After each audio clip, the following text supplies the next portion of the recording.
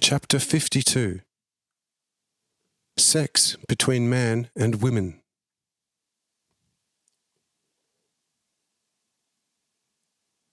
The Lord. You see, the conception of a person is a peculiar thing. In order to produce a correct and healthy fruit, two mature people, namely a man and a woman, must have a correct kinship of souls between one another, without which they will achieve with difficulty, or even not at all, a fruit through the familiar act of reproduction.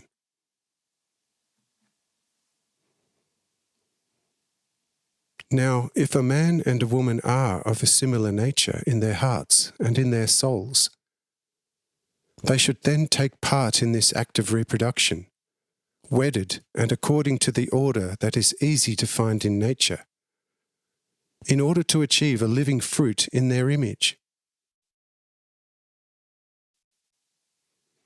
More than is necessary for this goes against the order of God and of nature, and therefore is an evil and a sin, which is not much better than those of Sodom and Gomorrah. If a man has a lot of semen, well, he should put them in another field, according to the decent way of the old fathers and patriarchs, and he will not sin. But if he goes out secretly in order to satisfy his desire with maids who sell themselves, and in this way to enjoy himself, without the creation of a fruit, he commits quite certainly a crudely sodomite sin against the divine order and against the order of nature. Only a young, fertile man, if he is seized too much by the sex appeal of a girl, so that he is hardly master over his own senses, can sleep with a virgin, with or without conception. But after the act, he must then do what Moses decreed for this case. And if a fruit is conceived from such a conception of need, he must provide the virgin 10 to 100-fold of what he would owe according to Moses, if no fruit had been conceived. For a virgin brings such a person a great sacrifice of life and death. If a man can marry such a virgin, he should not fail to do so. For as I said, she has brought him a great sacrifice and freed him of a numbing burden. But as a consequence, such a fertile man should take a proper wife immediately, and if need be, also a concubine, with the permission of the legal wife, so that no discord or discontentment arises. But if such a man can abstain, he will be partake in a higher spiritual mercy in his inner life sooner than another person.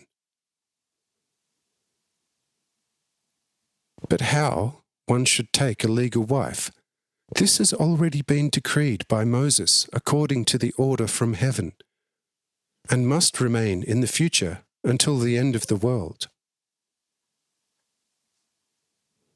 But you will easily see from what has already been said what fornication means and why it has been forbidden by Moses as a great sin. For everything has been decreed by God according to the divine order. Whoever remains in such an order will also reap the fruits of the blessings from above. But whoever acts against such an order will reap the fruit of the curse.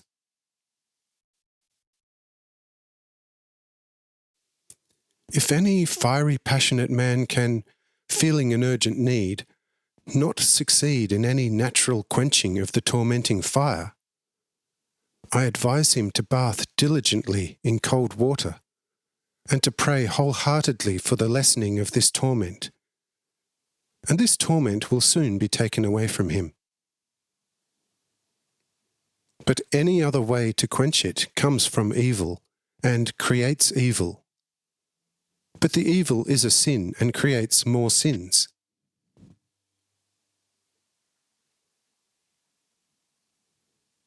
At the same time, all parents should be very concerned with not presenting their adult children with the dangers of attraction. For a flammable material can easily catch fire. But once the flames attack from all sides, the fire can no longer be stopped, and there is no flame that does not claim a victim. When it is put out, the damage that it has caused is soon seen. Therefore, particularly the virgins should be well dressed, but never dressed to attract. And the young men should not give in to idleness, for idleness is always the producer of all vices and sins. But whoever has taken a proper wife is bound to her until death. And Moses' letter of separation does not cancel out adultery before the order of God. If such a man then married another wife. But if the divorced wife marries, she also commits adultery. In brief, whoever marries again after a divorce is an adulterer, but whoever does not marry is not an adulterer. But if the marriage is spiritually broken by him who sees a woman who is already married and harbours in his heart the plan to lead her to adultery through all sorts of tricks, even if the act is not actually carried out, but if you see the attraction of your neighbour's wife and let yourself be affected, you have committed adultery. For in this way, you have made your neighbour's wife into a whore, and have whored yourself. And it is a great and crude sin before God, and before mankind, even if you have produced fruit with the other wife. But naturally the evil is much greater if you have casually whored with your neighbour's wife for the sake of blind and mute lust. Such sinners will only with difficulty partake in heaven.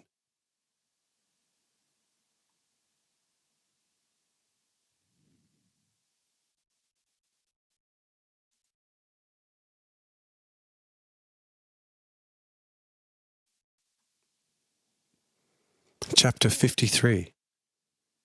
Some exceptions with sex.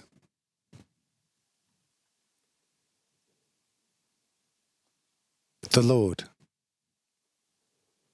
But if your neighbour's wife, for example, cannot conceive any fruit from her lawful husband, but she has a great longing for the awakening of a fruit within her and desires you, contact her husband. If he agrees, you can comply with such a desire without sin.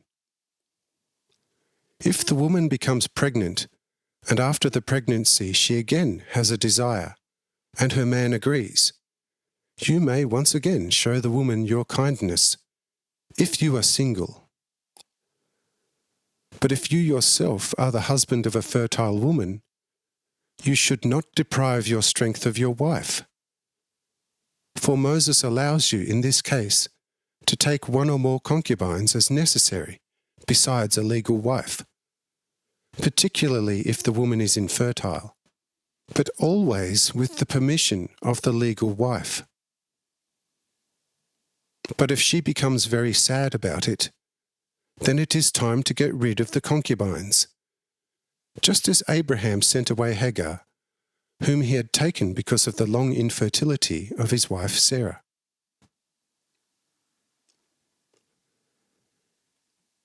But if a woman has run away from her right husband into a foreign land to someone, as a single woman concealing that she is already a man's wife, then he who takes her to be his wife has no sin, even if he finds out afterwards that she is already a man's wife. but secretly left him because of his harshness and infertility. For when he took the foreigner to be his wife, he didn't know that she was already a man's wife. And when he discovered this, she was already his wife, from whom he now cannot be separated without committing adultery by anything but death. But in such situations there have happened often very cruel cases. The new husband, if he was under the law of Moses, then tried to rid himself from the foreign wife if she became annoying by secretly going to her first husband and betraying the unfaithful and adulterous wife. The consequence was that such a wife was then stoned, and both men could legally court again. That should no longer happen. And I say to you, in this case, a single man should not marry a foreigner before he has investigated all her previous circumstances.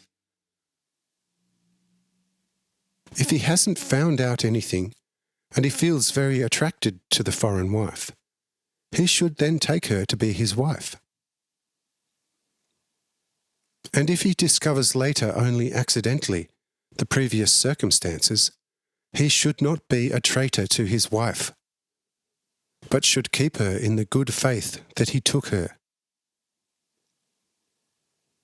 But the wife can atone for her previous sin through great faithfulness towards her new spouse. For God is no unjust judge, and knows how to weigh up the weaknesses of the human flesh and to take account of them. But a man who beats his wife to death is worse than an adulterous wife.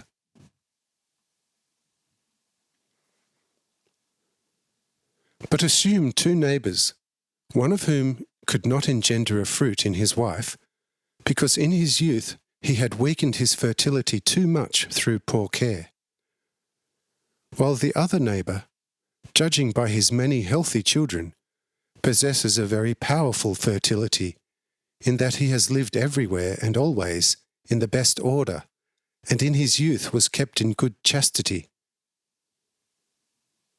What would be if the infertile neighbour went to the fertile neighbour and asked him to conceive a fruit in his wife, with his great fertility in his place? And if the fertile neighbour did this out of true love for his otherwise good and trusting neighbour, without having even the slightest thought of committing lecherousness with his neighbour's wife, which would be very sinful, you see, that would be neither a sin nor even less adultery. But such an act would be even a praiseworthy secret service of love under mutual silent agreement. Secretly, because apart from the mentioned people, no one should learn anything about the marriage of the infertile neighbour, so that no one will be annoyed about it.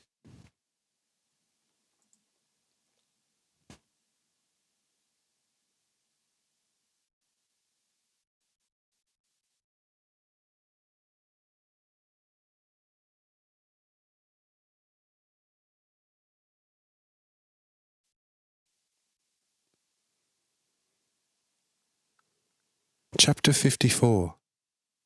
Sinful Sex. The Lord. But if a single or an already married man has sexual intercourse with a voluptuous wife of his neighbour, without his knowledge, this is a shameful whoring. Such a wife is then a genuine whore, and these kinds of men are those who run after whores, and who as such will never enter God's kingdom, because such a shameful whoring consumes all the good senses in their soul, and kills every spiritual element. But such whoring is also no better than genuine adultery. Yes, even often much worse than adultery. For in adultery such circumstances can hide in the background, which alleviate the crime of this sin very much, and deserve to be considered by a judge. But in whoring, any alleviating circumstances can never be taken into consideration, for the stinking lecherousness is involved, and deserves no usual natural consideration before the court.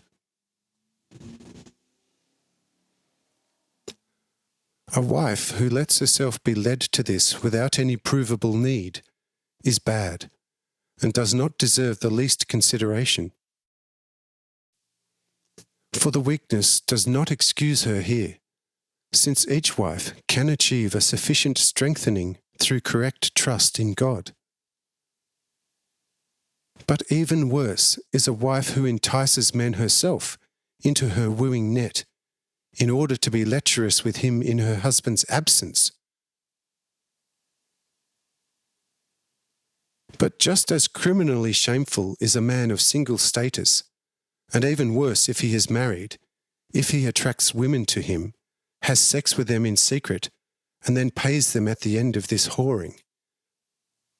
For such a man firstly leads the women to shameful unfaithfulness, and secondly makes them almost fully infertile, and thus destroys her like an evil storm destroys the fields, so that a seed can never more be planted and be of any use.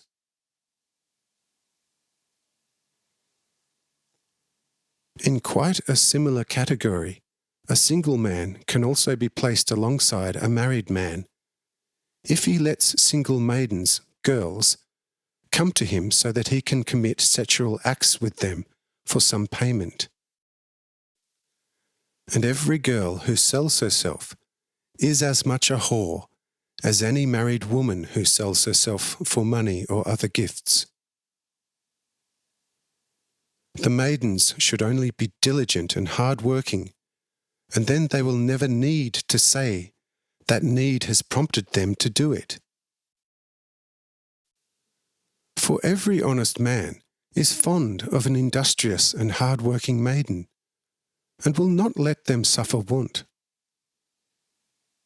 But if some employer is a mean and hard person, well, leave him and his service and seek another. It will not be difficult at all for an industrious and hard-working maiden to find a good service where she will certainly suffer no want. At worst, however, will be those who make an active effort to induce to lewdness such hard-working but immature maidens, or even girls, through all sorts of presents. Truly, such men, whether single or married, resemble rapacious wolves in sheep's clothing, and will reap their benefits. But whoever drags a maiden or a young girl to him with violence should be judged here already. Violence may consist of whatever it likes, whether strength of hands or in enticement through very valuable presents. It makes no difference in the crime. Also the strength of speech or the use of magically numbing means, through which the female sex seemingly willingly gives herself to the randy will of the man, does not alleviate this sin at all. Even if a fruit is conceived through this whoring, for such a conception is against the will of both parts, and therefore does not contribute at all to the mitigation of the crime. But the very most shameful whoring consists of the violation of boys, and of the sullying of other limbs and parts of the female body, as are ordained by God for that purpose of procreation, or even in the violation of animals. Such violators are to be completely eradicated from all human societies forever. But in the sentence upon such crimes, it should always be taken into consideration to which level of education such a lewd man or woman belongs. Likewise, it should be seen whether the lewd person is not possessed by some evil spirit which drives him to do such things. In the first case, the community should ensure that such a weak-minded person is brought to a place of correction in which he should be disciplined like a spoilt child until he has become another person. For once a person has conquered over the animal nature of his flesh, and his understanding has become clear, he will begin to lead a purer life, and will not lightly sink back into his old animal nature. In the second case, in obsession, such a lewd person should also be put behind lock and bar, for such people should be removed from free human society because of the great offences.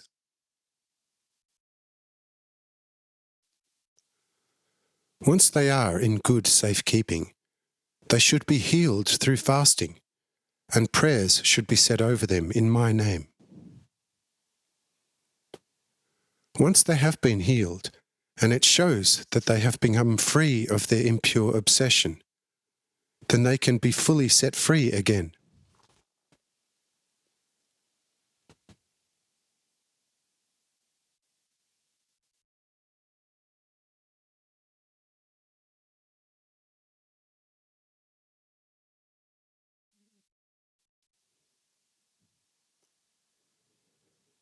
Chapter 55. Measures against sexual loose life.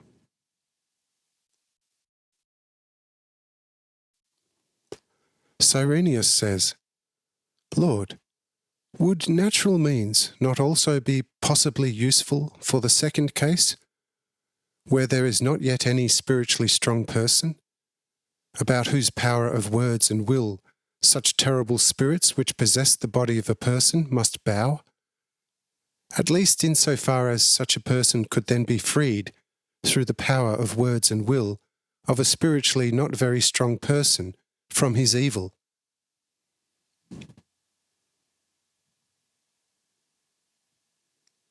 I say, the first natural means from the field of nature is fasting. If one gives such a person every day just about half a pound of rye bread, and with it only a jug of water, in between one can give him every other day a little aloe juice, mixed according to the creation of the nature of the obsessed person, with 1 to 2 drops of henbane juice. Hyoscyamus niger. Such natural assistance will be of good effect. But such things alone will not help him fully without prayer and without the laying on of hands in my name.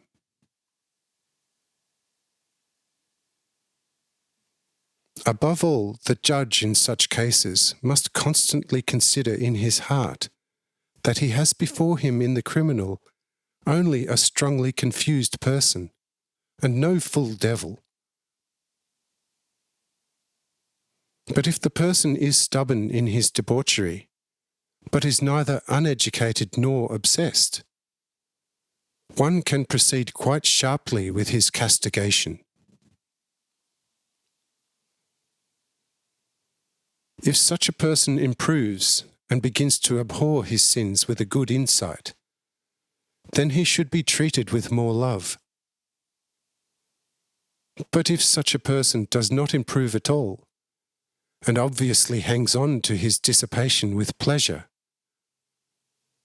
which such a lecherous buck can never mask, then he can, if he is otherwise a man of some education, either be thrust out from the community into some distant barren land, where the great want will bring him to his senses, and if he improves, things should go better for him. If not, the desert land will consume him. But if there is a person of little education, and neither punishment nor fasting have any success, he can be castrated by a knowledgeable doctor, and his soul can be saved in this way.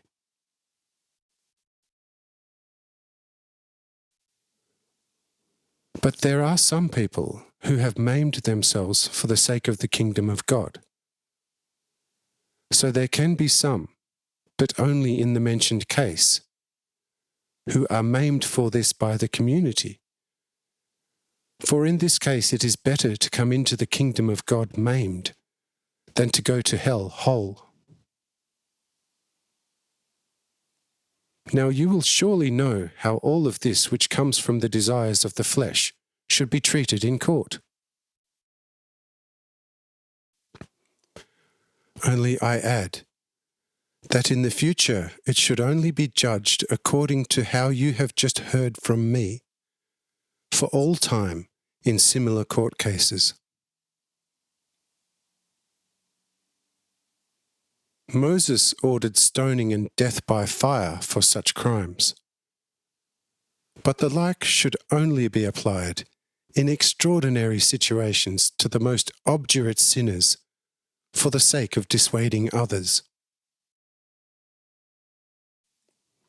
I do not refute Moses, however, but I recommend to you only to proceed in all things in mildness until a too great turpitude demands extreme strictness. As judges, be gentle and just through true love for others, and you will one day find a tender and gentle court also. For with whichever means you measure, with the same means will you also be measured in return. If you are merciful, you will also find mercy. But if you are strict and unforgiving in your courts and judgments, you will also find the strictest and most unmerciful judge one day.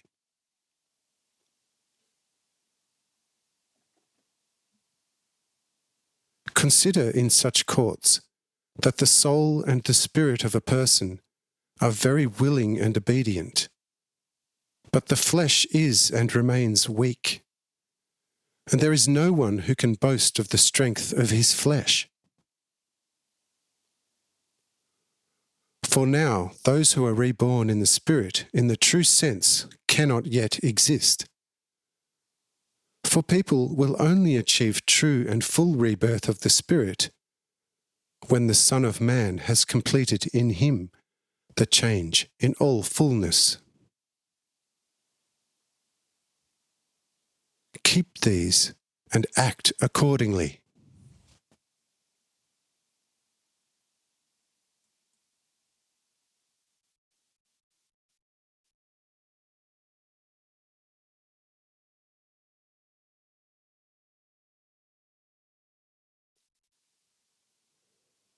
Chapter 56.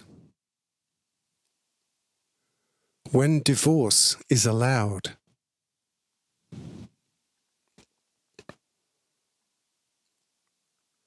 Cyrenius says,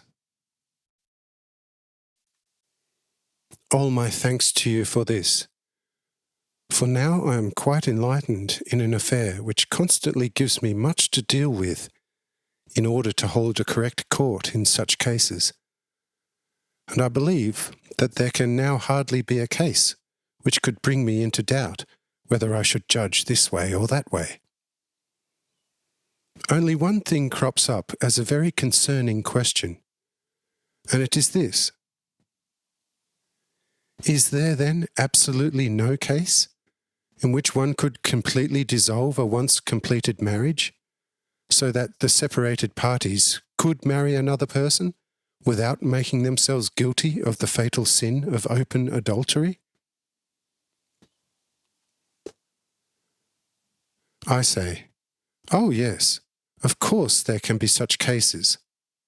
For example, a man had a wife who otherwise was very well equipped with all female attraction. But at the exposure it was shown that the wife was a hermaphrodite.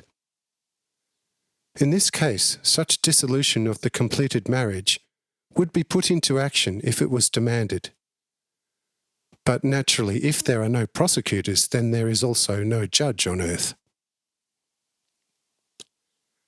A law should be made for this case, in which such a marriage should not be made at all. And the party who knew well that he is not suitable for a maritable conjunction would be considered a deceiver to responsibility and damages. But whatever is said here is applicable for the female party as well, if the male party was no complete man. If the wife leaves him and marries another, she does not commit adultery. But there can also be among the men such people who either have castrated themselves because of the kingdom of God, or such who already in their youth were castrated for some worldly reason, as there are also such castrated people in the mother's womb. All the named are fully unsuitable for marriage, and their full unsuitability decides the full dissolution of the marriage from the beginning.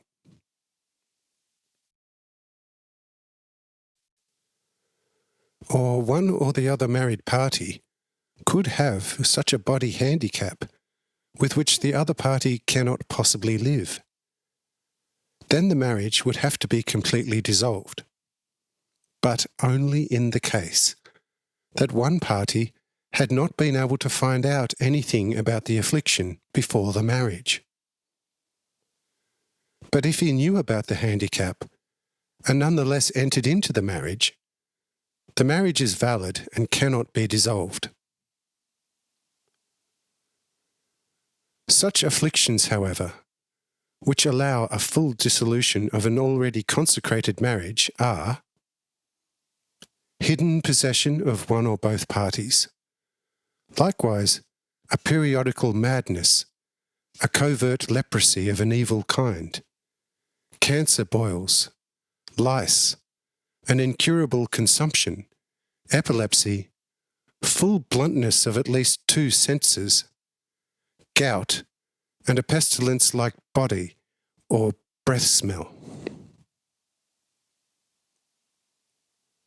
If the healthy party had no information before the marriage that his other party was burdened with one of the just named afflictions, after a consecrated marriage, he can immediately achieve full valid dissolution again, and he must be allowed to do this. For in these cases the healthy part has been deceived, and the deception dissolves every contract, and therefore also that of the marriage. But if such spouses do not want to be divorced, according to the will of the healthy party, the marriage must be considered valid, and can later not be separated, except a separation from bed and board. Note 1. A separation from bed and board is a judgment which frees the spouses from their obligation to live together, but the marriage is not dissolved. For your saying is valid, volenti non fit inuria. Except for these cases, however, there are almost truly no others which could be accepted as the reason for a valid divorce. In all other unsuccessful cases of marriage, the marriage partners must have patience with each other until death. For if the young marriage partners had been happy with the honey of marriage, they must then be satisfied with the gall of the marriage. The honey of marriage, however, is the worst part of it. Only when the bitter part begins will marriage start the golden seriousness of life. But this must occur everywhere. For if this did not come, things would be bad for the seed for heaven.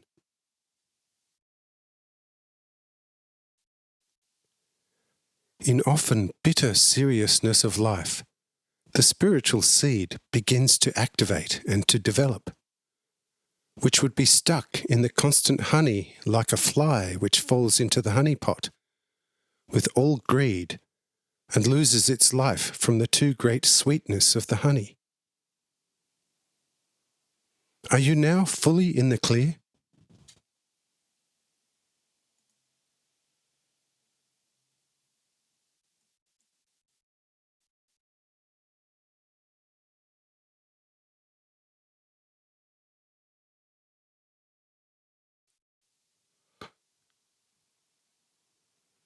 Chapter 57. More advisors for married couples and judges.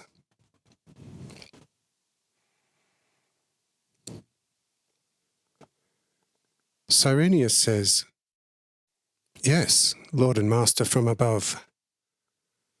But there is something else, and just a little word about it, and everything which concerns marriage is then exhausted.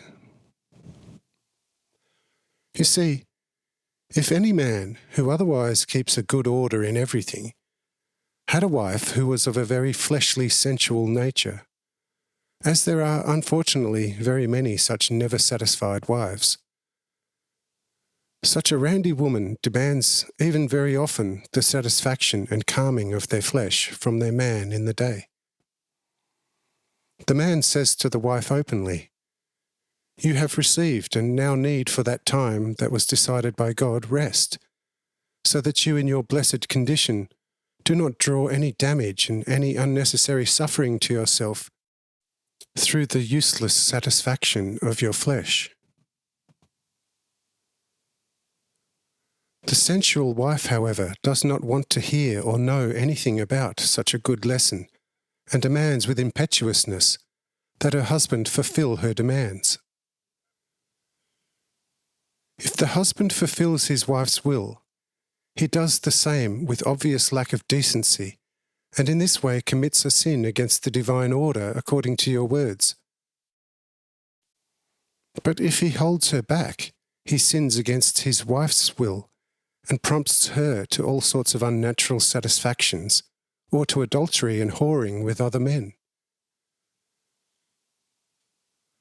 On the other hand, there are also types of randy bucks of men who will not give their poor demure wives any rest, often even few hours before birth.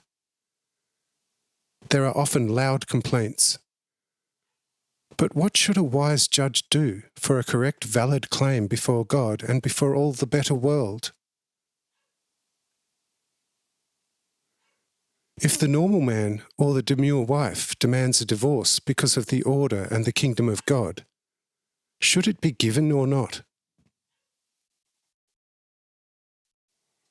I say, yes. According to demand, a divorce can be given to one or the other party.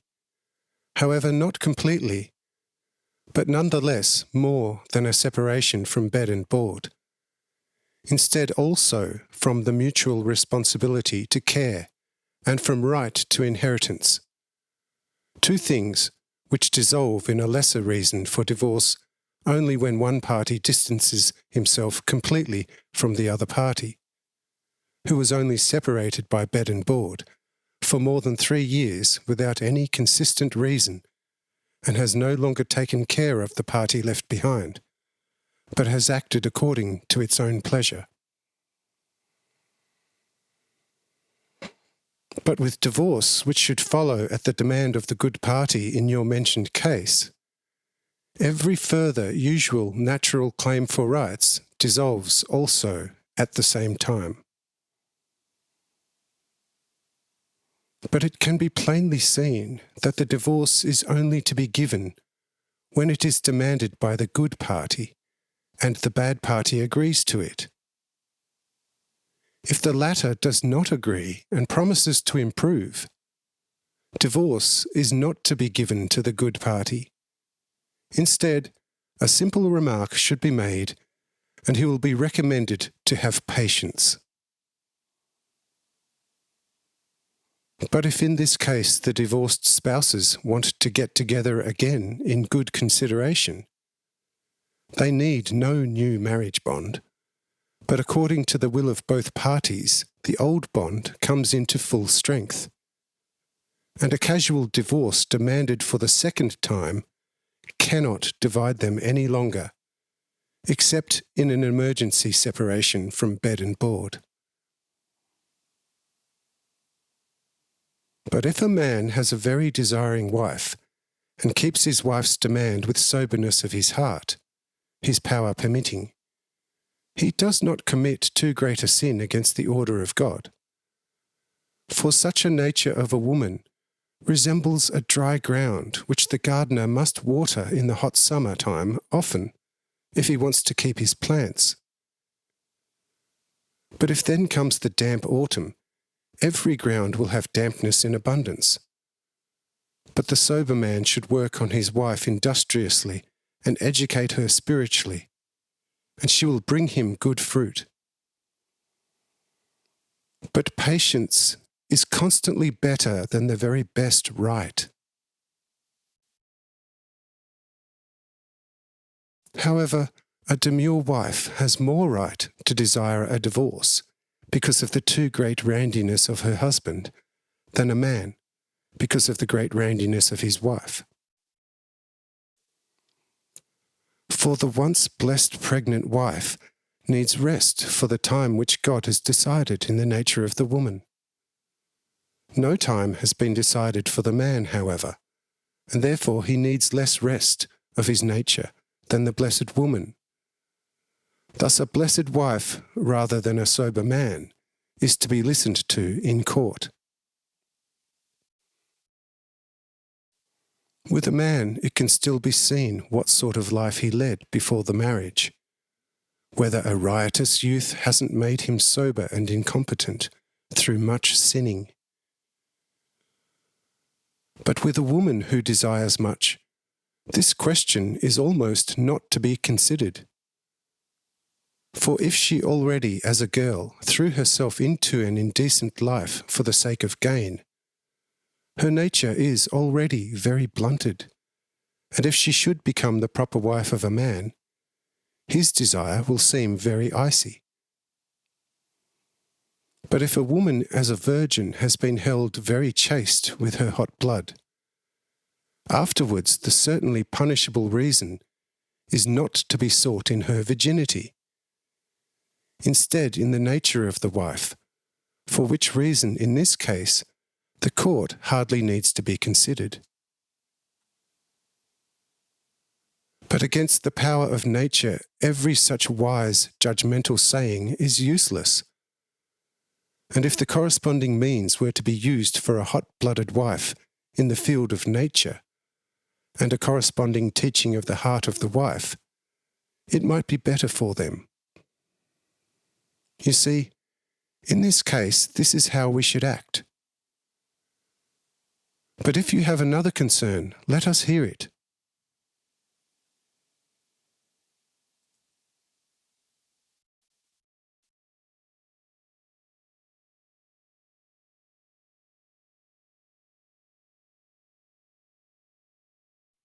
Chapter 58.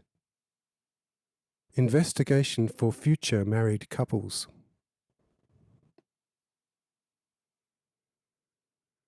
Cyrenius says, "You have just mentioned something about natural means. What might that consist of?" I say, of the natural temperance of life. A hot blood is constantly more destructive in nature than a cool one. Thus, hot-blooded people are also more gluttonous than the cold-blooded, and have an ever-growing desire for much and good-tasting meals and drinks. But if such people keep moderation or are kept in moderation, in that one explains to them with a friendly heart why one is doing it for them, and recommends moderation and greater leanness of food, the blood will soon pulse cooler, and the sensual drive will begin to lose much of its power, without the least disadvantage for the rest of the health of the body and the soul. But if a very desiring wife, even through longer observation of the golden moderation of nature, has not received any noticeable reversal, she should take at waning moon in the evening the water of cooked senna leaves, Senna alexandrina, with some aloe juice, about 4 tablespoons full, but not every day, just every 3rd or 4th day, and it will thus begin to look better for the heated nature of the wife. But should this all, as well as the observed good teaching, bear little or no fruit, then at the demand of the husband, the earlier discussed separation procedure from bed and board can be started. But in any case, the sober wife plagued by the randy man should be listened to 10 times more, especially if she finds herself in blessed circumstances, than a man plagued by his randy wife. For a sober man has, besides moral means, also a number of natural disciplinary means with which he can cool his wife's heated blood, and it will not damage the hot-blooded wife if the man shows a little seriousness from his good will sometimes. Only such a person must never act from a background of grief or anger, but always from the background of true love for the neighbour. Otherwise he will be of no use for anything and will only cause damage. But that is all in all what concerns marriage and the sins in all directions, and the world should be decided accordingly in all places. There should be a legal order created by the state that marriages once consecrated should be maintained morally as much as possible, and that people who are afflicted with physical and spiritual illnesses should not be allowed to marry. For out of such marriages, a fully blessed fruit can never emerge. However, even with those free of affliction, a test should be carried to show whether the young bridegroom and the young bride are suitable for one another.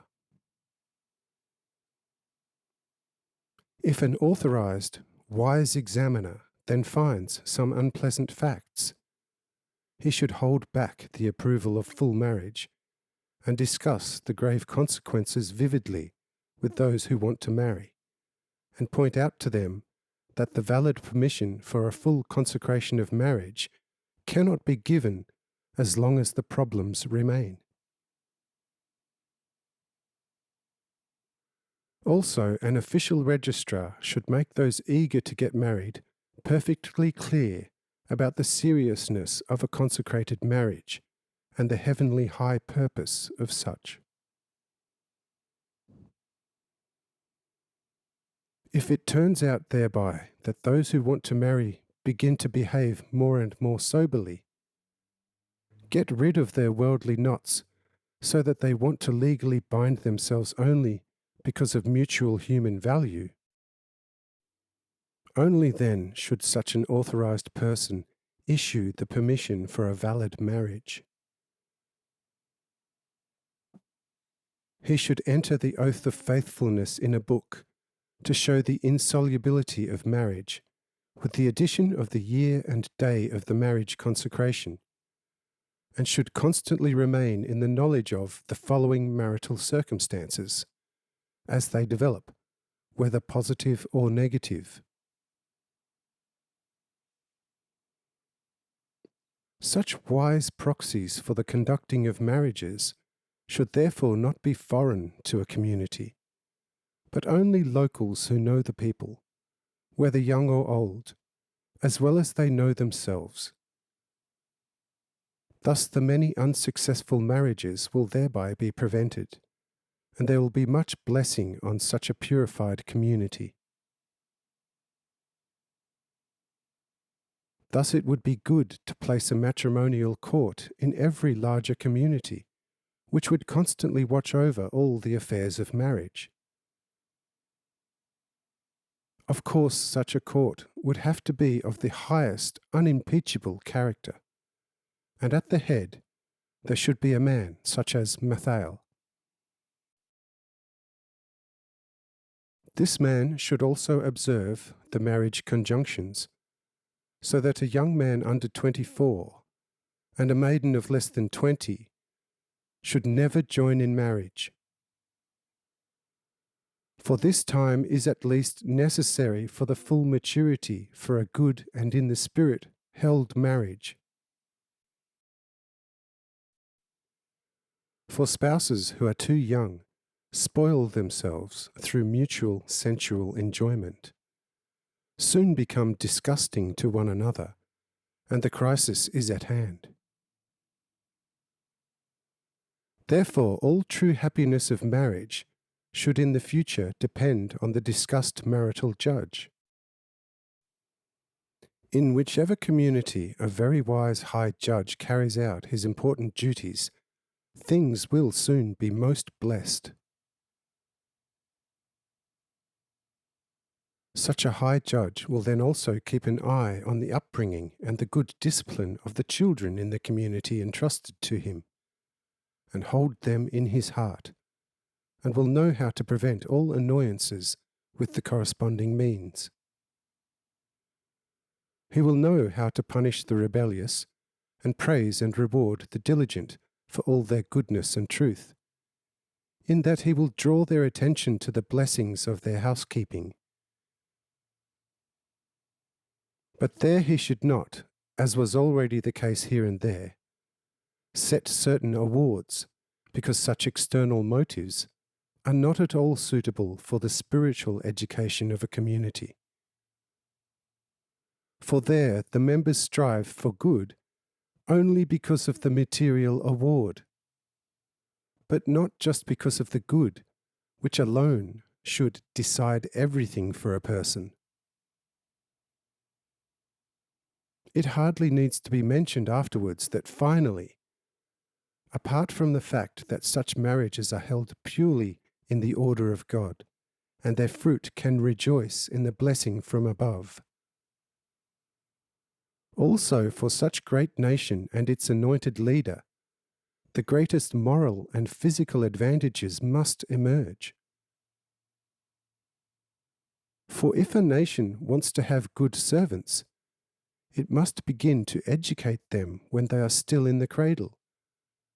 Otherwise, they will become wild and will be a torment for their parents instead of comfort and support in their old age. But if the marriages are kept in good order, also children in good order will stem from such marriages, and such orderly children become orderly citizens, and such will then become complete citizens of the kingdom of God in their hearts. And thus everything is fulfilled that the divine order can ever demand from the people of this earth. Is this now clear and plausible?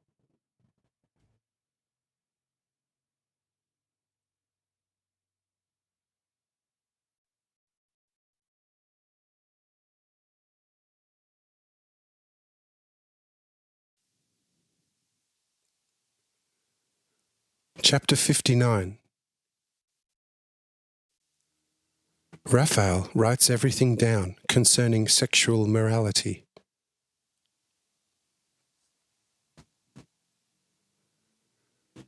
Cyrenius says, "Yes, Lord and Master, in your spirit of eternity. Now I have no further questions to ask in this area.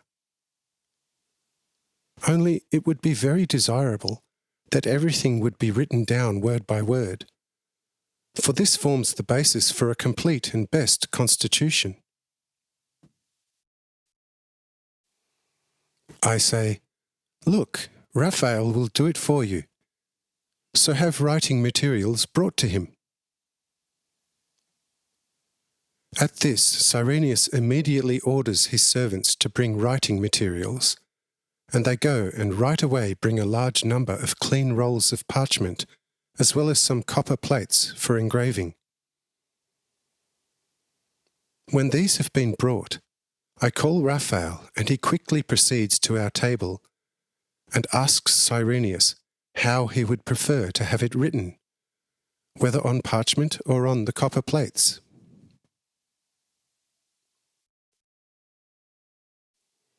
Cyrenius says, "Things would probably be better for use on parchment, but on copper plates they could be kept better and more durably for the later descendants. But once I have the things on the parchment, I will then get a copy made on the copper plates." Raphael says, "Do you know what? Since it costs me no more or less effort and work, whether I now write the thing once or twice, so I will write on the rolls and the plates at the same time." The 12 at the adjoining table raise their eyebrows and are now very curious to look and see how the young disciple will write with both hands at the same time. Suetel says, especially to Reba, "Well, I am very curious about this double writing.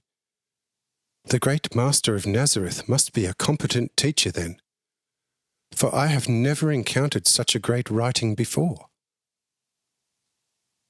But until he has written down everything that the truly wise Greek, who certainly is also an older disciple of the Nazarene, has just said, the sun will have rather set." Reba says, "That depends very much how quickly he is capable of writing. Perhaps he has some sort of magical advantage in writing about which we know just as little as we know about how he carried out the miracle earlier. But we have seen it and also felt it. But how and through what he carried it out, we have certainly no idea. Thus we should never place in doubt any accepted fact beforehand with these people, who before our eyes have achieved such great things until we have been taught by the failure of some accepted deed of another person." Suetel says, Yes, I have the same opinion, but it is just that one says something at all." Reba says, "Brother, it is much better to be silent from now on, and alone to watch and listen. Look, the boy is setting out the rolls and the plates. So now pay good attention, for he will now certainly begin to write immediately."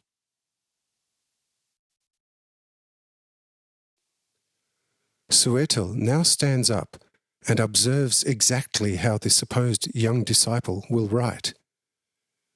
But as he begins to watch more sharply, he discovers that all the rolls, as well as the plates, are all already fully written on. Extremely amazed about this, he calls out loudly, "No, there is no miracle above this one. We were waiting for the disciple to begin his double writing, and look, he is already finished with everything. This is once completely far above all human understanding, and nothing similar has ever been heard of."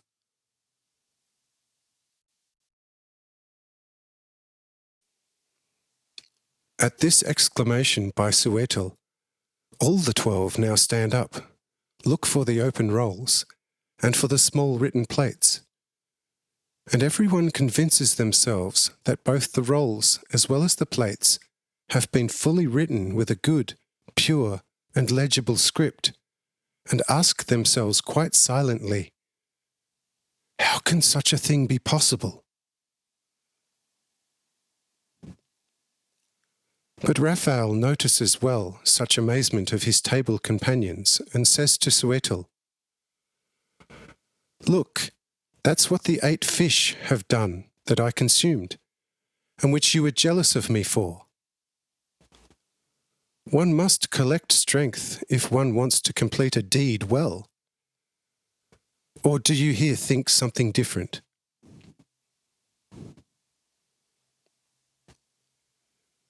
Suetel says, "Dearest and most wonderful friend, you enjoy teasing me a little. But that doesn't matter anymore, for I see that you possess an enormous dose of the divine omnipotence, and one cannot argue with you. But the 8 fish have certainly not given you such power. Instead, alone, the great divine Master of Nazareth has given it to you. So make sure that we get to see him soon. For now our heart gives us no more rest. We must see and speak to him. For now also we would like to see and speak to him." Raphael says, "Be patient just a little longer, until I have ordered these writings here. Then we will go and see where the great Master is hiding from the blind and the deaf." With these words, the 12 are satisfied, and demand now nothing further for the moment.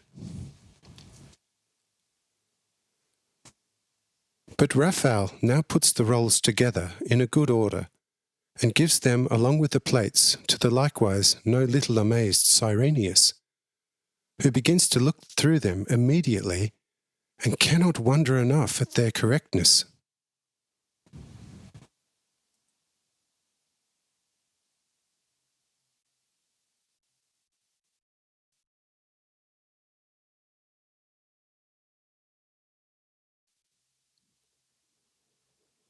Chapter 60. The inability of Suetel to see the Lord.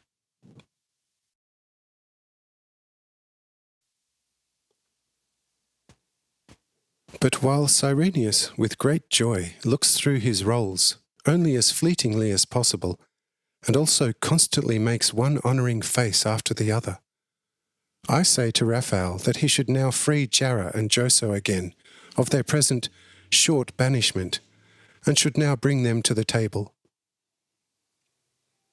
The ready servant of heaven does this now very quickly, and as Jarrah arrives, she says a little worried, "But, O Lord, you my eternal single love, that was a very terribly long conversation which I was not allowed to hear any of it. I really thought that it would never end before night. But to you alone all praise. It is now all over, and I have you again."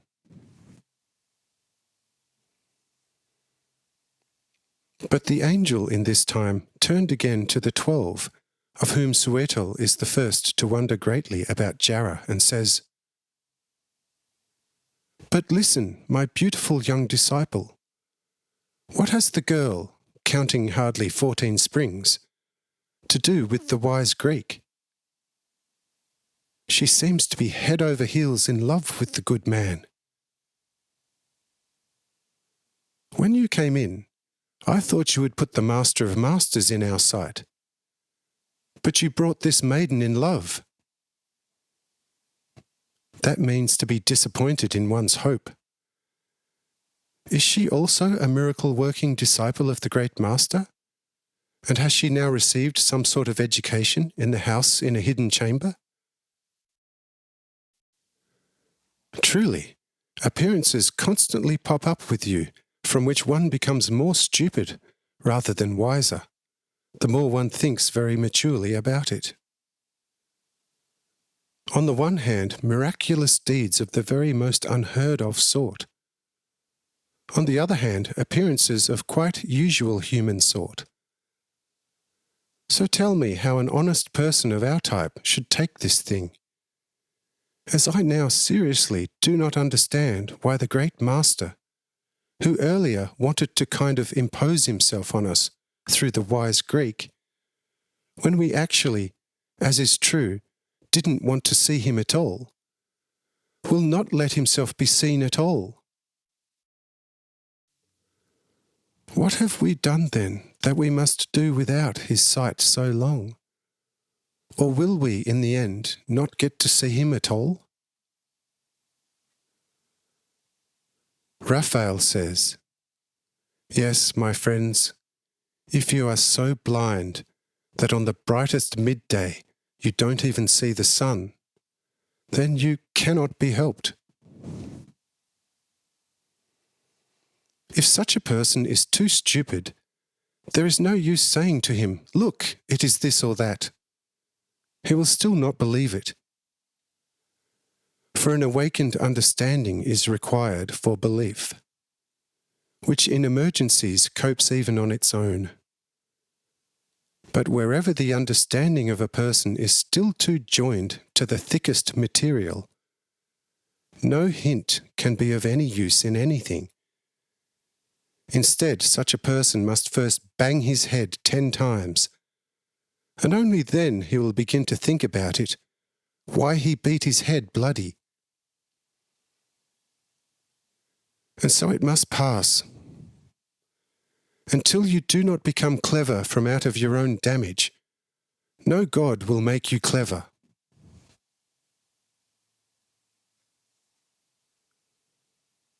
What do you want then from the great Master of Nazareth? If something is lacking that he could help you with, or do you just want to see from pure curiosity, like the foolish people press forward to gawk at a dancing bear? Truly, the Saviour is not there to be stared at by foolish and educated people out of sheer curiosity. Truly, if your heart cannot find him in the number here, your educated high understanding will find even less. I put my word on it.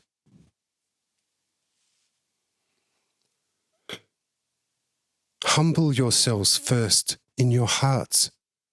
Otherwise you will not get to see the Holy Great Master. For his being is filled with the fullness of the Spirit of God, even physically. He is a Lord over heaven and earth, and before his name every knee shall bow in heaven, on earth, and under the earth, for his name is holier than holy.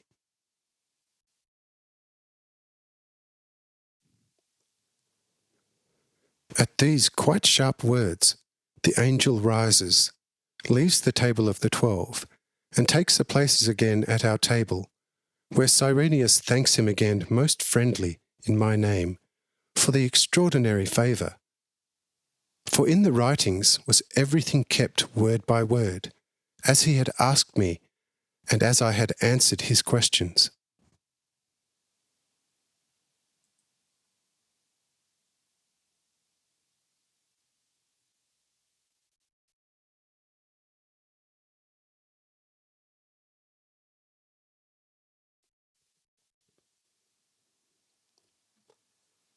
Chapter 61. The 12 still do not understand.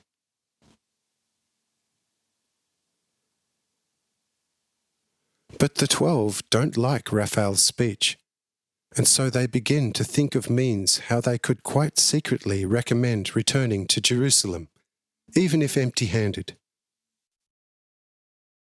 For, says Suetel, we have not yet undertaken anything punishable against the temple. What violence had to do with us? We can't do anything about that. But all the Templars cannot investigate our innermost thoughts eternally, and so we must be taken back into the temple again, and we will certainly rise in their favour if we tell them all the extraordinary things that we have encountered on our most dangerous wanderings. The high priests will listen to us with the most open ears in the world, and will become benevolent to us, and our luck is secured. We will then perhaps be sent out again into foreign lands.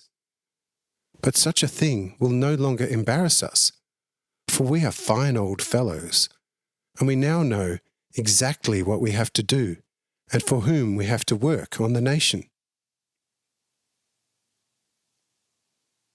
But here, in this strange society of conjurers or gods, it can no longer be withstood. They always speak of love, as such was to be taken from the truly wise speech of the Greek. But if one asks such a miracle worker about something, he always gives you only an evasive answer and becomes as coarse as a stubble field.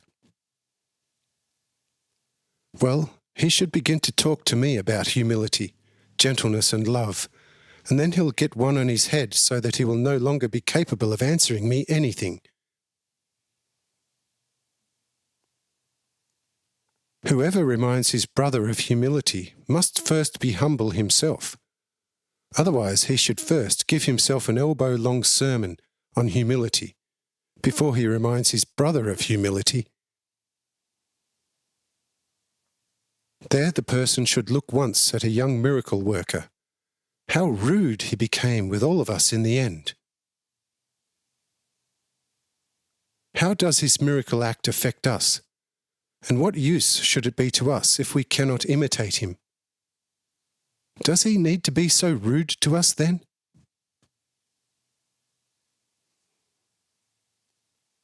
The fact that I have made my totally unsuggestive remark about the young girl, after what every person here can see with their own eyes, cannot offend a person who is even a little wise.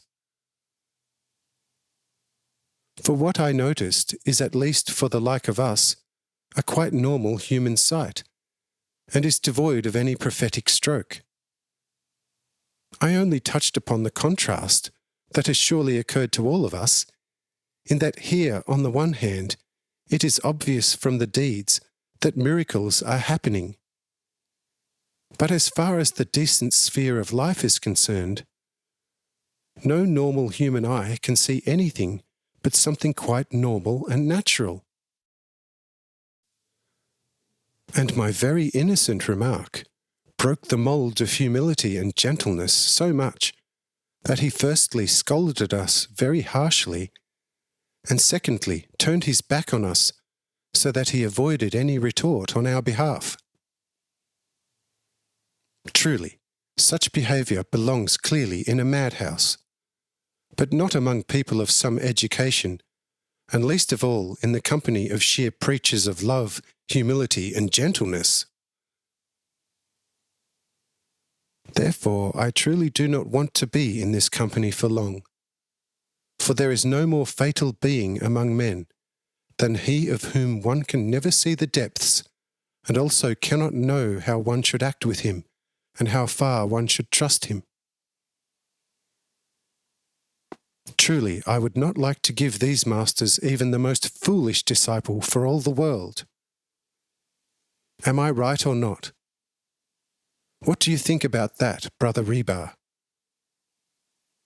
What do you think? Should we go or still remain, since we are now free and from now on can enter the Foreign Legion or go home?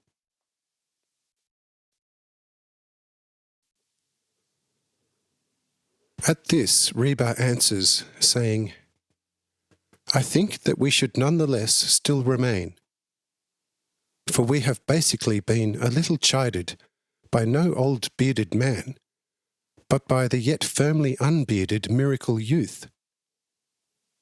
Probably because of your pushiness about the great master and wanting to see him.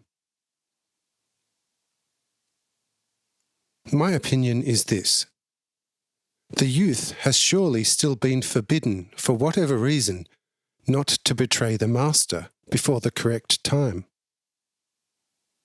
But now you have been nosing around, and he has slipped out of your snare in that he turned his back on us all, because you approached him too forcefully. My opinion, therefore, is this, that we should stay a little longer, and see whether we might not still make acquaintance with the great master. Certainly we feel quite particularly good here, where on the one hand we are really almost among gods, But on the other hand, it all seems quite naturally human. There is, of course, no talk of fasting on the Sabbath, for most of those present are Roman and Greeks. One also sees little praying, but what is said often abounds with wisdom greater than Solomon's. In short, things are quite strangely mixed here. We are among people who seem to be called by God to bring heaven and earth closer together, in order to prepare in time another field for the education of the people of this earth in their spirit and with the necessary material strength. Therefore, I cannot bear the youth any bad will, despite all his rudeness. For such a person who shakes us up is not at all bad, because we reach insight much faster than with 100 modest lessons.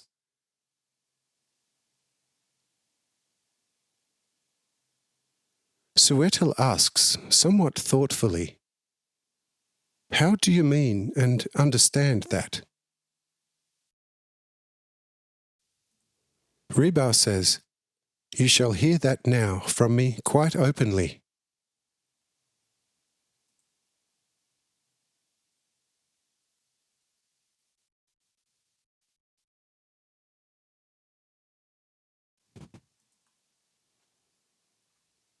Chapter 62.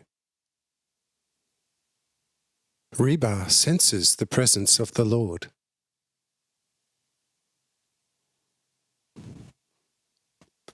Rebar: You see, the boy, in my opinion, didn't call us deaf, blind and foolish quite without reason. Also, the donkey which he had earlier placed at our side said to us through the deed basically the same thing.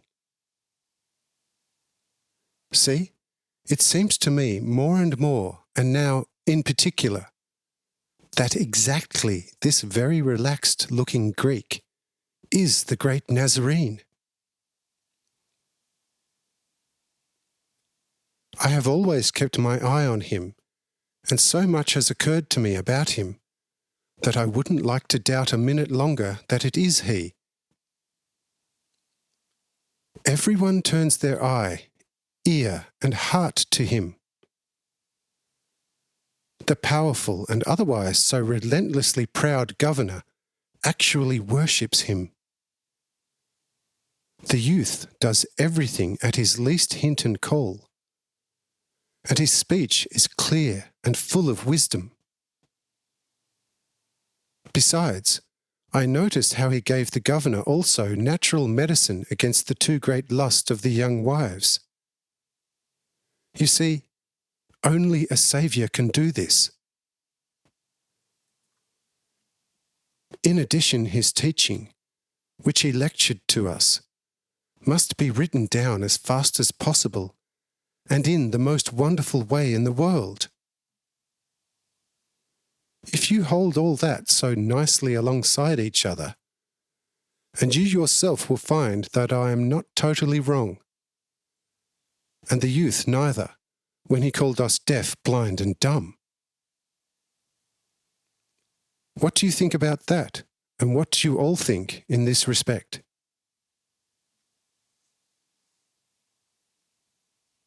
Suetel says, You know, you are not totally wrong, for a little light is beginning to go on in my head.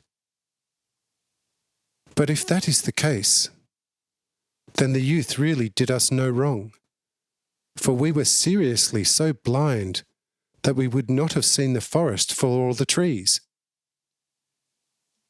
But now wait, I will keep a sharp eye on the Greek from now on, and it should soon be seen how far you are correct.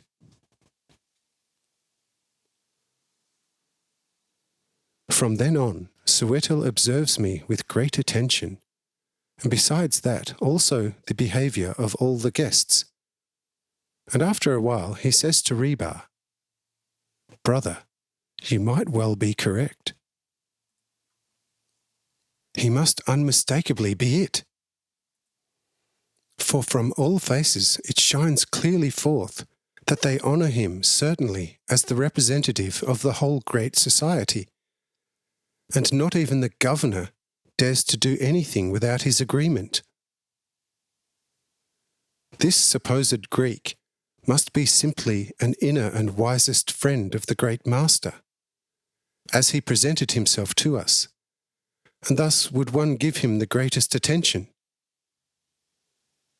If he had not firstly presented himself to us as an intimate friend of the great master, I would have greeted him as the great master a long time ago. But it would then have been very strange of us if we had accepted the honest man as something different to that which he said himself.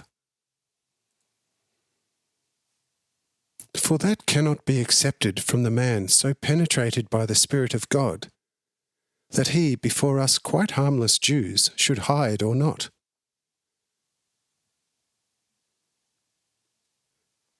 Rebar says, I see it somewhat differently. For through the fact that he presented himself to us as the great master's closest friend, he did not tell us an untruth at all, if he was the actual master himself. For you see, everyone knows themselves best, and therefore is one's own closest and best friend. Now, if someone in a certain good mood says such a thing about themselves, there is no trace of untruth. In addition, such a wise man can certainly have some hidden reason why he doesn't reveal himself immediately to some people, and we will later find this out.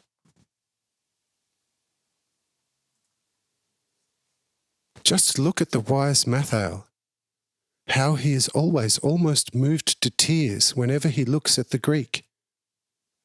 Brother, that has certainly its good and very significant reasons. The great love which the otherwise extremely spiritual-looking maiden shows to the Greek seems to me to speak more for than against my claim. For just look at the truly super-heavenly beauty of our young miracle worker. I think that the 1,000 times 1,000 women and maidens who are on this place must fall head over heels in love with him. And yet the maiden hardly pays any attention to it, although he, as a youth, is truly 1,000 times more beautiful than the maid. But she would like to practically step inside the heart of the Greek. I tell you, brother, it is not that. This maid must therefore have another reason why she is so in love with the Greek.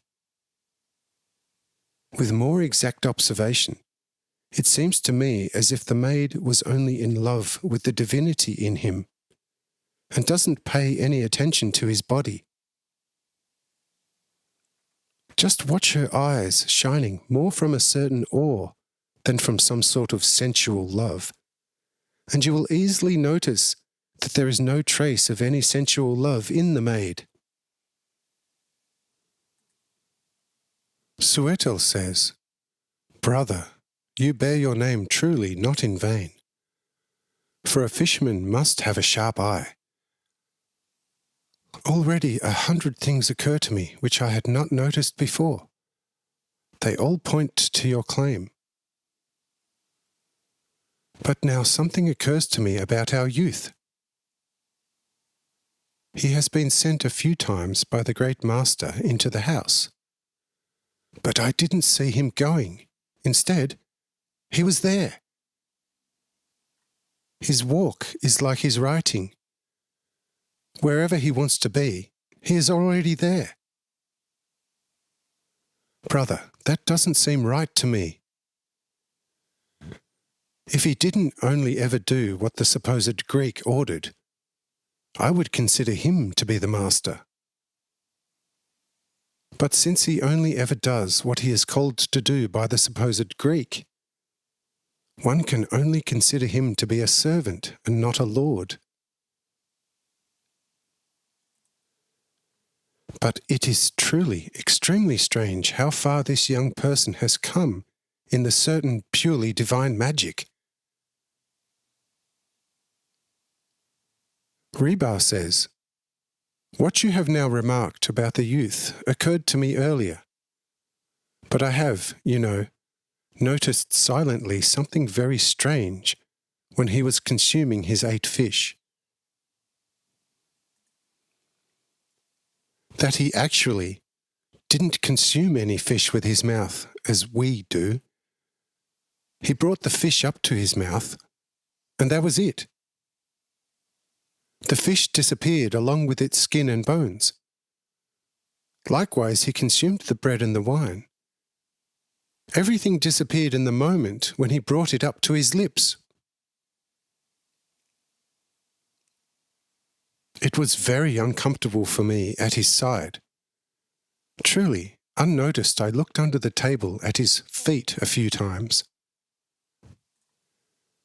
But these were always so pure and heavenly beautiful as I have never seen in my life before with a virgin, not to mention a youth.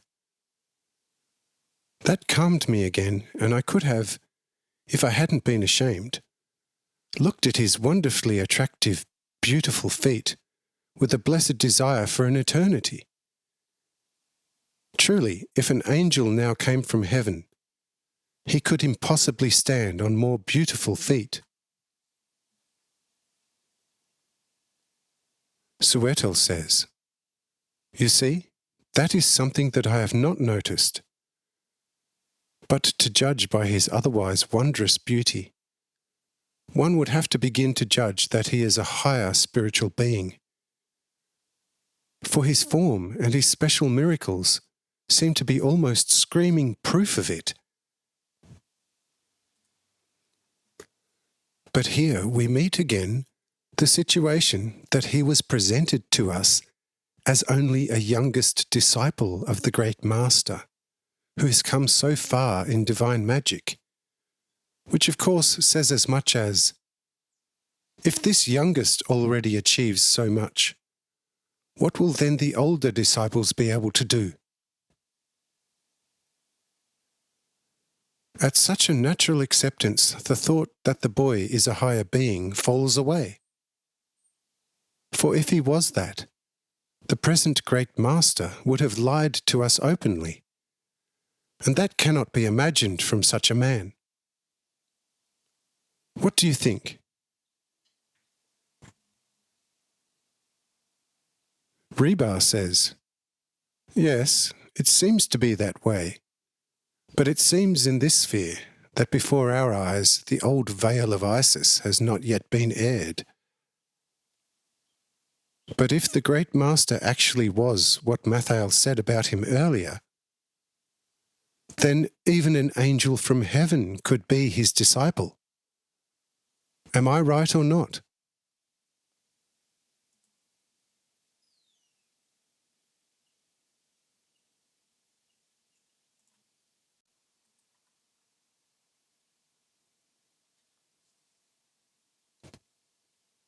Chapter 63. God only lets himself be known through love.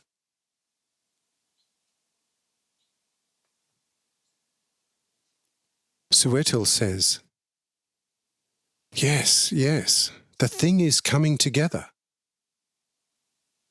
Only the expression youngest has a problem. For if an angel who has lived for half an eternity could impossibly be a youngest disciple in comparison with the people of this earth? If an angel was certainly rather familiar with heavenly magic before the sun shone in the firmament, what do you think about that?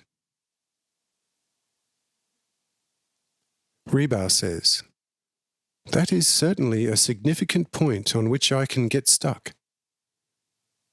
But nonetheless, something else occurs to me. You see, the Master can have pointed to that, in that he presented the boy to us as the youngest of his disciples, just for this moment, for the reason that this boy, clothed in an earthly shell, has perhaps only been in the company of people for a number of days. Suetel says, yes, if that was possible, then you would certainly be correct again. But you know, accepting such a thing is really a little far-fetched. Either that or Moses, for both cannot exist alongside each other in such circumstances. Rebar says, I don't see that at all. An angel, as is still told from mouth to mouth nowadays, could certainly be Tobias's leader for 7 years. Why should this one not be able to bear a number of days on the earth? This earth is just as much a work of God as he is himself.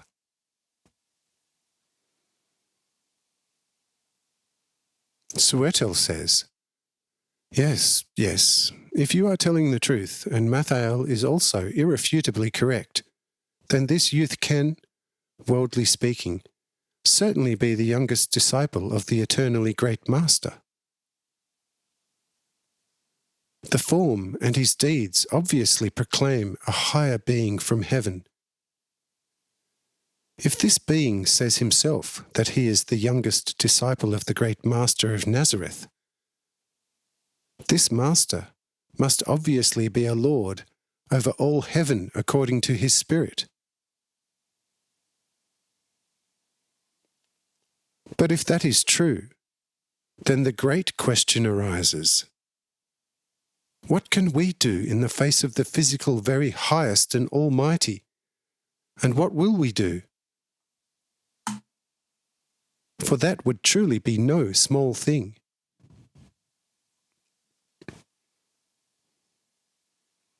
Rebar says, true, but could we do it differently if things were, as they now seem to me, doubtless to be? You see, the deity is free and does what it wants, and the mortals cannot put any limits on it. If it had come to us as a judge, we would surely be in a bad position.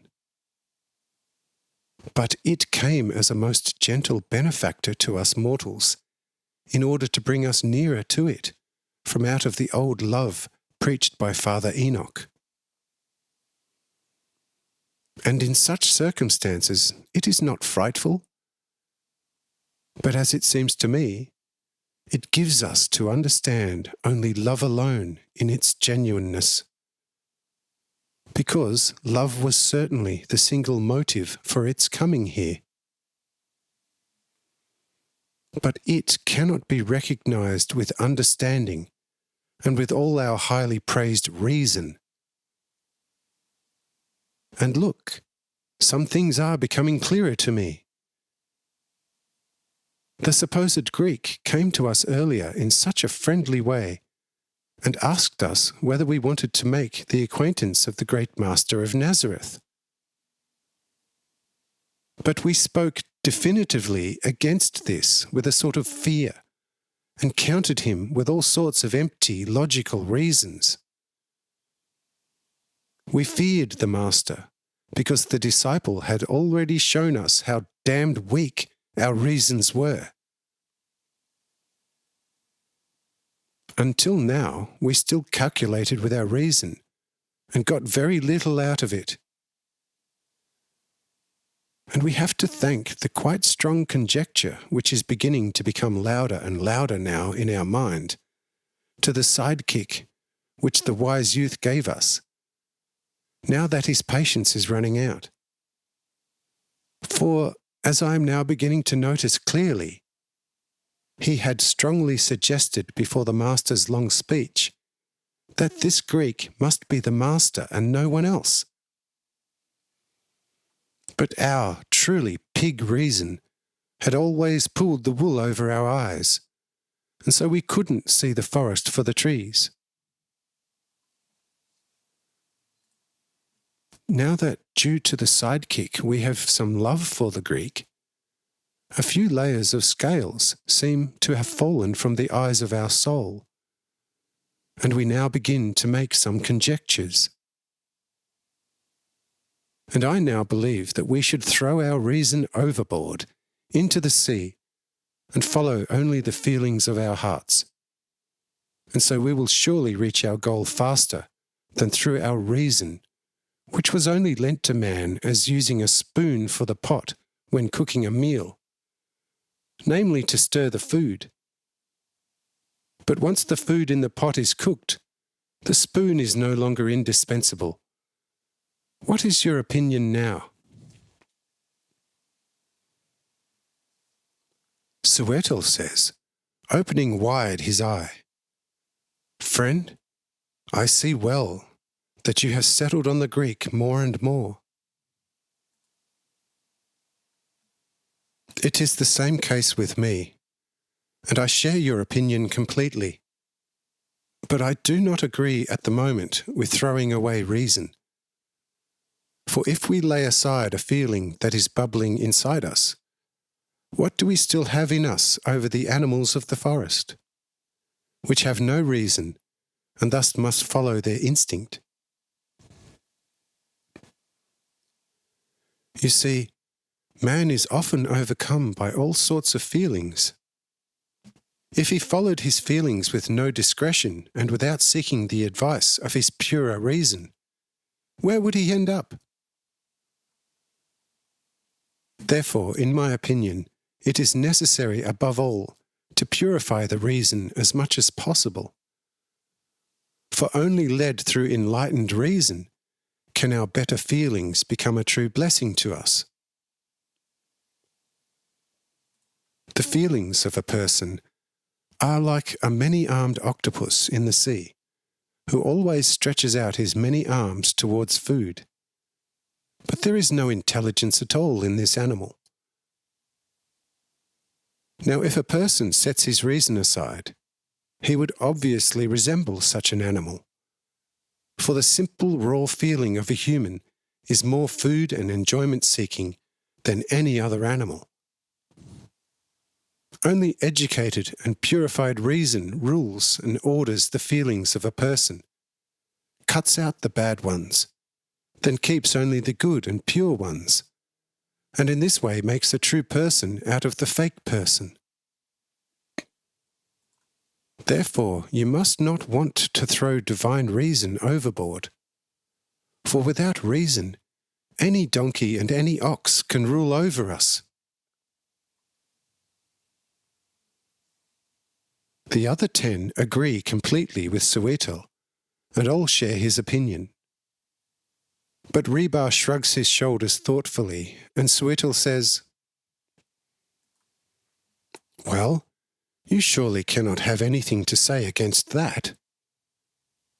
For my statement stands before God and all the world, as firmly as Mount Sinai, on which Moses received the commandments for a nation powerfully endowed with reason."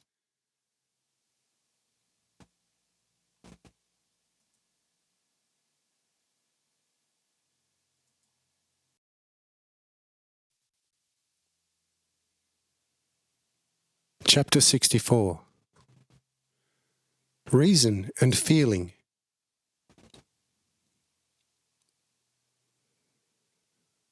After a while, Rebar says, "Friend, there are still some counter-statements to be found against what you have said. But because you are still a very strong hero of reason, you would nonetheless know what to respond to them again.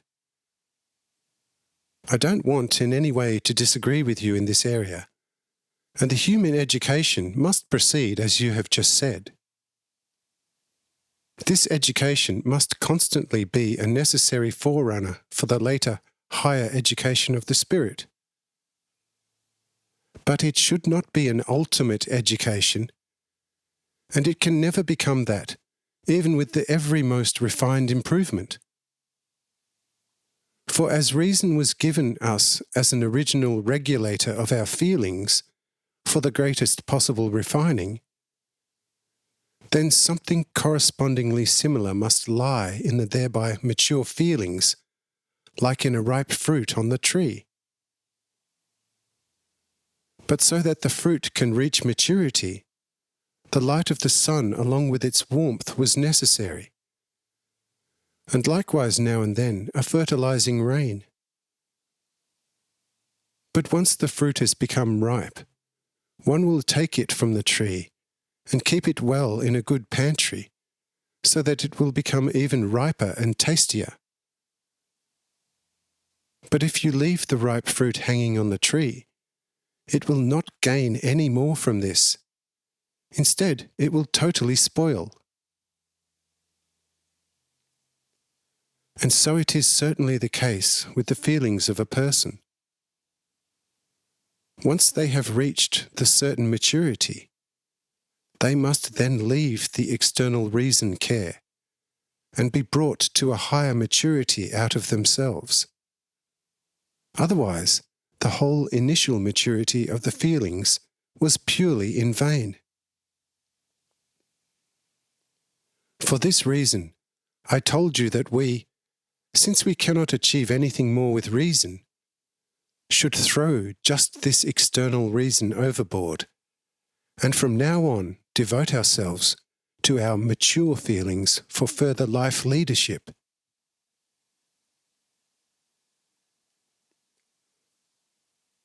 Suetel says, "Brother, a divine breath must enter you from somewhere.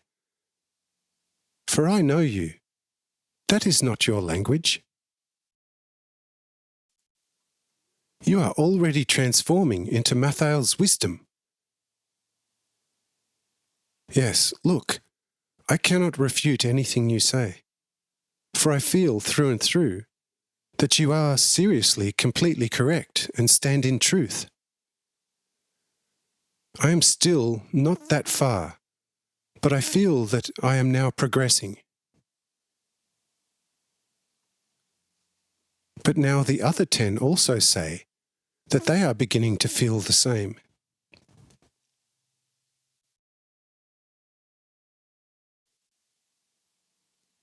After these conversations, Raphael returns to the 12 again, claps them in applause on the shoulders, and says, "So, that is correct, friends. I like you much more like this than before with your mangy reason, and I can now tell you that you are completely on the right path."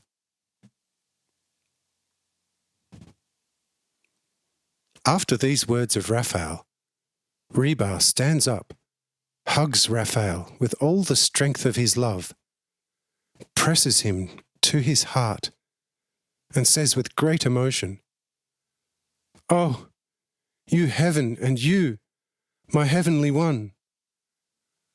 Why could I not love you earlier with all the glow of my life?"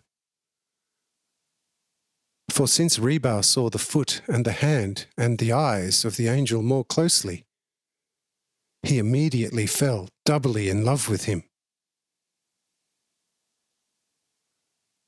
But Raphael says, "Friend, love is certainly better than no love. But it is not suitable, however, in the area of the soul and its innermost life. You love me for my form, which is now my natural exterior. But love is actually the innermost of a person, and should never depend on something external. For the innermost thereby becomes the external, and thus the image of hell. Thereby the divine order of life is turned around. The spirit of the soul, which is love, is turned to the outside, and it must thus waste away, as a premature baby must waste away, which is driven out of its mother's womb before time by a violent push from the outside.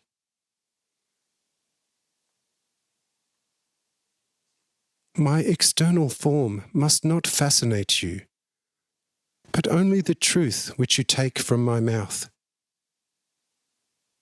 This will remain with you and make you free of everything and truly happy in your soul.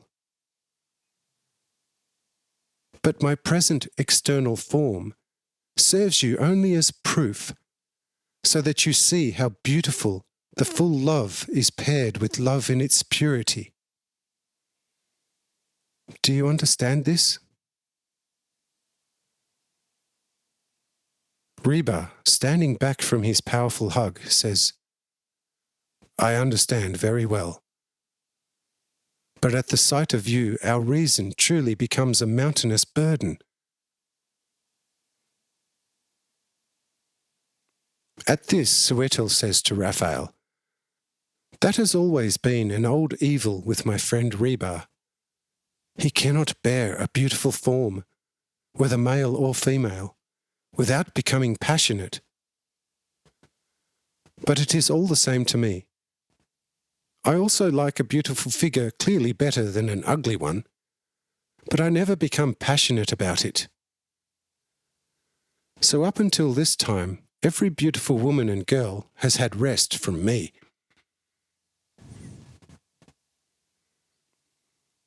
Raphael says, but such a thing is not due to your merit, but to your nature. For a blind man can have no merit in that he is not attracted by some sort of beauty of the world. And it is no virtue to the deaf if his ear is not laid on the ear horn. But people of this sort are much more difficult to awake in their soul than those whose mood in the beginning of the spiritual development is more open than any other. You see, with Reba the spiritual, even if not purified, is already poured out through his flesh.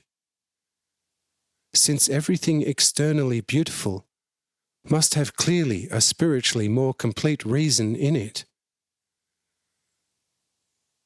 And so a certain external falling in love with a beautiful object, a mute but nonetheless mutual spiritual recognition and warming. Only it must be entrusted to a good leadership, through which it will be led back to the real reason for life, which is no difficult job, since the actual spirit of life, which proclaims itself through love, is the real intelligent being in a person, and thereby easily perceives and actively understands its nature and order.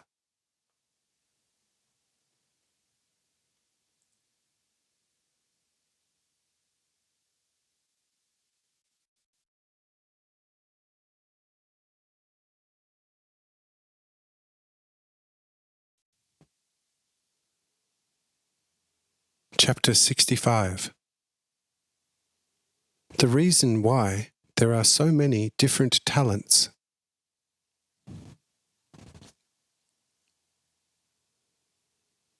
Raphael. The so-called external falling in love in a beautiful object is thus in itself not a sin, but it can become a sin. That means a mistake in the order of life, if it constantly depends more and more on the external form, where it then naturally becomes more difficult to separate such a spirit from the beautiful exterior and lead it back to the place of its order.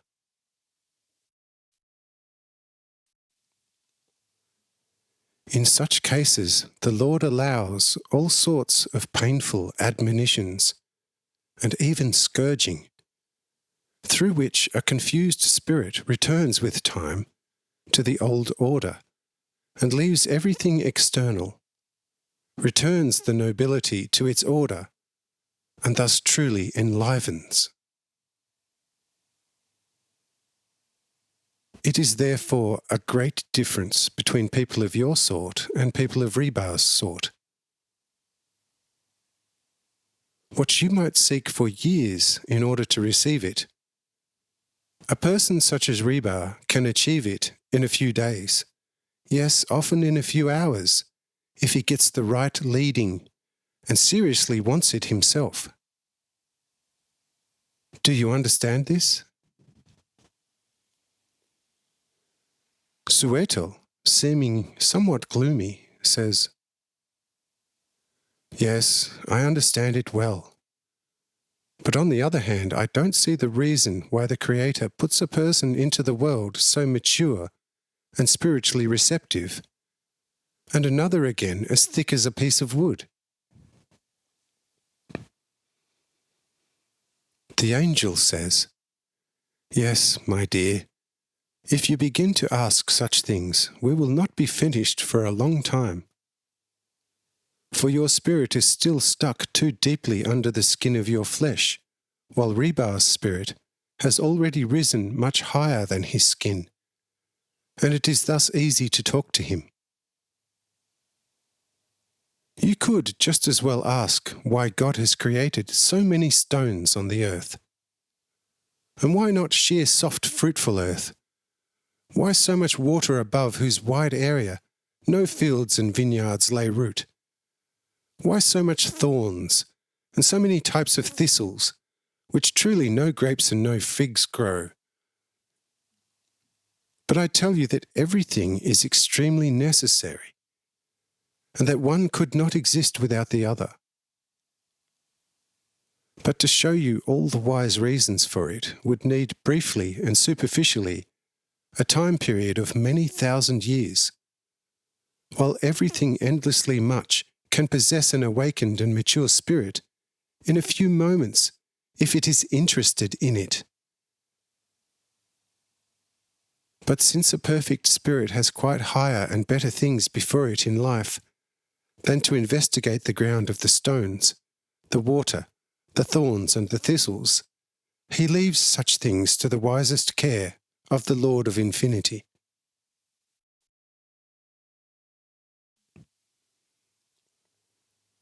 Suetel says, "If that is so, then it is not my fault if I am stupider than Rebar, who, as far as I know, despite his open lying spirit, has still not brought the divine wisdom into himself." Raphael says, "People like you must have a sharp understanding, so that their much stupider soul has a path to their spirit, which is certainly much longer and bumpier than that which the spirits of love have to walk on. For a spirit of love obviously has, as the element of life, what the blunt spirit, per longum e latum, in a complicated way, with correct use of their sharp external sense, can achieve. You see what effort it would cost you to reach love. But Rebar is full of love.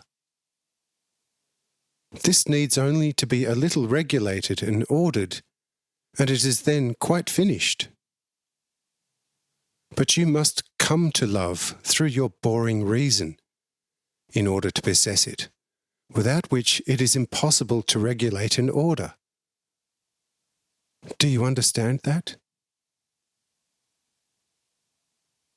Suetel says, "If so, then God is unjust and very biased." The angel says, "In a certain way, of course, but naturally only seen from the angle of the short-sighted human understanding. But if you are building a house, why do you build a foundation using the biggest, heaviest, and hardest stones?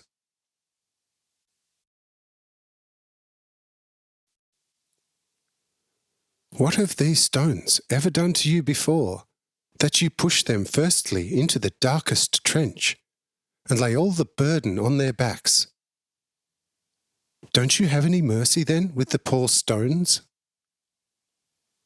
What pressure must the stones under the enormous burden of a mountain bear?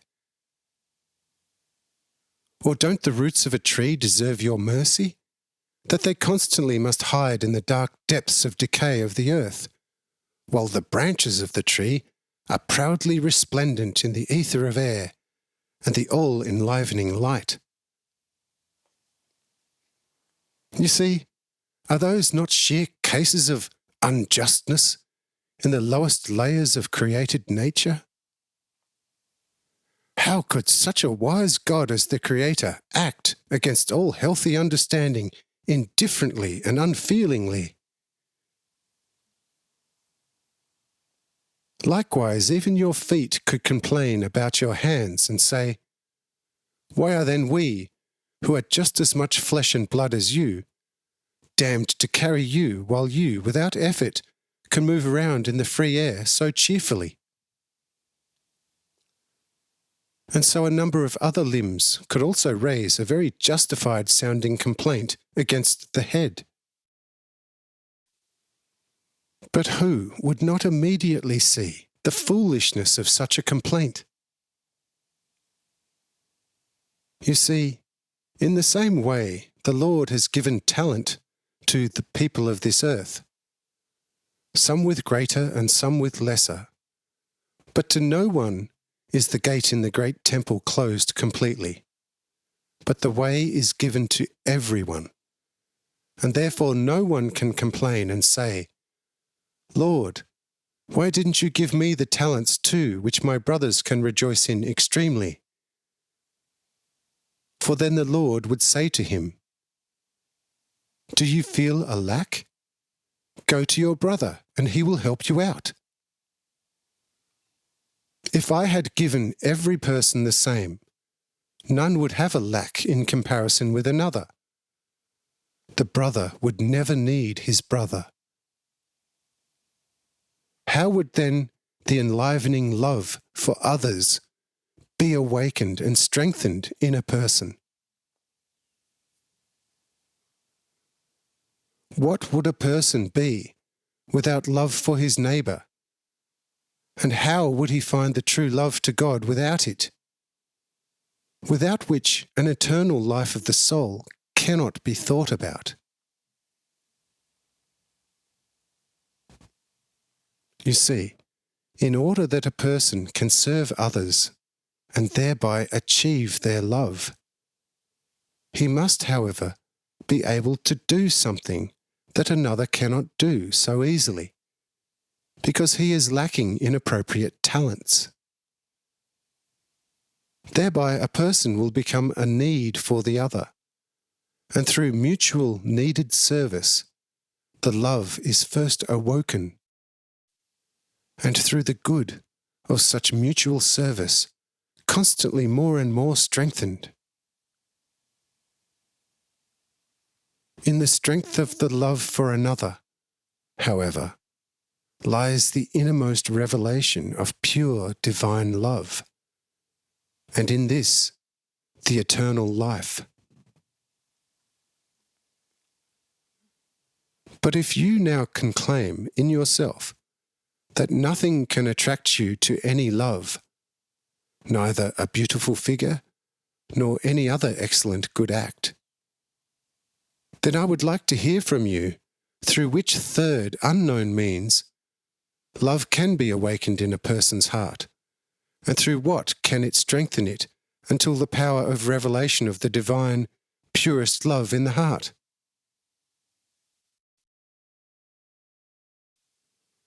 But wherever this is not revealed in word or deed, then the eternal life of the soul after the death of the body looks very gloomy and overcast.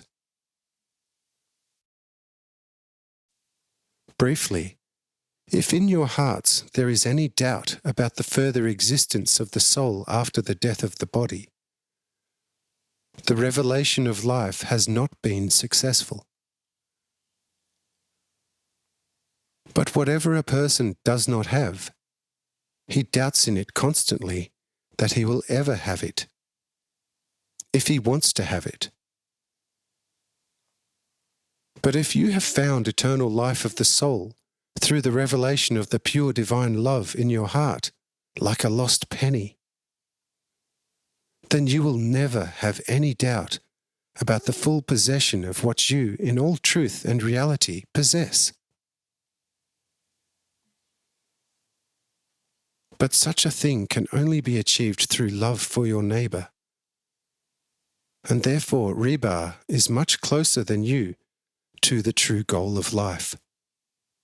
Who has enlightened your brain with the natural light of this world, but your heart is allowed to stagger around without fire or light, like a wild animal in the darkest, densest of the swamp forests of Europe.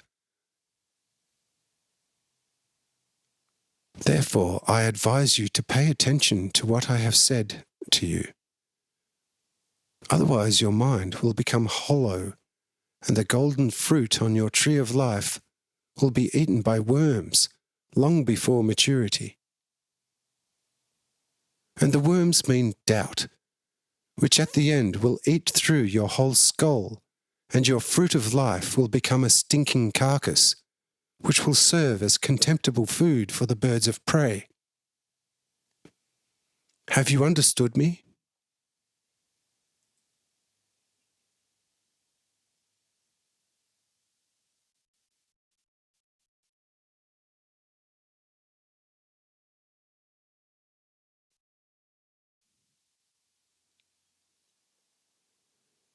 Chapter 66.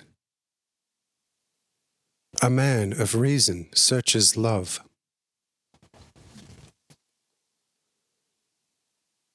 Suetel says, "Well understood, but I would almost prefer not to have understood it. How can I then urge myself to love if I, from my nature, am almost incapable of it? I know only one approval of my understanding in appearance and acts. But love in my heart is foreign to me. Do tell me then what will happen to a person, or how will he recognize that love has become awake in his heart?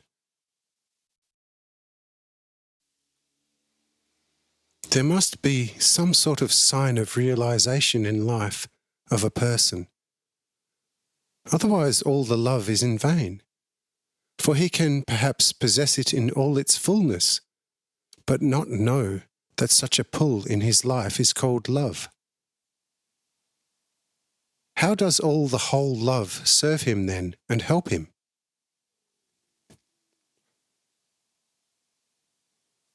Raphael says, "Don't you remember then not so long ago, when you were yet a child? What did you feel for your parents then who loved you very much, and looked after you as their darling with all sorts of good deeds?" Suetel says, "That is very long ago, but I can still remember some events when I was really so moved that tears came to my eyes. Is such a childish feeling supposed to be love?" Raphael says, yes, that is love. If this is lacking, he has in the end nothing that belongs to life, and such a person is then only a machine of his natural brain, and hardly knows about the being of his very own soul. The love of children must thus be wake again in the heart of everyone who is like you. Otherwise it is impossible to lead such a simple reasoning person into the inner kingdom of life. What use is it to you if you understand everything with your reason, and may not understand your own life, and see how it is, and how it forms and educates itself? What use is it to a gardener to admire in a different garden the luxuriant growth of all sorts of noble plants, but to leave his own garden fallow, and to let the weeds grow as they wish? One should cultivate the beds of one's own garden, clean them from weeds, put the correct dung on them, and sow them with seeds from noble plants, so that at the right time one will rejoice in the luxuriant plants of the own garden. But now nothing more about that, for something new will be now undertaken by the great Master, and that means to have heart and head in the right place. Rebar says, "But tell us, you Heavenly One, whether we should not first go up to the Master and thank him for all the goodness that we have received through his great goodness and mercy, physically and spiritually, for enjoyment." Raphael says, "He only looks at the heart. If that is in order, then everything is in order. If he finds you mature, then he will call you and give you the measured wisdom, what you have to do in the future."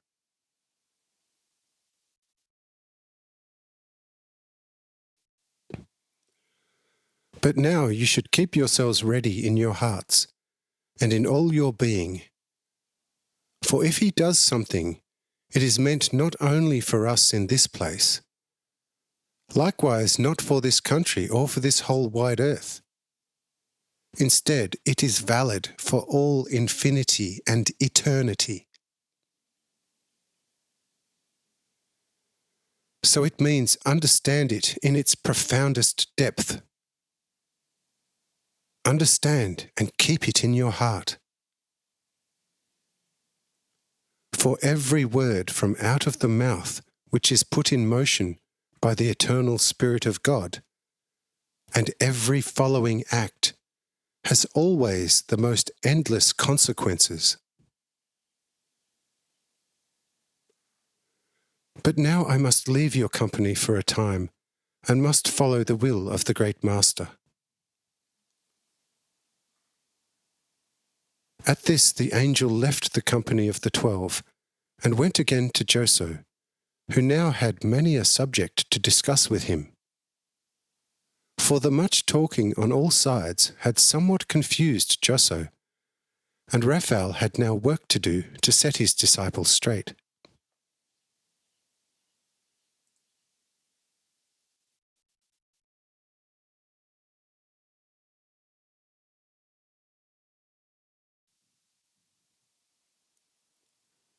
Chapter 67.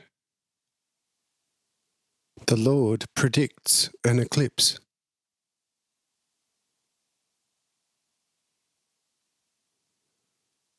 But I said now, "Friends, our physical and spiritual midday meal has lasted almost 4 hours this time, and therefore it is time for us to rise from the table.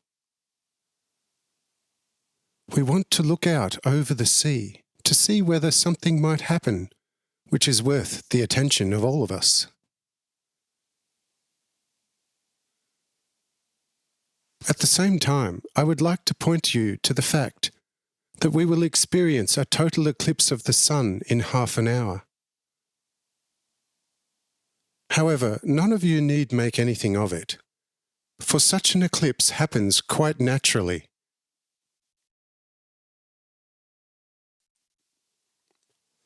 The moon, floating in the west at a distance of 98,000 hours, circa 367,500 kilometers, over the Earth, will move in a straight line across the sun as a massive, non-transparent body, and thereby prevent the light of the sun falling on a part of this Earth. The total eclipse will only last a few moments. Then the sun will show itself again over the edge of the moon, and it will become lighter and lighter on the Earth. But during the full eclipse, you will get to see the beautiful constellations of winter, which one can otherwise never see in summer. I am telling you this in order to take away all foolish fears at such events, and to show you the full naturalness of such events. Therefore, have no fear when the event happens. But at the same time, we will discover 3 merchant vessels on the high seas. These must be brought on shore before the eclipse begins, because otherwise evil superstition will force the sailors to throw the very exceptionally beautiful and virtuous daughter of an honest Greek into the sea along with her father who is accompanying her. For both of them are travelling to Jerusalem to see the temple and to become familiar with the religion of the Jews at its source. And for this purpose they are bringing with them on the 3 ships great treasures, which afterwards would fall into the thieving hands of the terrible Greek sailors as a good booty. Therefore, there is no time to lose, for the planets proceed unstoppably along their path according to their law. If one checked them on their course, great damage would be caused for the earth, which 1,000 years would not wear away. But if the 3 ships are brought with a somewhat miraculous speed to shore, no one will suffer any damage thereby. Instead, a very great natural and spiritual gain will be shown for many of the poor of this area. Thus quickly now, get to work. Everyone hurries to the shore and places themselves along it in a continuous line. But I also have difficulties in this.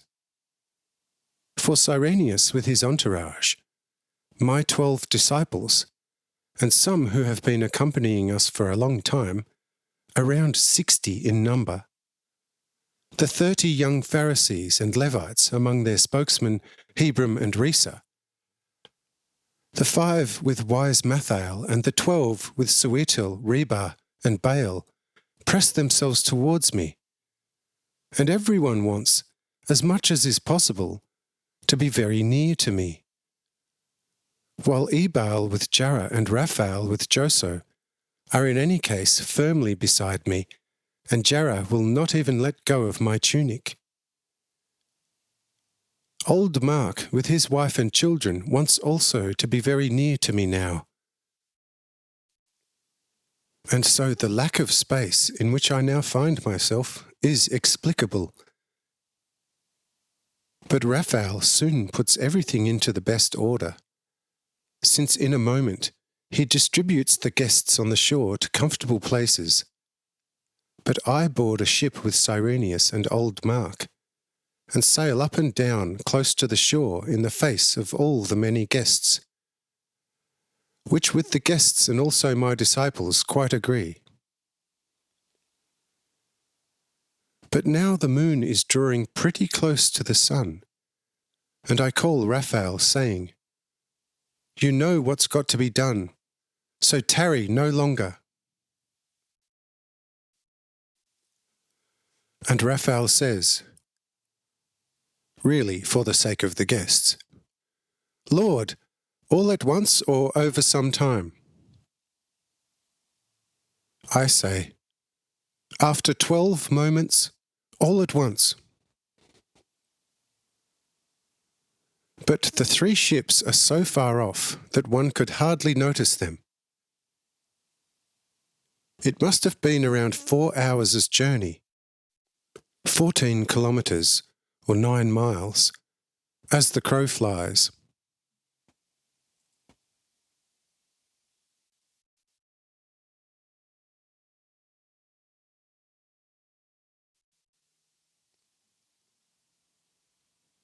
Chapter 68. Raphael saves a few Greeks from oppression.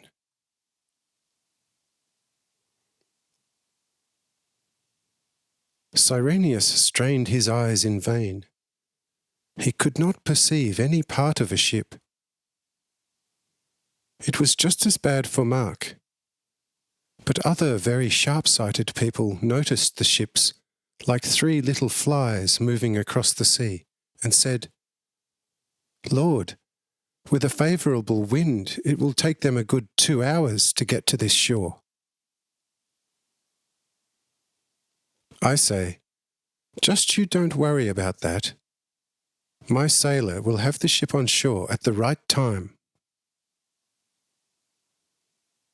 The 30 young Pharisees ask, where and who is the person for whom such a thing is possible? I say, you know the young mentor, educator of Cyrenius's adopted son? That is he. The 30 ask fearfully, where then is a ship ready for him?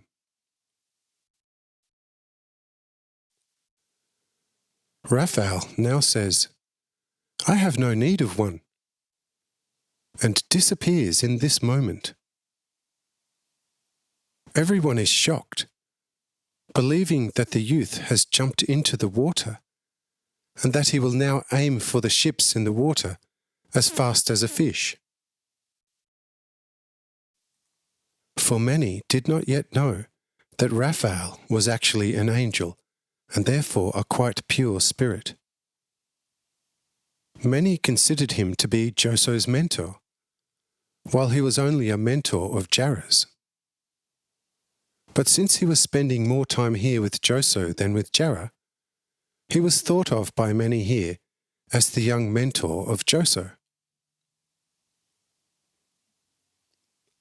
But before the inquirers looked around, Raphael was already at the shoreline with the 3 quite large ships, and was standing on board the ship in which the pious Greek was, full of amazement and terror, with his even more pious daughter. For in the first place, the incomprehensible swift landing on a for him unknown coast seemed to him like a dream. And in the second place, he didn't know what he should make of the young sailor, and could not account for this wonderful event. For the transformation happened too fast, and surprised him too much.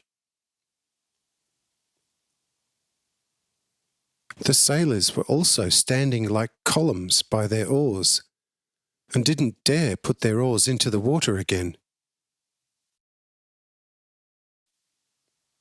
After a short while of deepest amazement and wonder, the Greek asked the youth in deepest respect, saying, Who are you, powerful being? Who called you to bring us so quickly to a good shore, and for which reasons? Raphael says, Don't ask. Instead, look at the sun, which will now soon lose its light for a few moments. If you were at sea, the ship's boy's evil superstition would have thrown you and your daughter overboard, and then divided the treasure that you brought along with you. But our great, divine Master saw such things in advance, and thus sent me to your swiftest rescue. You are now in the most complete safety, but nonetheless, unpleasant things will yet happen to you, and therefore I must remain in the ship with you during the dark catastrophe. Otherwise, you would still have to face much hardship with the rough ship's boys.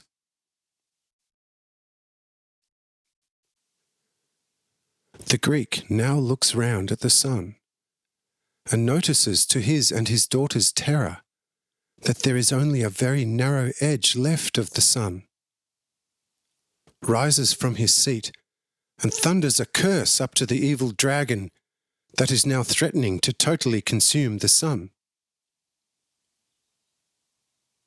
It was the pious custom of some heathens from Asia Minor to send up a pile of the worst curses to the terrible dragon on the occasion of a solar eclipse, so that he would be afraid and spit out the consumed sun again, and then it would shine out again. But the old man was not yet finished with his pious curses when the sun was completely hidden by the moon. Then a sudden wild howling went up among the ship's boys, but also among the Roman soldiers on the shore. And the ship's boys, almost rioting through fear, fell upon the Greek and wanted to throw him into the sea along with his daughter and with Raphael, for they blamed the three for the most terrible scourging by the gods, and wanted to pacify them in this way. But Raphael lifted all the ship's boys out of the ships and set them on the land. But he threw the worst one into the sea, who, as a good swimmer, had work to do to reach the land, very exhausted, quite far from the ships.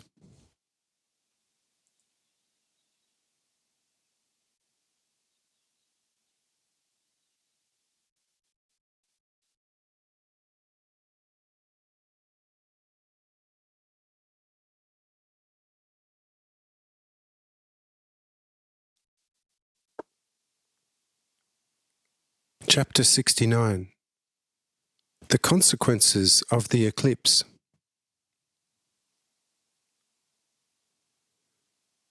During this catastrophe, the sun broke forth again from behind the moon on the other side, and the old cheerfulness entered the souls of everyone present again. During the total eclipse, alone Cyrenius and also Julius remained completely calm beside me. Even my disciples became somewhat uneasy, and Jarrah and Joso hastily jumped into my ship touching the shore, and trembled with fear. But their fear was nonetheless more a consequence of the wild howling of the ship's boys than of the darkness. For Jarrah and Joso knew very well the reason for the eclipse of the sun, but they were not prepared for the wildest howling, and therefore jumped into my ship in great fear and pressed themselves against me as close as possible. But in the meantime, Cyrenius and Julius have delighted in the beautiful constellations of winter, which they had never before seen in summer.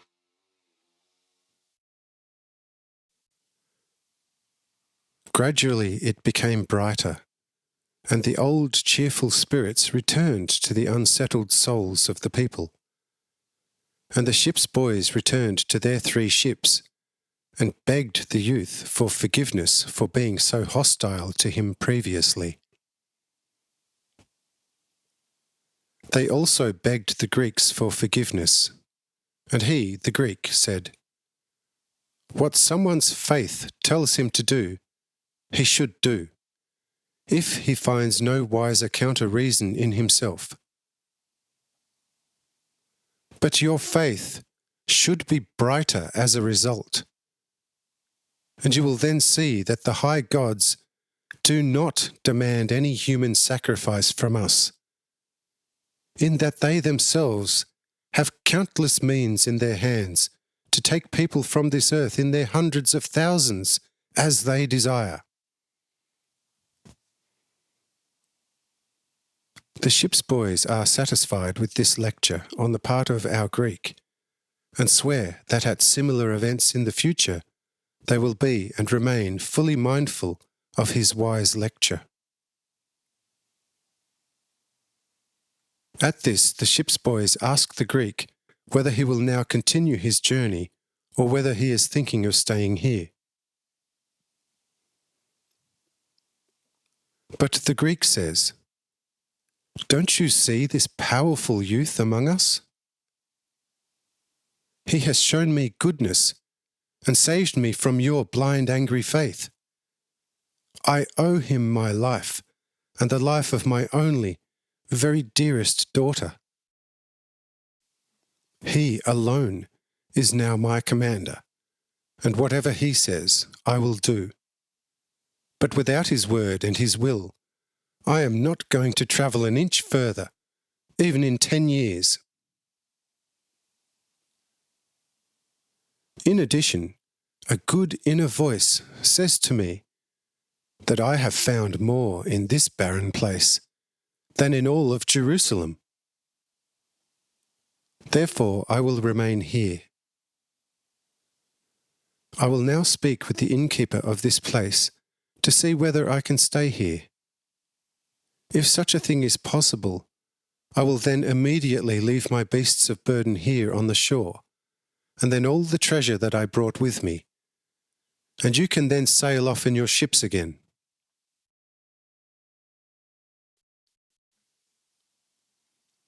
However, during this conversation, I, Cyrenius, Julius, Mark, the old innkeeper, and Jarrah and Joso also come onto the ship in which the Greek was.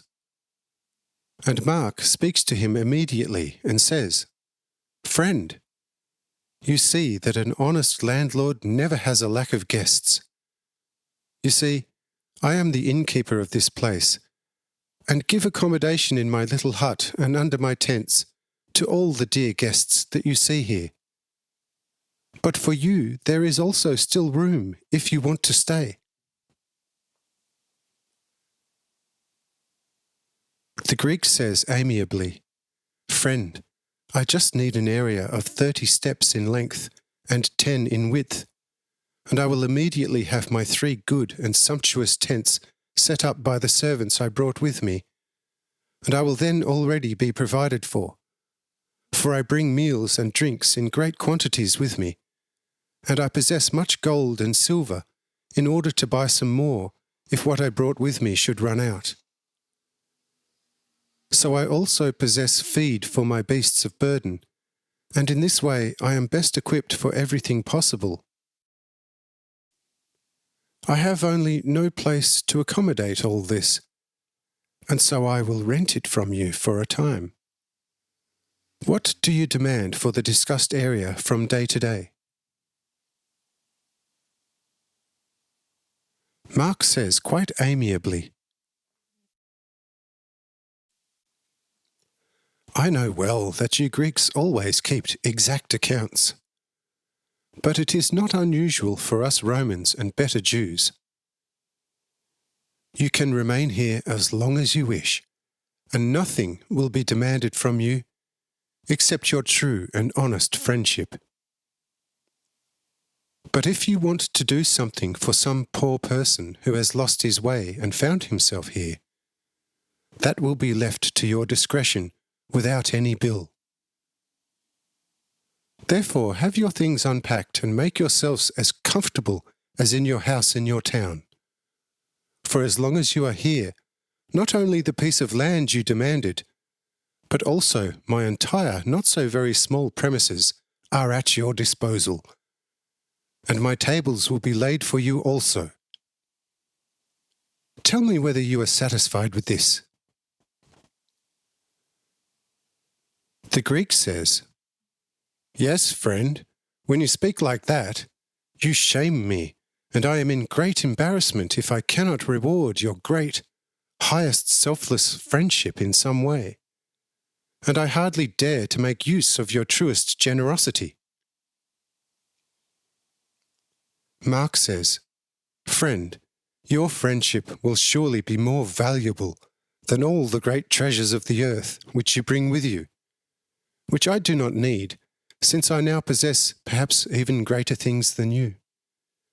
But certainly they are less material than spiritual." The Greek says, "So you have already had for a long time what I and my daughter here have been vainly seeking in all the corners of the earth." Mark says, "What the whole earth and all the stars and the sun and the moon cannot give you, neither the temple nor any oracle, you will find here in this place. Thus unpack right away, for you are now already in the right place." The Greek now immediately orders his 14 servants to get to work.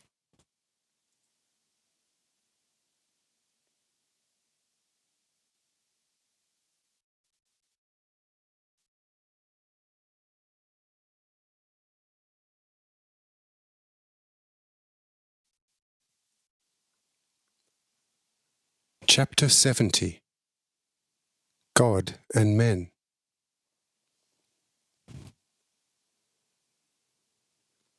But I say to the Greeks, listen, my friend. Your 14 servants may well be very industrious and skillful people. But since you have many things with you, it will surely take your 14 people quite a long time to put everything in good order. Look, this supposed youth is one of my many servants, and in one moment he can do more than all your 14 servants in a full 100 years.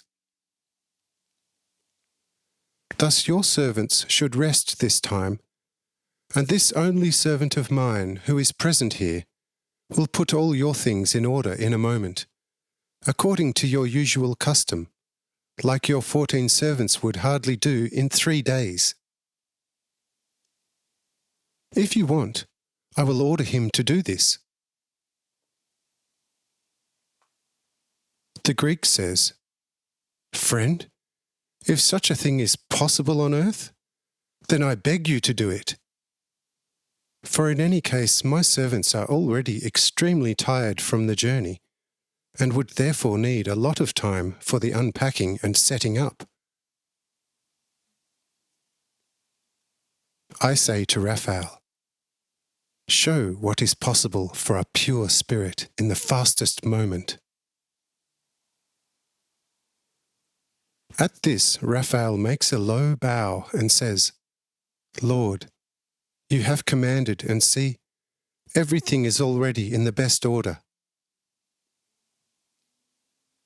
Next I say to the Greek, well, friend, stand up and look around to see whether the work has been completed according to your liking.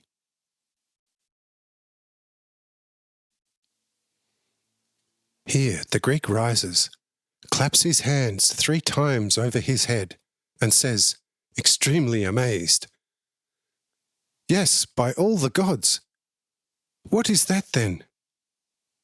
The boy never left us, did he? And all my tents have already been set up in the best way, and everything seems to already be in the best order. No, no, no! This cannot be a natural thing. Now I must go into the tents and see how good the order is inside. At this he leaves the ship and heads, led by us and his daughter, into his tents and finds, to his great wonder, that absolutely everything is in the best order. But now it is too much for him. As if seized by a sort of dizzying wonder, he, the Greek, says after a while of his never-ending amazement, either I am among the arch-magicians of Egypt, or among nothing but gods. For what I have experienced here is unheard of, and has never occurred in human memory.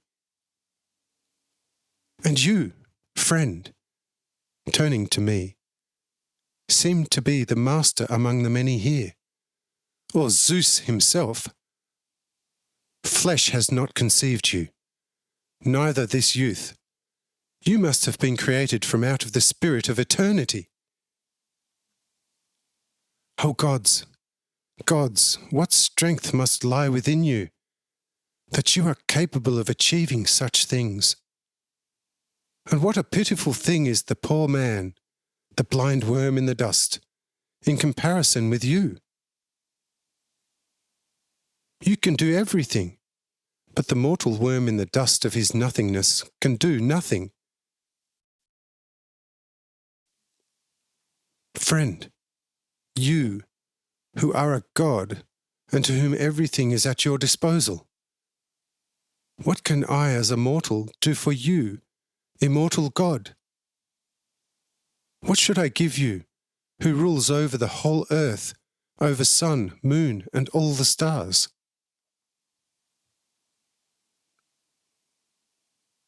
I say, friend, you have much natural light, and judge what has happened. The miracle as it seems to you, with tact. But you must not place people too low under the comprehension of your gods. For I say to you, all the gods that you know and worship are actually nothing in comparison with one person who is filled with the true Spirit of God. You see, these many people that you see here are mostly just as powerful as this youth here, and yet they are only people of flesh and blood. Touch me, and you will see that I also consist of flesh and blood in the external apparent body. But this flesh and blood is filled with the Spirit of God, who alone is almighty, and whom all must obey in the power of his will. And see, we act here simply out of the strength of the Spirit of God who is within us, who thinks within us, and wants what his all-seeing and all-feeling highest wisdom considers to be necessary and good. Well, for now truly only I possess this characteristic to the greatest degree, and am therefore a master in it. But I can also enable every person who is of some good will. But naturally, a person who has an evil, adverse will can never be given such an ability. For firstly, one must be fully familiar in the holy order of the Spirit of God before the gift of the power of the eternal Spirit of God is given. And this cannot consist of anything else, but that the pure person is penetrated right to his soul by the Spirit of God. The soul that has been penetrated by the Spirit of God now only wants what the Spirit of God wants. But whatever he wants must happen, because he alone is the eternal strength and power in the whole of infinity. For everything that exists, lives, and thinks in endless space is this eternal Spirit in the order created by himself of decided and unchangeably maintained thoughts, according to the spiritually living component, and the idea formulated from out of it, which is, however, according to the nature of its being, likewise capable of transformation into the independent spiritual. You see, friend, that's how things lie, touched upon briefly. You are a good thinker and will soon understand much. But for now, let this be enough for you. But I will give you as a companion a certain Mathael, a man full of wisdom. You will learn much from him, and will understand me afterwards much better than now.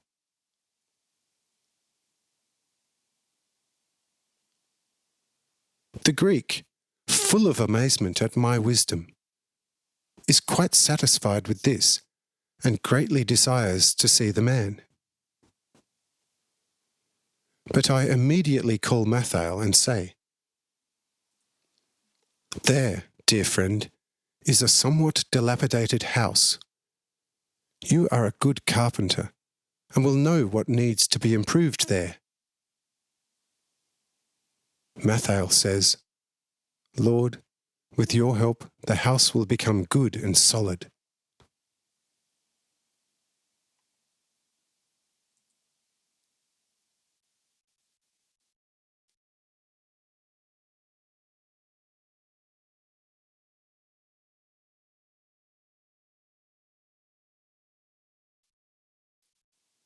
Chapter 71.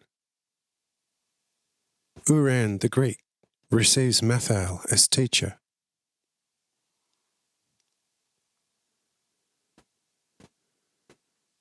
After this act, Uran, that was the name of the Greek, and his daughter was called Helena, was silent and began to gather himself in order to be able to exchange words as a man of some life experience with Mathael, who had been introduced to him and who with a few words already gave people to understand that he was a man of higher wisdom, and to observe at every opportunity the sapienti poca, the wise needs little, in order not to appear as a man lacking in all better knowledge.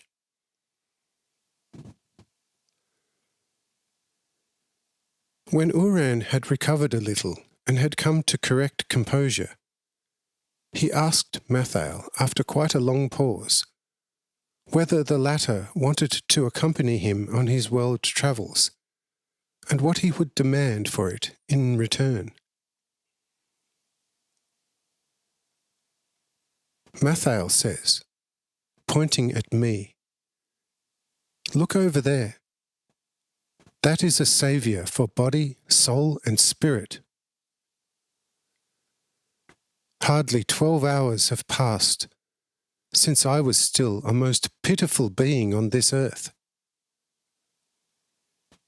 My innards were so possessed by the very most evil spirits that my whole being became an earthly devil.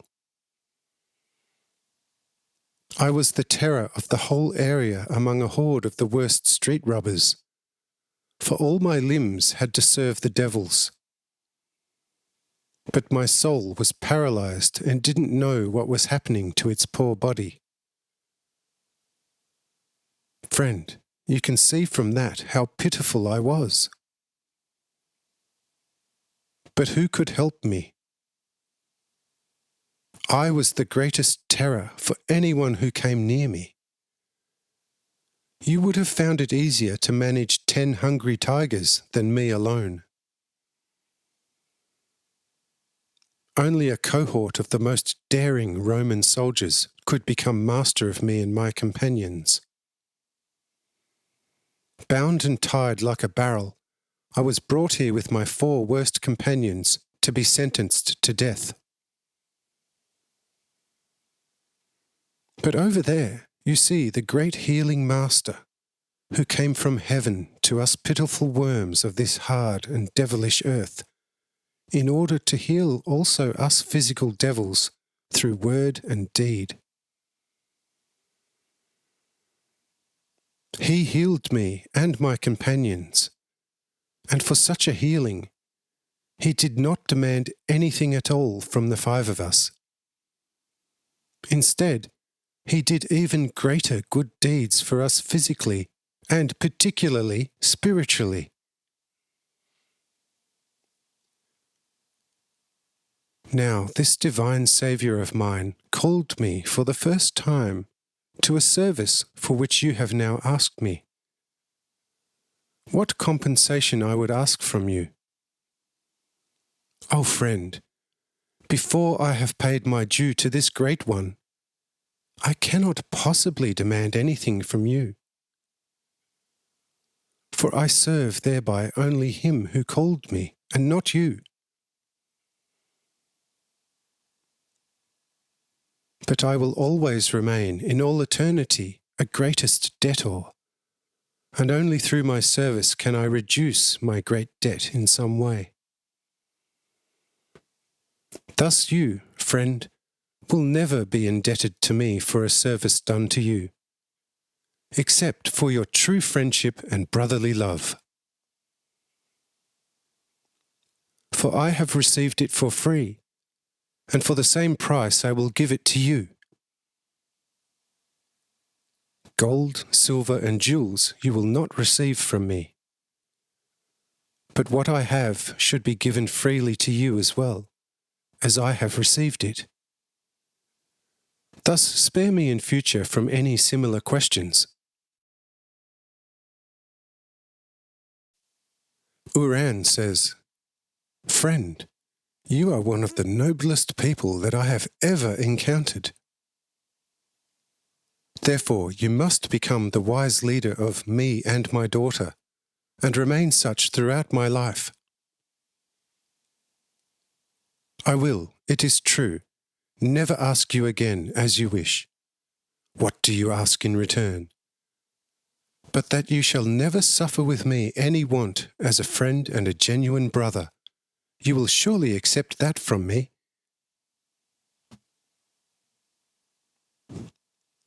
Mathal says, there is still the question whether you will accept something, or everything, or even nothing at all from me. For my gifts, as I have already experienced a little, do not taste as sweet to the senses of your palate as a wine sweetened with pure honey, in the way that the Greeks enjoy it now and then, but instead often bitterer than gall, and the fresh juice of an old aloe. And sweet-loving palates do not often enjoy this.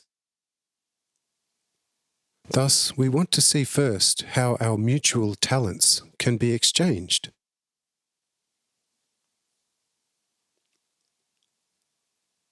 I say, in the middle of this, you know what?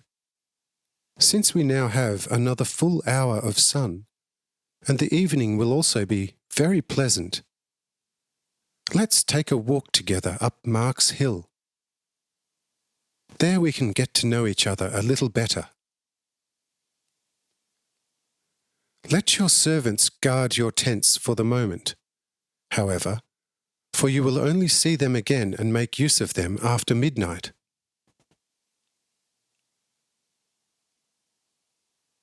Uran says, there are many and great valuables in them, but I believe that this area is safe.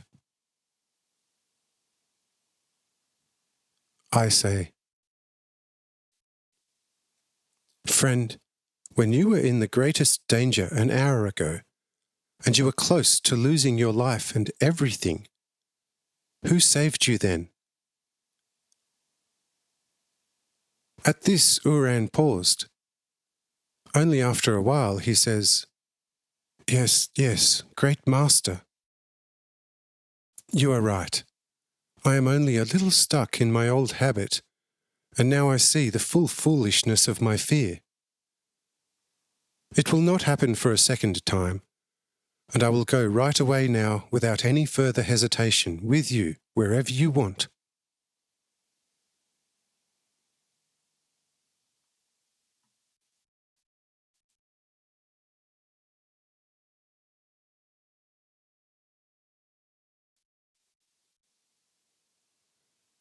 Chapter 72. Helena, the daughter of the wise Greek.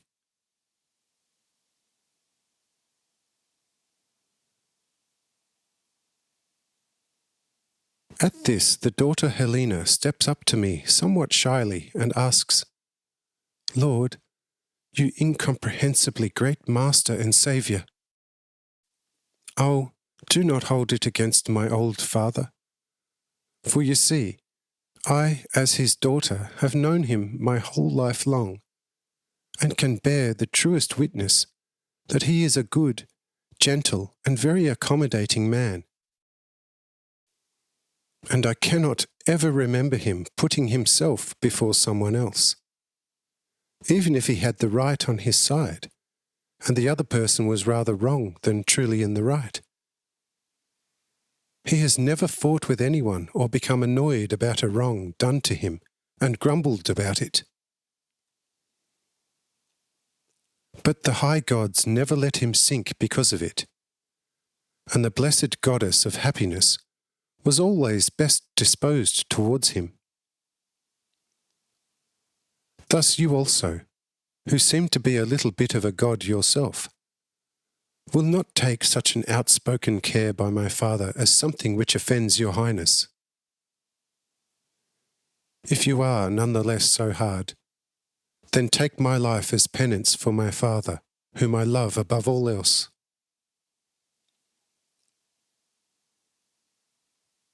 I say to everyone standing around, have you ever seen such an example of the love of a child in all of Israel. Truly, she may well be a heathen, but she puts all of Israel to shame, which received the commandment from Moses to obey, honor, and love father and mother. They all say, "No, Lord and Master. Such a thing has never been heard of in Israel." I say to Helena, "Do not be afraid, my daughter, for I have known your father for a long time, and you as well. And if I didn't know him and you would both have been buried in this evil sea." Helena says, "But you extremely wise, powerful, and nonetheless friendly master, how can you have known me and my father for a long time? We have hardly known you for an hour." I say, "Oh, Helena, look over there, the sea and all the earth. Look, those are already very old things, and nonetheless I was there before all that."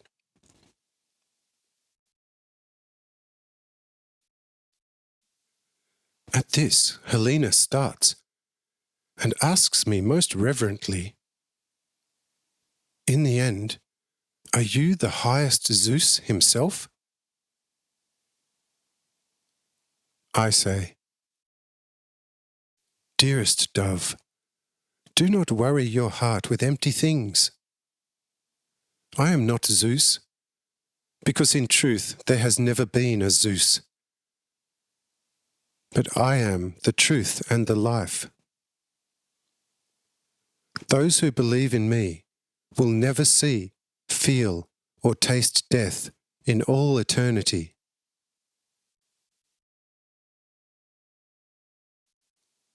Do you know now who and what I am?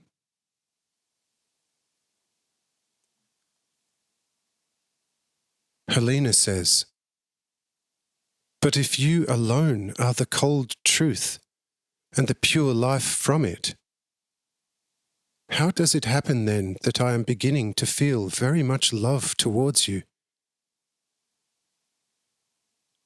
I say, "Dove, that should only be revealed to you on the mountain. But now let's go, otherwise the sun will rather go down first." We then leave the truly regal tents of splendour and make our way up the mountain, which we soon climb because of its insignificant height. When we were at the summit, Cyrenius noticed how magnificent and beautiful the whole extended area looked, and that he could now observe such magnificence for hours without becoming in the least bit tired. It was only a shame that the day lasted too short a time. After a while, Simon Judas came to me and said, "Lord, today you could truly say to the sun like Joshua, 'Be still, sun,' so that the children here could enjoy the magnificence of the evening for longer and would praise highly He who made it." Cyrenius says, "Oh, Simon, you old true fisherman, and now disciple of our great Master and Lord, that was a good thought of yours, and it would be very much easier for our Lord to do this than it was for Joshua, for well-known reasons." Then Cyrenius also turned to me in this matter, and Jarrah supported such a request.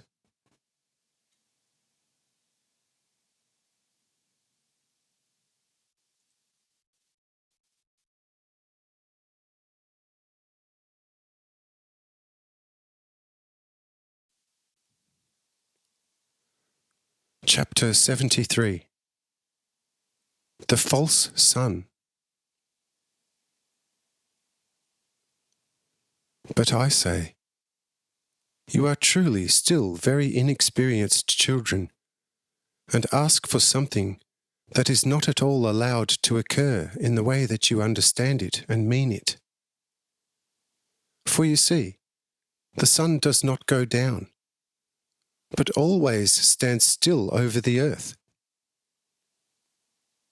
Truly, the sun also makes great movement, but that affects the earth as little as a speck of dust on your tunic cares for your movement from one place to another.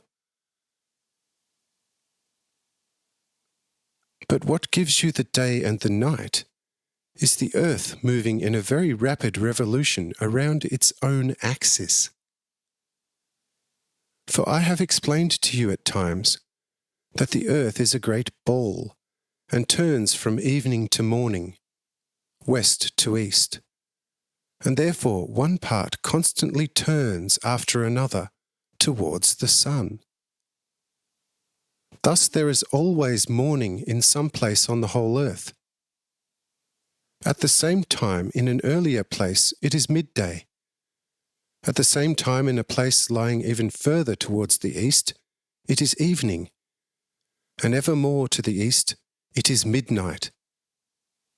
And these four named points push unstoppably forwards, so that within 24 hours on any place on the earth, it is morning once, midday once, evening once, and midnight once. That is an order which, as far as its movement is concerned, everything on the earth must not change an inch, under danger of complete destruction. For should I now let the sun in full truth shine for another hour over this area, I would have to hinder the whole earth in its revolution for a moment, which is so large in the great circle of its circumference, that a few moments would already cover a distance from here to Jerusalem. Thereby, all the free bodies, however, which are not too securely connected to the earth, would get such a hefty push that not only all living things, like people and animals, along with all their houses and huts and palaces for hours around, would be thrown towards the east with the greatest strength. But also such a push would also drive the sea out of its depth over the mountains, and the mountains would fly over each other like starlings. For these very natural reasons I have now given you, I cannot listen to your plea. But I can, as in the days of Joshua, set up a false sun for a few hours, which will shine just as much as the genuine natural one.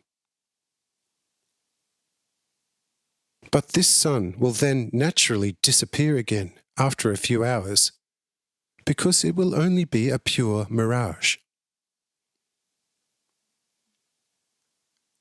Therefore, now pay good attention, all of you. When the true sun goes down, the false one will rise in the west, and then will remain shining for a full 2 hours over the horizon.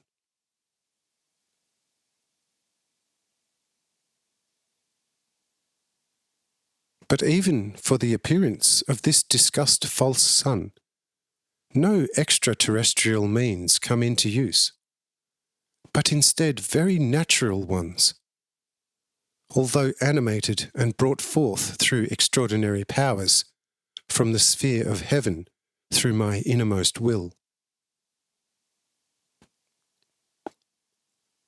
Do you understand what has been said, at least a little?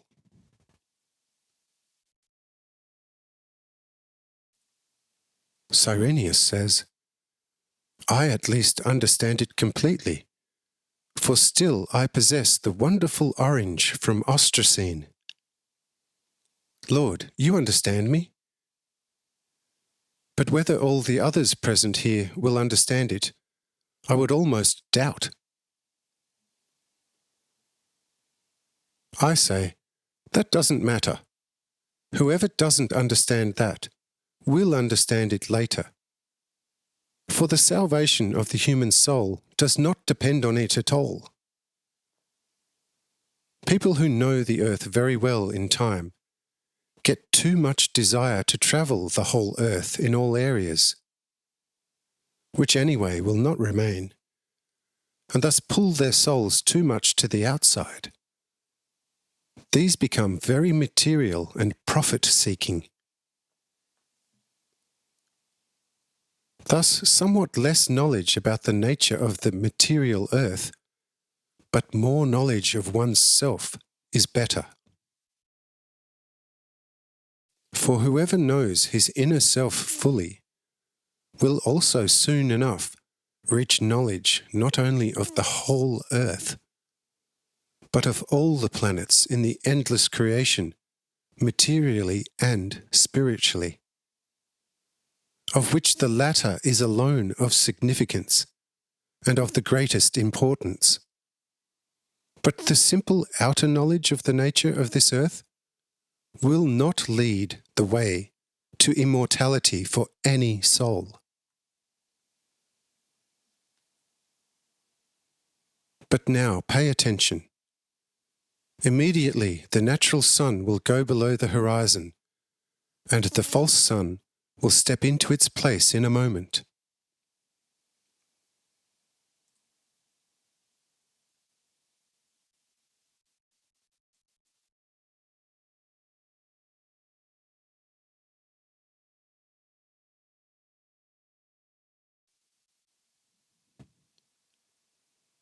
Chapter 74.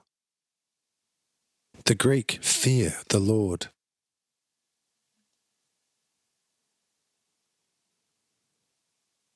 Now everyone directs their eyes to the natural sun, which already has sank half its disk behind the mountains.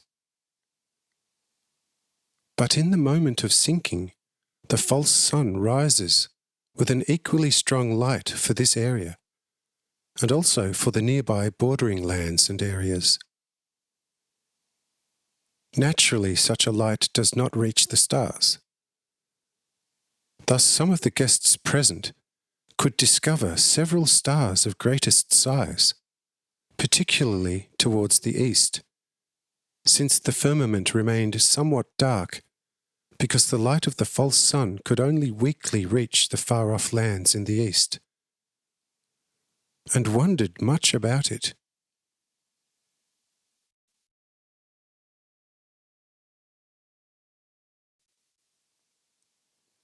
Now Uran also came to me then with his daughter Helena, in great respect, and said in a voice somewhat trembling with sheer reverence, "If I am not deceived by what is around me, and I myself am no deceiver, then you are a god over the gods, the spirits, and all people, all animals, all lands, all seas, all lakes, all rivers, streams and springs, and everything that is in them and lives.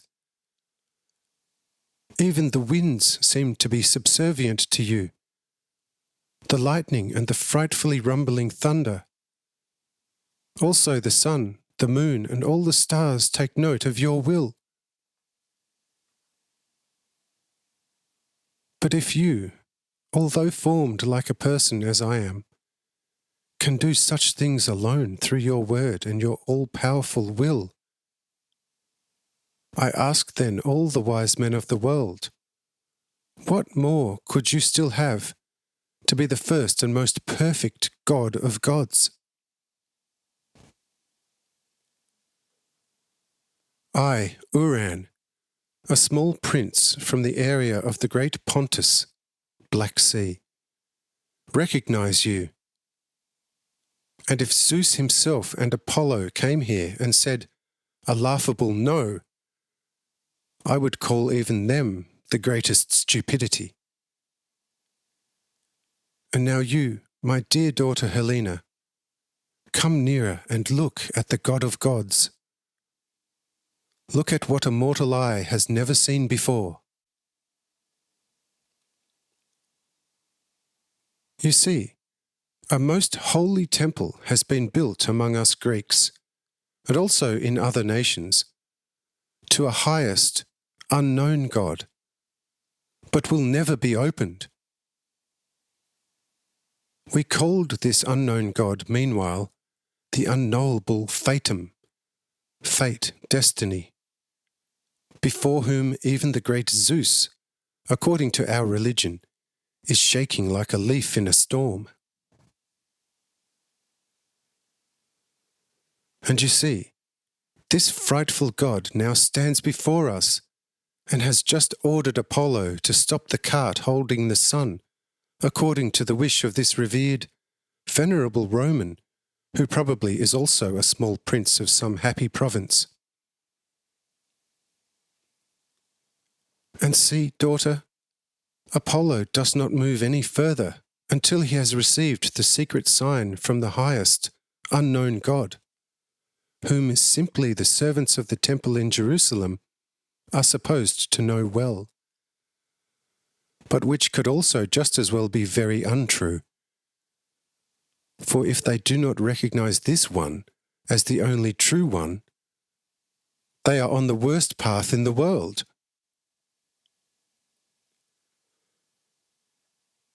The beautiful Helena says, "They will perhaps know something better about him, but certainly only in symbolic pictures. I would bet a lot that they do not consider this miracle worker to be whom you consider him to be, and what he in all probability seems to be.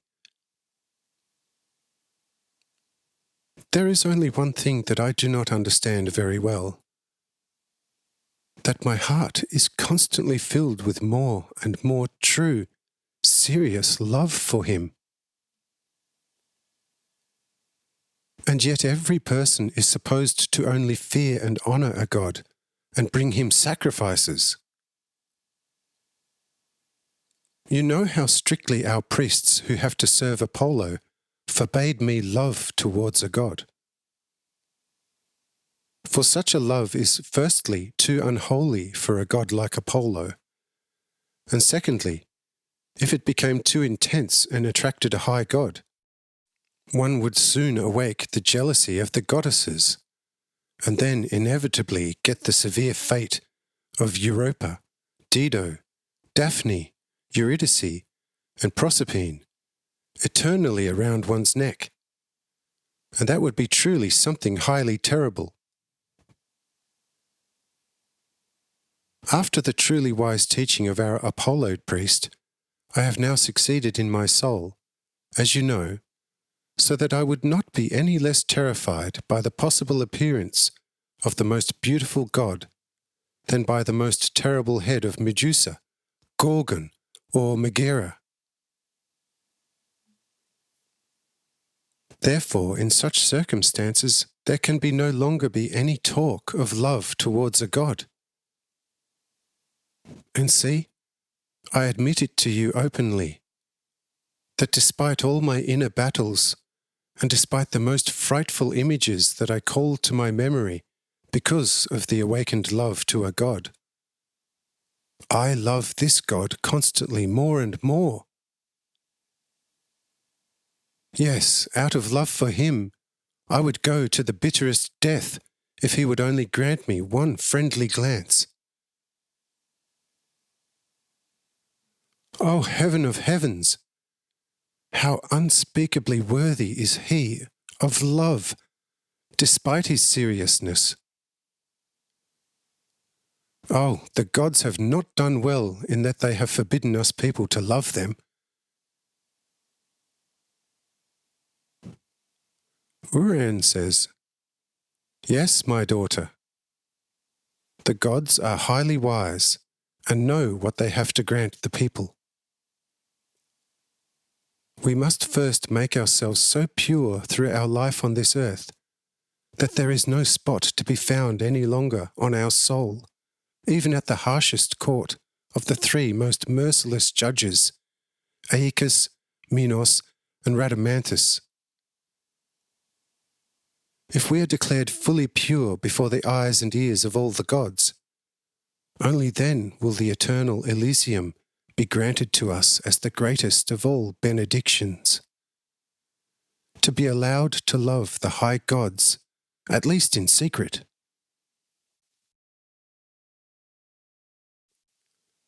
But here in the world, in impure flesh, you must take care above all not to fall in love with this most high and most serious God. For that would truly be the most terrifying thing of all terrifying things. If you really feel a sort of love for him already, it would be best for us to distance ourselves as fast as ever possible from this place.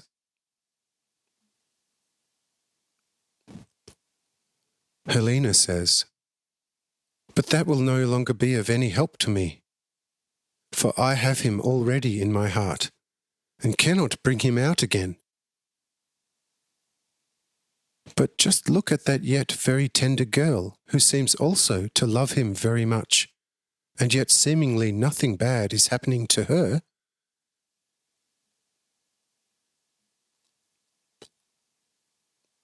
Uran says, "Love, do you know then whether that is not some sort of goddess?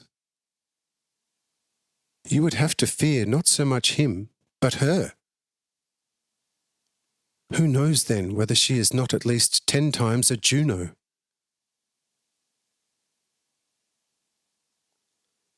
Helena says quite gloomily and with tears in her eyes, Yes, you could well be right.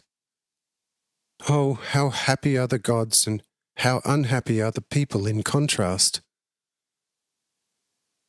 A heart that is not allowed to love is probably the most unhappy thing that a person in the world can call unhappy. If my eye annoys me, I can blur it. If a hand annoys me, I can have it cut off. The same with a foot. And if my whole tender and white skin annoys me, I can have it purged with whips and then smear myself with feces. But what can one do with a heart if it begins to annoy me? If one has a pressure in the stomach, Asclepius recommends the juice of aloe, and it will then be better in the stomach. But against the pressure in the heart, there are no means recommended, as far as I know. But now something occurs to me. Look, this God is also a saviour of all saviours. If we ask him, he would perhaps help me. For he helped us when we could not possibly ask him, since we did not know him. So he should help me now that we know him, and if we ask him and are certainly ready to bring him any sacrifice he demands. Uran says, You see, that was a good idea of yours, and perhaps it will bear good fruit for us. But since the highest God himself has given us wise Mathael for our education, we can turn to God only through him. Mathael himself seems to be at least a very powerful half-main god, just like this youth whom I, you know, Helena, considered to be the god Mercury in secret, but nonetheless unmistakably. Helena says, Yes, that will be correct, and the boy is Mercury. But now something else occurs to me. In the end, we are already dead on the earth, have passed the severe judgment, have drunk the waters of oblivion, and thereby lost our memories that we lived on the earth, and perhaps only died recently.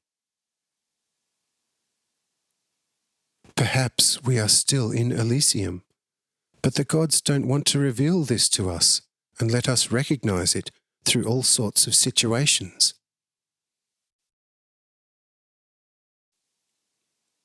Just look at the indescribable majesty of this area.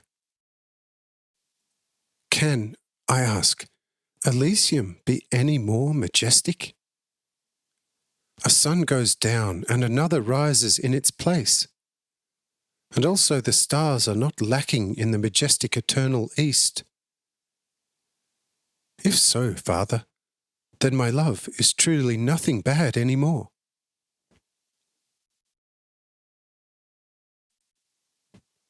Uran says, Child, there is a lot to be said for this remark of yours, although I would not like to subscribe to it as the full truth. In brief, Mathael was not given to us for no reason. He will give us the correct explanation.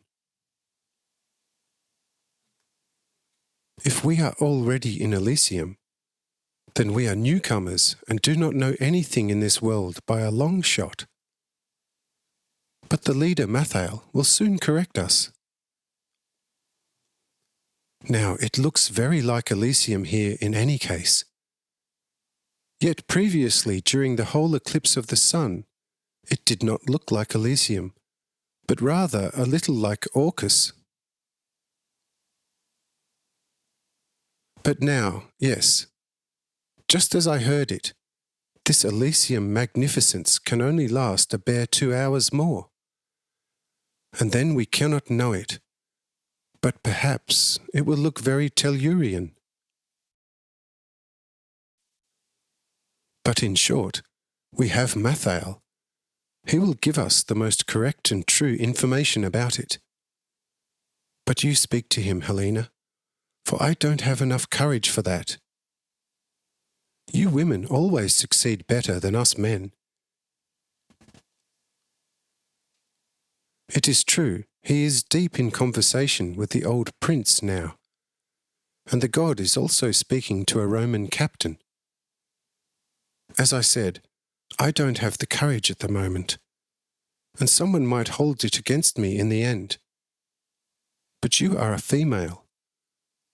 No one will take any little pushiness for something evil, so try your luck first.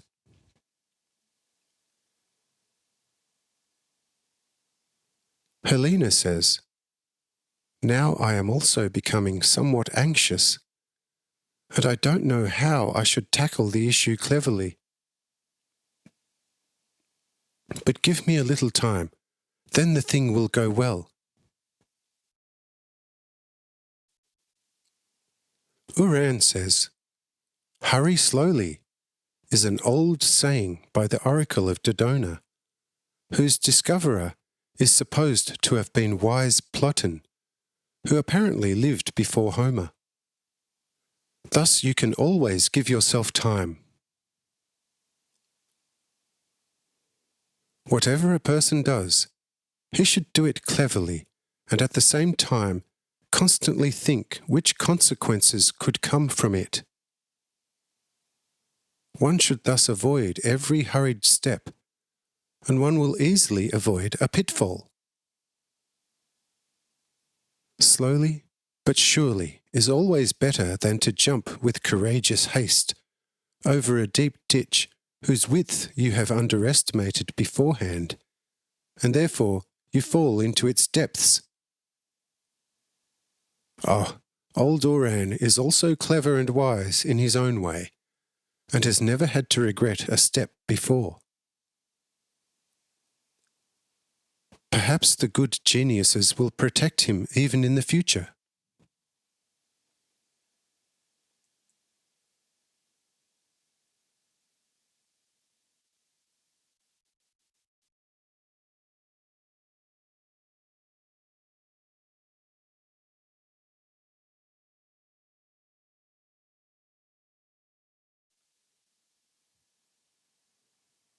Chapter 75. A Real Pagan.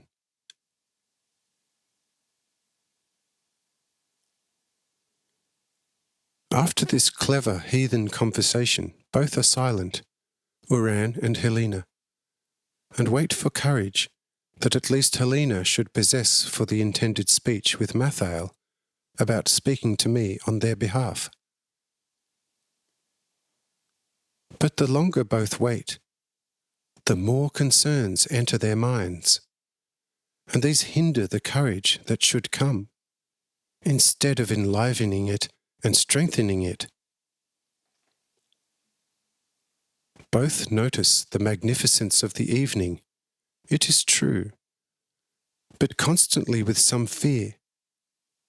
For the fabulous light of the false sun, the foreign little cultivated place, the extraordinary deeds, and my presence give both their minds no peace in which they can enjoy the rest of the evening. When Mathael notices such things, he goes up to Uran and says, "Friend, you are not cheerful, and your most beautiful daughter looks somewhat ill. Tell me whether something is wrong." Uran says quite secretly to Helena, "He's got us. Only be clever now, right, true and just. Otherwise we are making a very easy step towards the place where Cerberus guards and the merciless Pluto reigns. Speak little and slowly. Consider every word. Otherwise we are lost."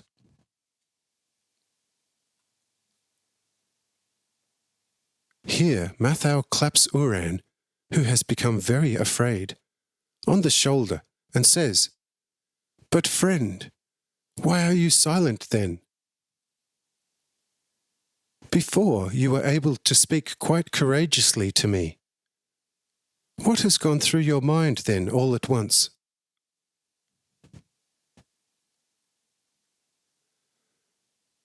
After a while of trembling, Uran says, that was a real blow. There is nothing wrong with me, to be honest. But I and this, my daughter, as it has suddenly become clear to us, as mortal wretches, have reached you immortal gods and, as it seems, to the veritable Olympus, as a main residence of the eternal immortal gods. Things are happening too inhumanly wonderfully. The too great holiness of this place fills us with fear and terror. And all the more so, since my daughter is beginning to fill her heart with love for the great God of gods, as she says and complains. According to our Greek laws of the gods, such a love is one of the worst crimes against the unlimited holiness of the gods, particularly against the unknown, very highest God of all gods. My poor daughter, however, cannot defend herself any longer against such a love. She doesn't want to, and her heart says a relentless, "You must." The poor, honest girl entrusted me with such things, and I have therefore made the decision to ask the great God through you, in all his mercy, to free the heart of my poor daughter from such a love. For such a love does not come from her will, but certainly only from a foreign circumstance, totally unknown to us. Would you, as certainly a supreme half-God, like to show us such mercy? Would you like to ask the great God for the healing of my daughter's heart, which has become sick, and to offer me at the same time as a sacrifice for such mercy?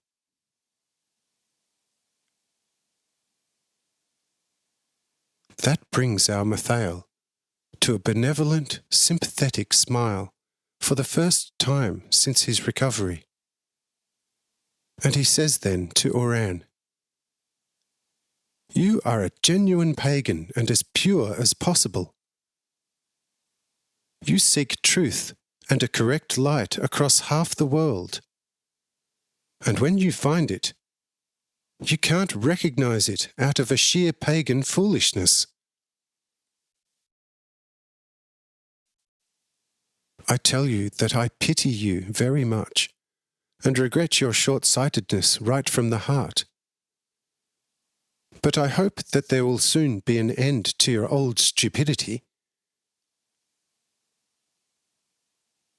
Look, what your daughter feels in her heart as love for our great, most holy Master is the only and true sign of life of the own divine spark of spirit in her soul. If this spark becomes a flame in her breast, only then will she fully recognize the single, true, eternal divinity of Him who now has created and animated this spark in her otherwise purest heart. I tell you, love is the only union through which God pulls His creations to be children to His all-powerful, fatherly heart, and then, in the end, makes them equal. And you, most blind heathen, now ask to be freed from this highest divine mercy, which God Himself pours into your hearts in His great mercy for the development of your inner life?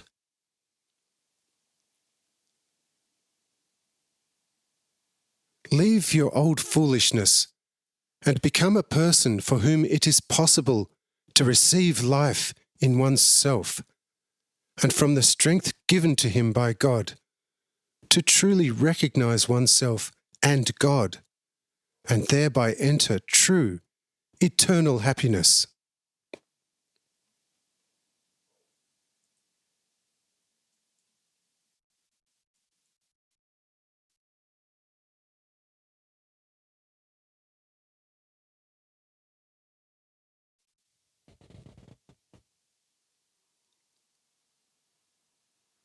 Chapter 76. Origination and explanation of the names of the Greek gods.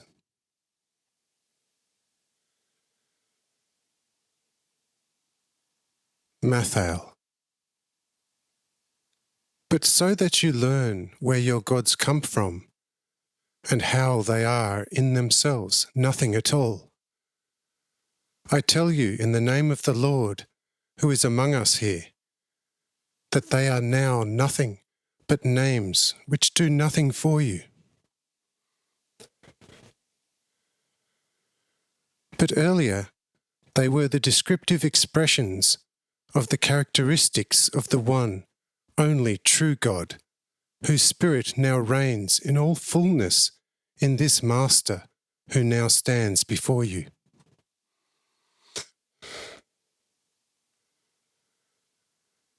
Zeus is the description which in the days of the original fathers always stood before a given law, which always stemmed from the flowing Spirit of God in the minds of the fathers, and meant as much as the Father wants it. For through C, also Z, was represented the expression of firm, unchangeable will, and through Us, or rather Uos or Uotsa, the expression of the constantly creating and all-ruling Father in heaven. Likewise, the expression Jupiter, or Gu-Pita, through which the old fathers represented to the children a corresponding vessel for love and wisdom from God. For Gu-Pita means as much as the U, a sign which represents the outer line of an open heart, is the true container of the drink of life. For pit means to drink. Pitaz is a drinker, and pitar, also pitara, a holy drinking vessel, and pizza, also piazza, a general drinking cup. But as your Zeus or Jupiter is nothing for you but an empty name, because the knowledge of the meaning of this original expression has been lost to you. Likewise, and often actually even less meaningful, and therefore also even less existent, are the empty names of all your other gods and goddesses.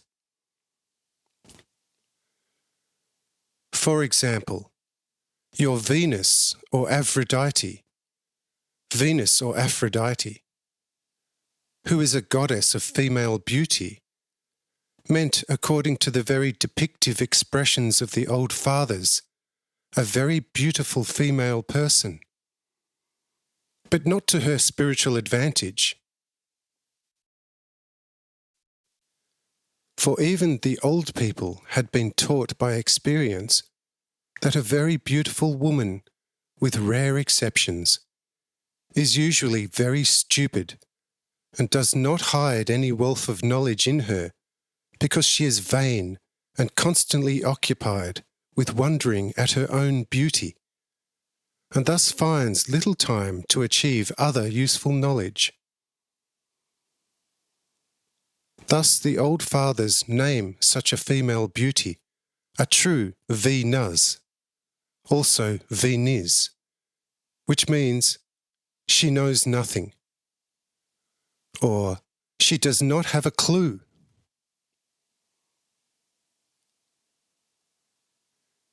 The expression Aphrodite means almost the same. If there was anywhere oviridite, it expressed giving birth to pure divine wisdom, and slowrodit, giving birth to human wisdom. But avirodit means giving birth to the earthly foolishness born, and Aphrodite then means as much as some beautiful cleaned woman who is always a bearer of stupidity, because she is mostly stupid herself.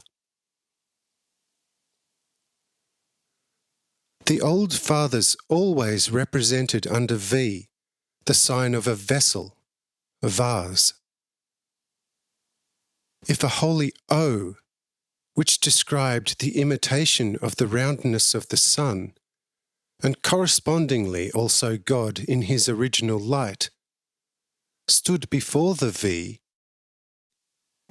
stood for the taking up of the light of wisdom, according to the O representing God. But if an A, through which the old fathers described everything that was purely and vainly earthly, stood before the V, this sign of a container represented taking up void earthly foolishness. But rodit means to bear, and avirodit means to give birth to foolishness. Tell me whether the actual being of your gods is not beginning to dawn upon you.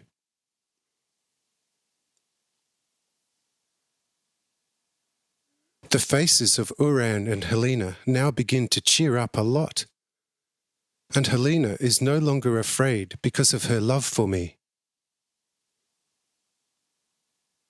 Uran then says to Methael, "Friend, your wisdom is great. For what you have now told me in a few words, all the schools of Egypt, Greece, and Persia would never have done in 100 years. You have now wiped out all the gods of Egypt, Greece, and Persia with one sweep, down to one unknown god, who I have, however, found here, as it is now becoming clearer and clearer to me. and hopefully I will find more and more. In short, you are now a man whom one cannot repay with any gold. Firstly, I thank you as a person and a friend from my whole heart. Everything else will follow. Helena also thanks Mathael for such a wise instruction.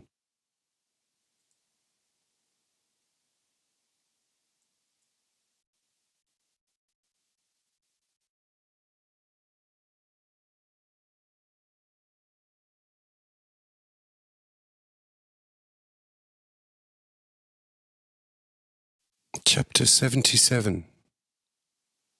Mathael as destroyer of the walls of the pagan temples.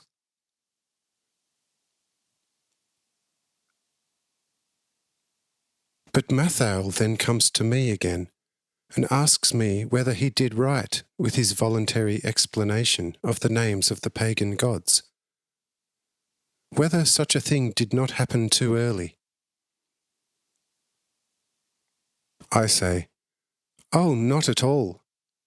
You have succeeded here in fullest truth, and you now have really achieved more for to extinguish the dark paganism with a few words than some wise teachers in many years. For whoever wants to raise a person sensibly and wisely must first get rid of all the old stupidity from out of him. If the person has become an empty but thereby pure container, then one has a light, very usable container to fill with all sorts of wisdom from the heavens. That will now also be the case with these two.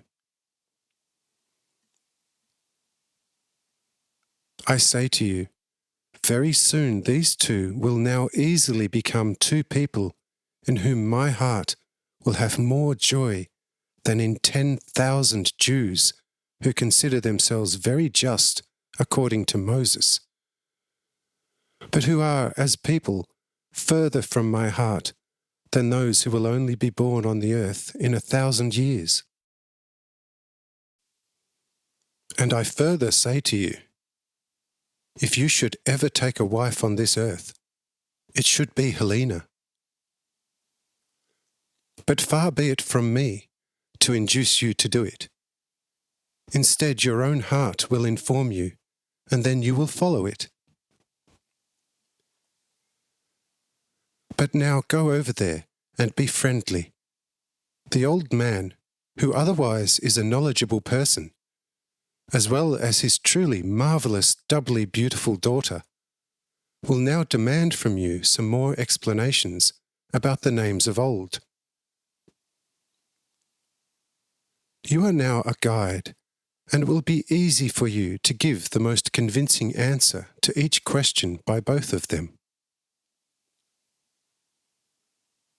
At the same time, such a conversation of yours will also make a good impression on the Romans, and thereby the first battering rams will be laid at the many temples of the pagans.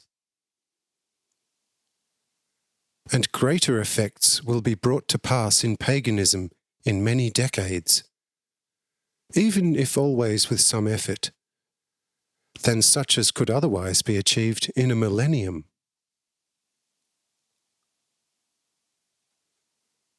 It always remains a difficult thing to preach about light at night. But once the day has arrived, then almost any teaching about the light of day is in any case dispensable, for the day then gives the light of itself. But the old man will come to you with very weighty questions, and thus it is given to you to answer also with very weighty answers. Go now in my name and do your job well.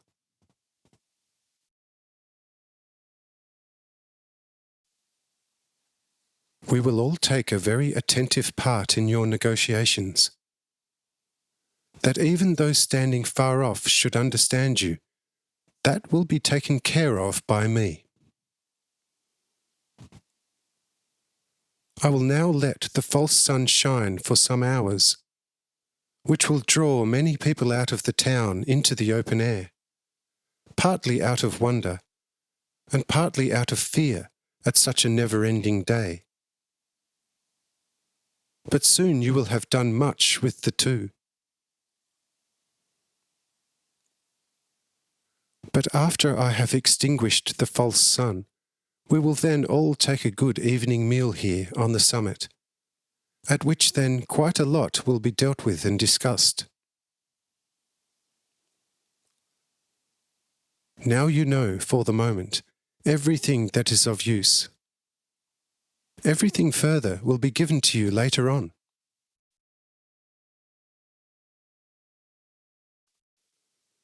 Mathael thanks me for this command, and secretly also for the command regarding the beautiful Helena, who already at first glance had surprised him very much in his heart, so that he secretly whispered to himself in his heart, "By all the heavens, such a most beautiful female figure has never been seen before in Israel."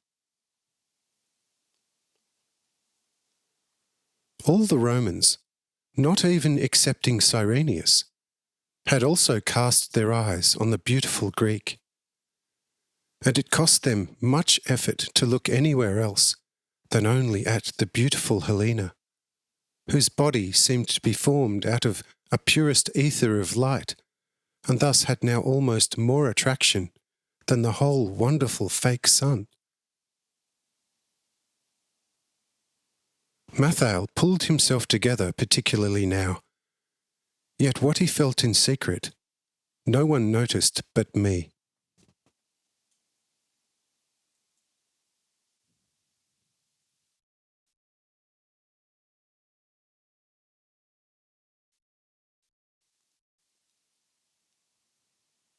Chapter 78.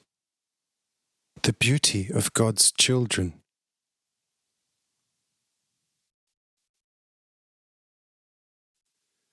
He, Mathael, went up to Oran and to the most beautiful Helena with a very serious step, and asked both of them whether they had already now thought very maturely about the explanations he had given.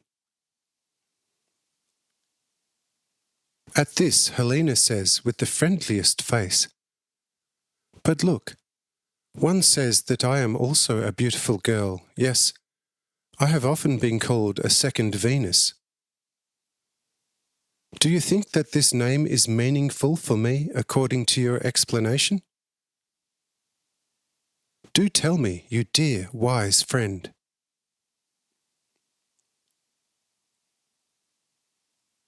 This question made our Mathael a little embarrassed at first, because he discovered right at the first glance that Helena's heart was a little insulted. But he soon composed himself and said, "Dearest sister in God, what I said to you was only appropriate for the children of the world. But the true children of God can be as beautiful in outer appearance as they like, but they are nonetheless wise in their hearts. With these people, external beauty is only a sign of their inner spiritual beauty. But with children of the world, it is a deceptive whitewash over the graves, which then, when they are whitewashed, look very beautiful and inviting, but on the inside they are full of decay and disgusting smells. But you are seeking God. Therefore you are also a child of God. But the children of the world seek only the world, and are therefore also its children. They flee from the divine, and seek only the honour and the respect of the world. If they call the world great, magnificent, and beautiful, their bliss is complete. But if one begins to talk to them about divine things, they know nothing. And in order to hide their shame, they clothe themselves in all sorts of trumpery of the world, with haughtiness and with arrogance, and persecute with anger, hatred, and scorn all the wisdom that is poured by God into the hearts of the children of God. There is, therefore, a great difference between the beauty of the children of God and the children of the world. The first is, as I said, a sign of the inner beauty of the soul, and the second is a whitewash of the grave, and this is represented by Venus. But not you, since you seek God, and have already found him. Therefore, you must not relate my earlier Venus explanation to yourself at all. Have you understood me well?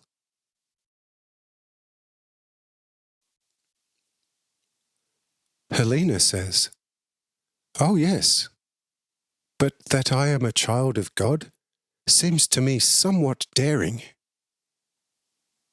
We are certainly all creations of one and the same God. But there can be no talk of the certainly most endless superiority of the true children of God in us, who as coarse and clumsy material people are visibly filled with all sorts of weaknesses and countless imperfections leading from this. You, dearest and otherwise wisest friend, have certainly gone a little too far." Mathael says, "Oh, not at all. For you see, what I have said to you I have received from the Great One. But what he taught me is and remains eternal truth."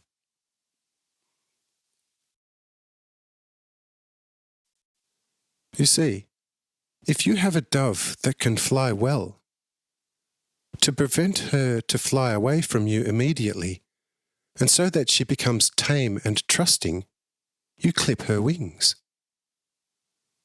Then the dove can no longer fly up and away like a butterfly, but instead must remain with you and let herself be tamed.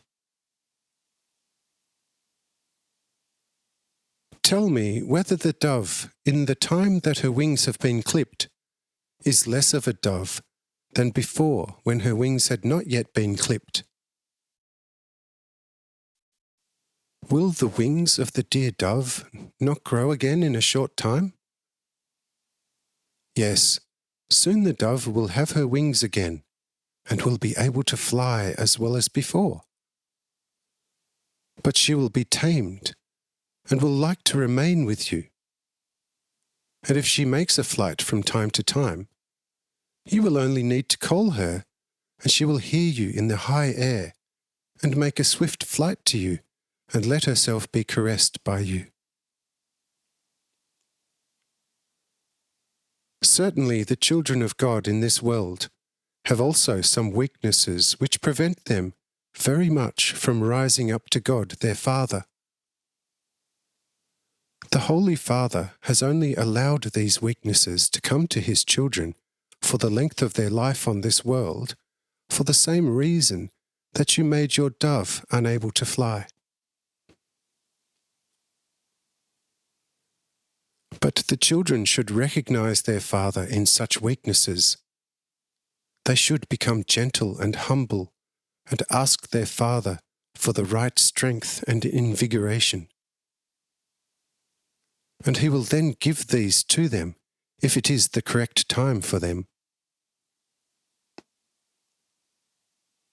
But despite the weaknesses that are even in the children of God, they are no less his children than the dove is and remains a dove, even when her wings are clipped for a while because of taming. Do you understand that now, most blessed Helena?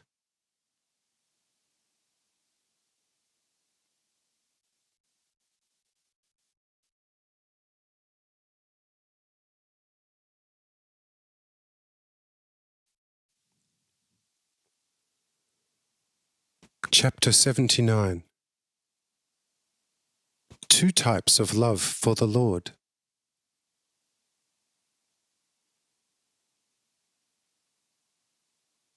Helena says, Yes, it's true, albeit with some horror. But the issue begins to become clearer to me, and I hope that I will see it even more clearly in time. But tell us, dear friend, how this now happens, that I now love your Great One even more strongly, but my heart is free of pain.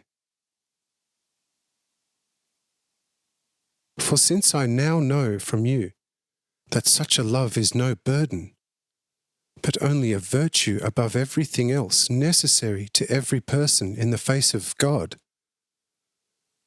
the now much stronger love no longer causes me any pain in my heart, and all trepidation in my breast is as if blown away. Oh, tell me where such a thing can find its reason.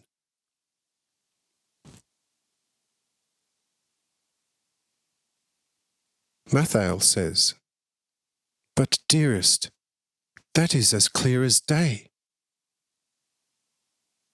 Previously, you had a consuming fear, because your heart surrounded a God with love, which according to your foolish religion was presented as extremely damnable. But now you have learnt to see your old stupidity tangibly, and you have recognized the will of God at its source, and now see that such a love must be the first and greatest virtue of every person. And so it is quite easily comprehensible why your love no longer causes you any pain in your heart, but necessarily only the sheerest opposite. Don't you understand such a thing on your own? Helena says, Oh, yes, now I understand it well. But without this explanation of yours, the thing would not have become fully clear to me for a long time. Ah, now I am in order. Mathael says, Well, if you are now in order, then you will then not need to learn much more. The just growth of love in your heart will give you the missing parts. But now enjoy also the magnificence of this day that the Lord gives us in abundance from his endless love, wisdom, and power. For after us thousands of idle years will pass again, and the people will never again see the magnificence of such a day.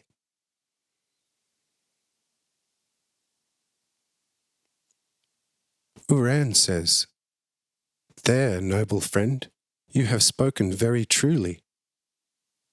Such an extension of the day in the evening is wonderful beyond all measure and extremely memorable.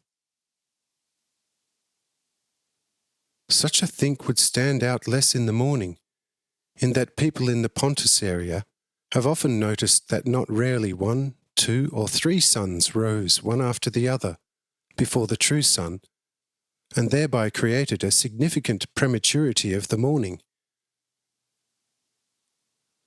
Such a morning apparition was also very interesting and strange, but not as much by far as this extension of the evening now through the pores in the firmament of a sun that is quite identical to and equally bright as the natural one. Yes, such a thing, as far as I know, has never been experienced and will only be experienced again with great difficulty. But the actual strangest thing about this apparition is, nonetheless, the visible stars in the east. And yet these, in a way, divinely artificial stars seem no weaker than the natural ones. Tell me, dear friend, are they seriously natural stars, Or are they also just false stars? It is certainly already time that the stars should take to the firmament. But why only in the east alone? And why not in the whole sky?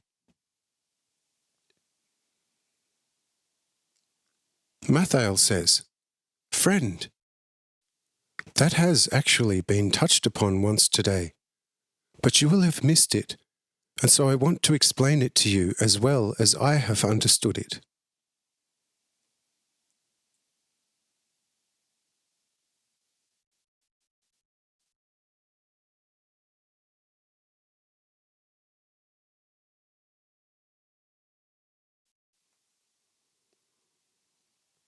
Chapter 80.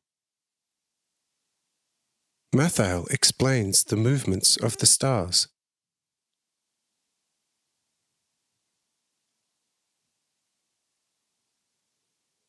Mathael: You see, this sun presently shining in the sky is in a straight line, hardly as far away from us as a good rider could cover in half a day. But the real sun is so far from the earth in a straight line that, if it were possible, a good rider could hardly cover in 10,000 years this extremely long extended line, even if he rode day and night without rest. How far do the beams of the natural sun reach? And what an immeasurable space they fill! And how short, in comparison, are the beams of this false sun? They reach to the east only weakly, which one can make out very well from the greater darkness of the east. And the air is not as brightly illuminated as with the natural sun. The bright illumination of the air far surrounding this earth means that we can never see a star during daytime.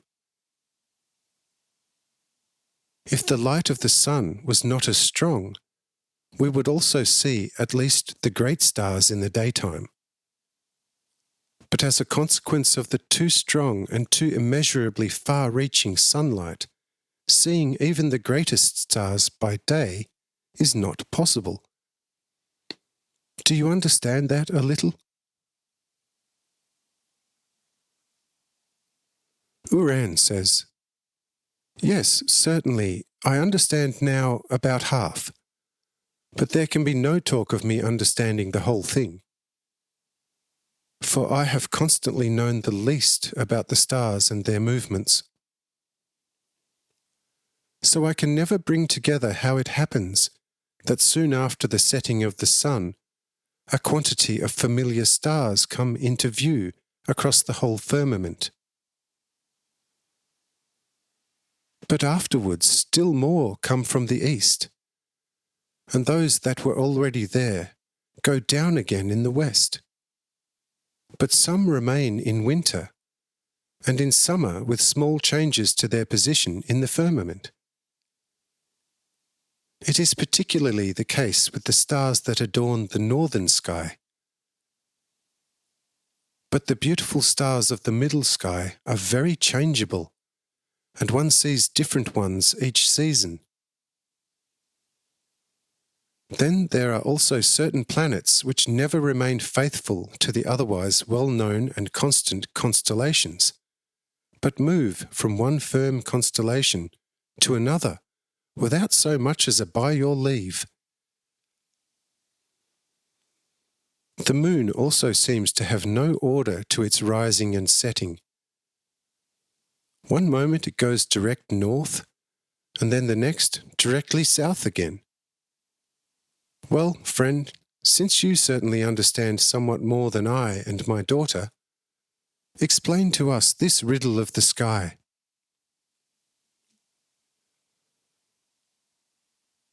Mathael says, "You know, in order to make that all so completely understandable to you, the time would run short here, and you would obviously not have the patience to listen to me until the end. Thus, let us postpone such a discussion for a more appropriate time. But I can at least tell you something small for your consolation, and so listen to me very attentively. You see, the stars, the sun, and the moon do not rise and set, but only the earth, which is no circular flat area, but only a very great bowl of several thousand hours' circumference, turns around its middle axis in approximately 25 hours, according to our sand clock measuring system, as the Lord himself has explained previously.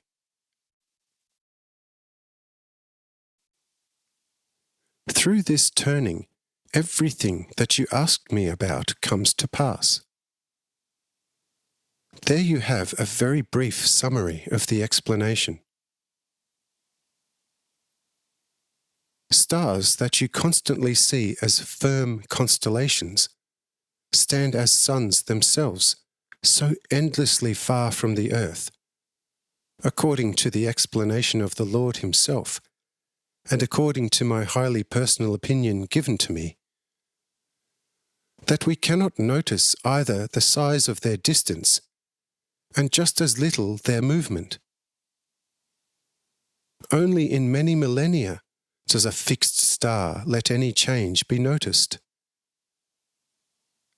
But many hundred years do not show any difference in the position of the fixed stars. But those stars that constantly change their place stand much closer to this earth, but are only smaller planets and not a sun. Move around our sun, and therefore their movement can be noticed. That is the most important things. Everything else you shall find out from me at another opportunity soon. Are you satisfied with that?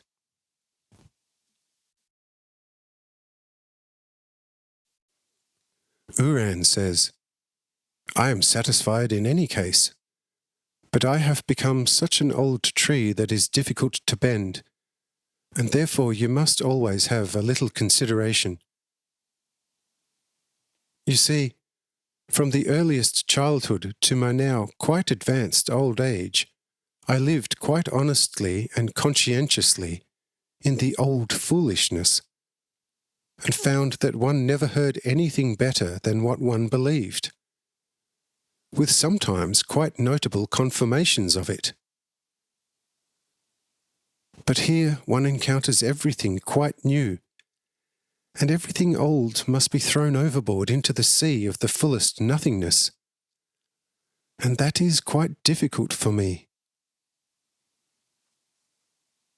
Now if I then hear a completely new religion, never dreamt of previously, it constantly costs me then a certain effort, until the nothingness of the old man and the truth of the new become fully clear.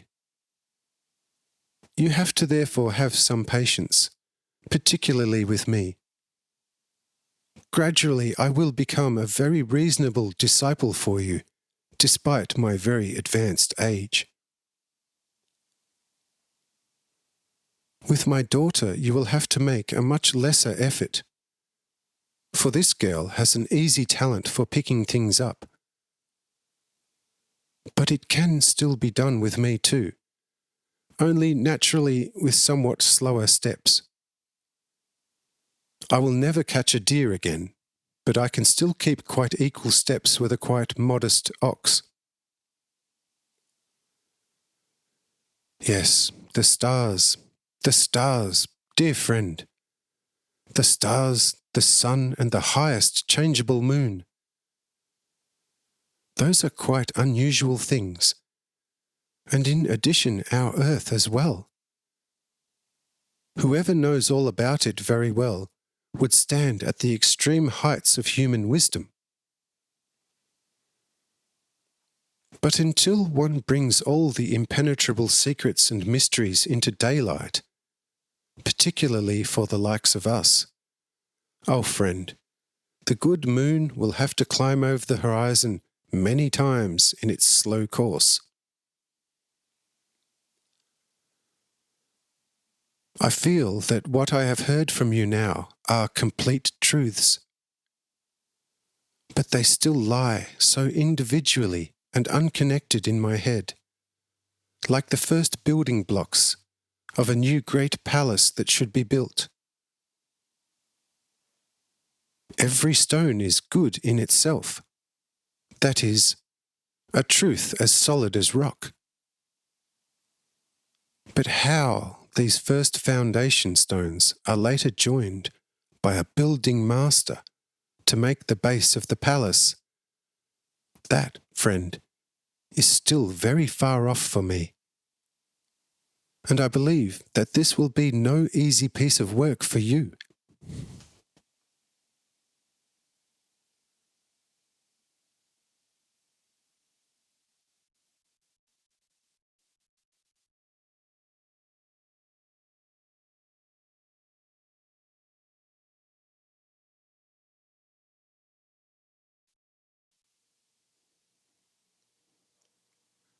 Chapter 81. The Education System in Old Egypt.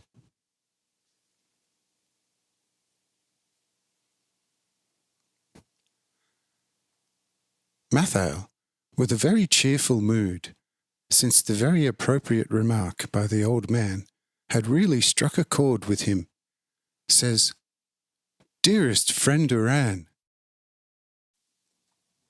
you have now spoken as a person from out of your natural side, truly so wisely and as truly as possible.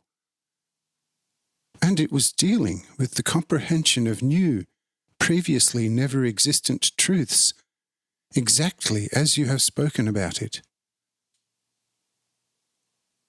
But on the other hand, I must make the following counter-remark. You see, in Egypt, and exactly in the old schools of this kingdom, there was a most curious way of bringing up those children who belonged to the priests' class, which was basically not bad at all.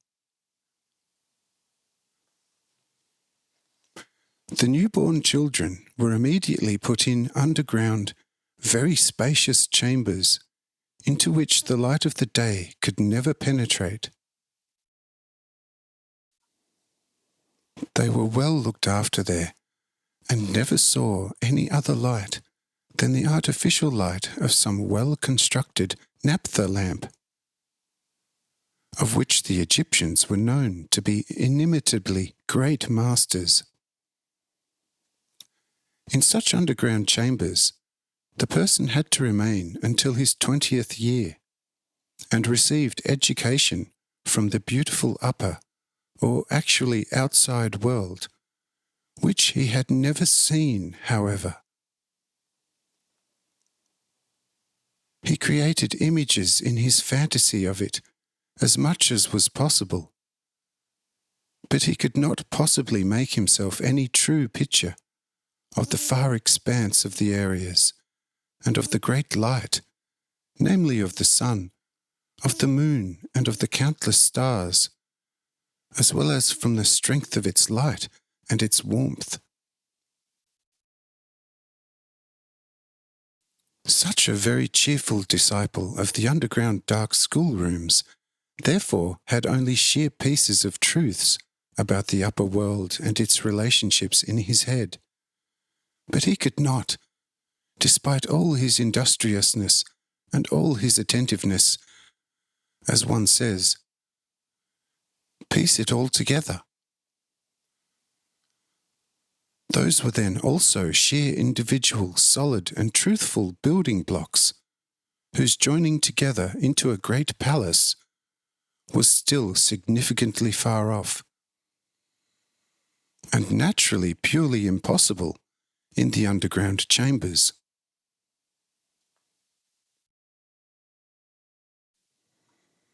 But if then Such a disciple of the underworld had reached the demanded level of education according to the judgment of his teachers. It was shown to him that he would soon, and directly through the mercy of God, reach the illuminated upper world, in whose light he would experience and learn more in a moment than in many hours in the dark underworld. The disciple of the underworld looked forward to this very much. Of course, although he would actually have to die in a very curious way first. Death consisted of a very deep sleep, while the disciple was brought into a magnificent palace of the upper world.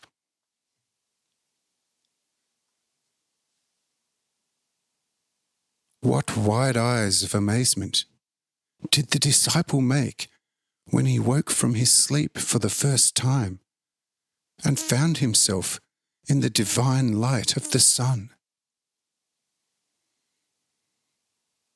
How did he seem to himself in white clothes, which were trimmed with red and blue stripes?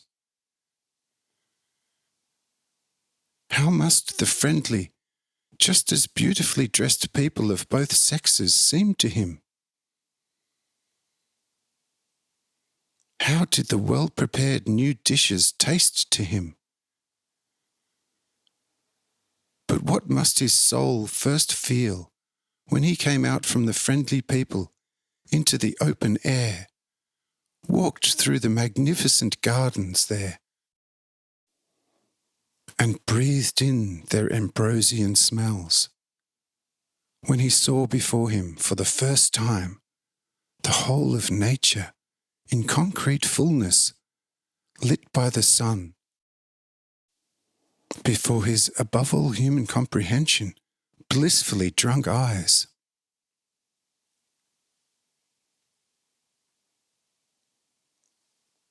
You see, from this picture, that you can further imagine yourself in your own fantasy. You see your own present level of understanding as far as all the new truths are concerned that were revealed to you here. What you now hear in the dark chambers in which your soul still exists is only pieces and cannot be something whole and completed. But if your spirit is awakened in your soul through true love towards God the Lord, and from this love also a love for your neighbour, then you will look into the brightest light of life in your spirit and see all that in its fullest connections.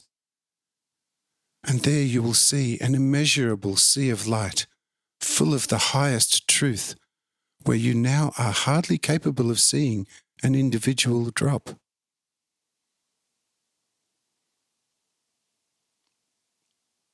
Our first and most preferable task will therefore be this: to make the spirit in the soul free, and to bring the soul into its light. Once we have achieved that, friend, then we will no longer need to collect little drops, but we will immediately have to do with the immeasurable seas full of the highest light of wisdom from God. Then, friend, you will certainly no longer ask me about the relationships of the moon, our earth, the sun, and all the stars, for all that will become clearer to you even at one glance than the sun on the brightest midday. But another school will begin for us, about which you cannot have any idea yet. Tell me, friend, whether you have understood this image a little. How did you like it?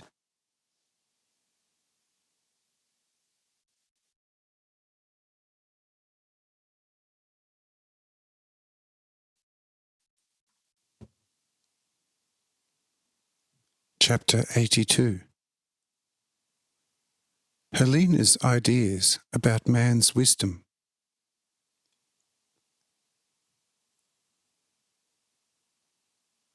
Uran says, "You know, dearest friend, I liked that all very much, and this must happen to us people. And if it was not so, and if it had to happen otherwise, you would not have come to your wisdom.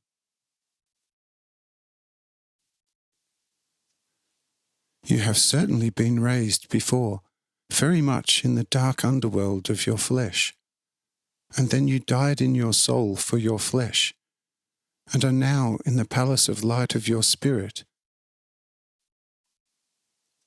and have gone on a pleasure stroll in its truly Elysian garden. The previous individual little drops have become a sea for you. But for me, that is still a long way off. And I therefore do not understand the sense of each of your individual speeches. But the great connection will only occur to me when my soul leaves the dark catacombs of the flesh and is led into the palace of light of its spirit and into its gardens, whose ambrosian-smelling fruits mature in the light and in the warmth of the eternal Sun of Life.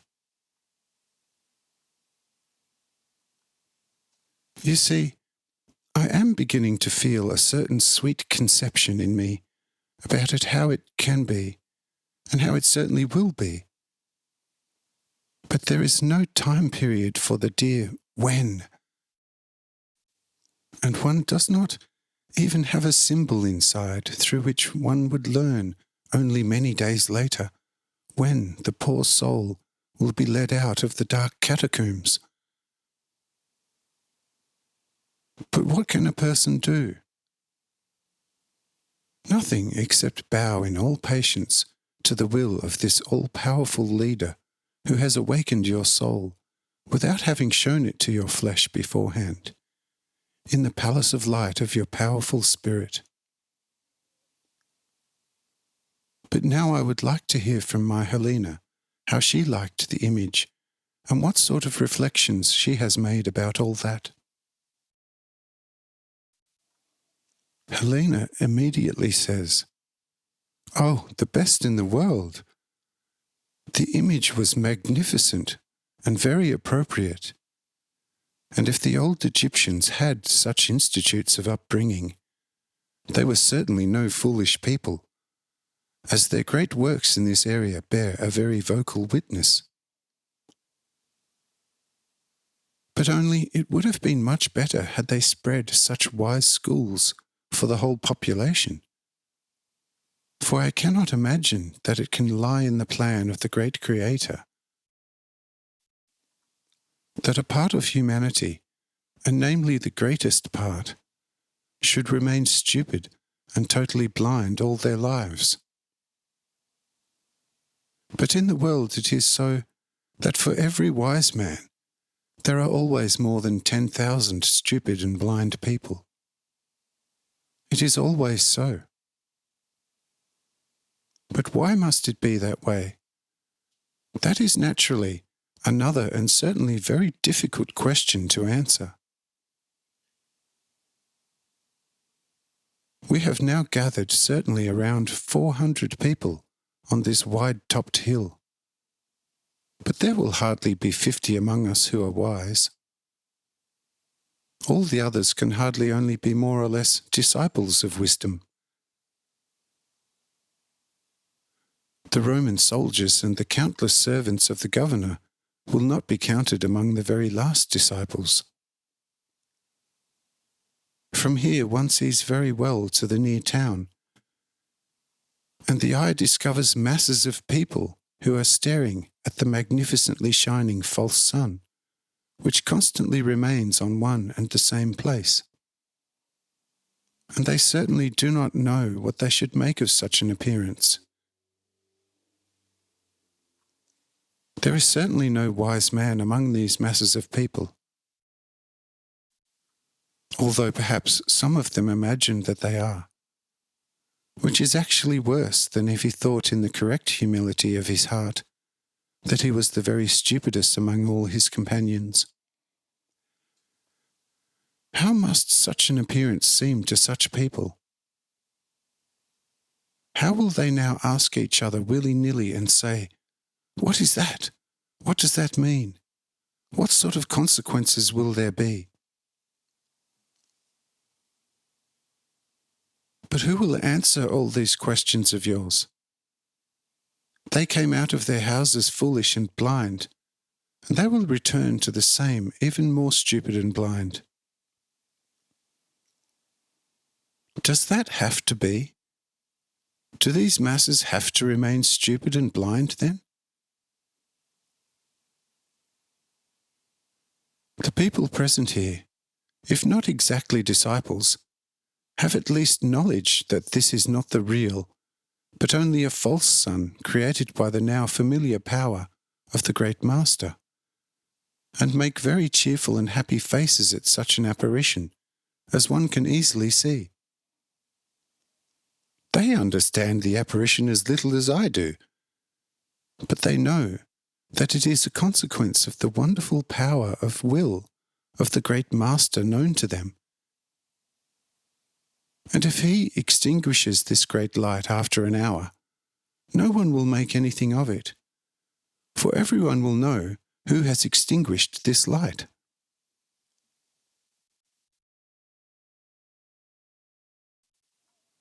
But when the other people who know nothing about here see this sun suddenly extinguish after an hour on the spot where it is now, they will be seized by great shock, fear, and a despairing fear, and everyone will quite certainly have the belief that the gods are extremely offended and will destroy the earth in the most terrible way. Therefore, it would even be necessary for the calming of the people that envoys should be sent out from here who will announce what will happen to the excited minds, and that this is only a false sun. What do you think then, good, dear friend?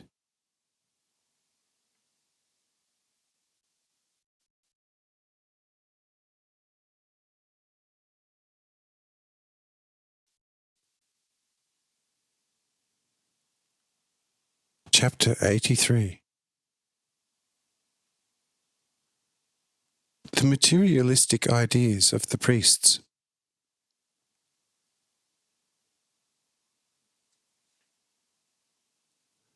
Mathael says, "Oh, dearest, that would be now very inappropriate. Later, yes, but now in the moment of highest excitement, such an action would be exactly what in the spiritual sphere of life, as if one poured boiling hot oil on cold water. Everything would go up in bright flames. But in many days after this appearance, the people can be used quite positively for something higher in this wide area. Naturally, not everyone, but the greater part certainly. The appearance will hit the Jewish priests hard. Firstly, the total natural eclipse of the sun will have affected them a lot. For these people take everything that is material and have even less of an idea about an inner spiritual sense, since they do not even understand the corresponding imagery in which Moses and a lot of other seers and wise men have written in their days. It was written namely by a prophet who was called Daniel, a speech about a certain abomination of destruction.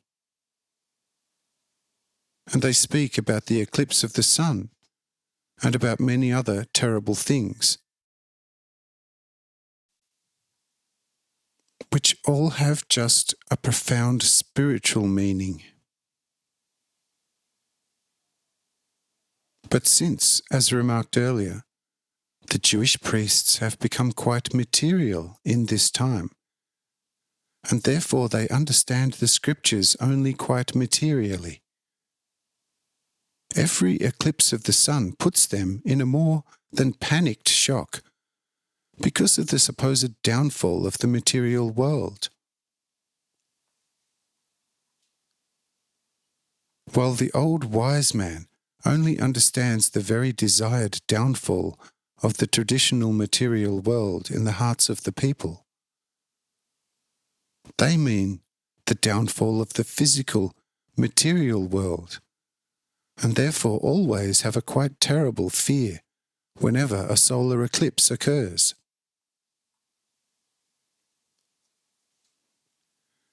If then, after a short hour, this sun is extinguished very suddenly, a great fear will befall them, for they will not get to see the moon today, since it has already gone down. But the great fear will cause in their eyes an event of the type which happens to drunkards, since they see the stars swirling around their heads as a result of their confusion. This occurrence will bring them to the thought that the stars are falling from the sky. According to the prophecy. And the day of fear will have arrived for many blind fools. You will hear afterwards how at the sudden extinguishing of this false sun of ours, the masses will begin to howl terribly before the city. But it does not harm them in the slightest, for they will become softer and gentler, and thereby more receptive to the pure truth.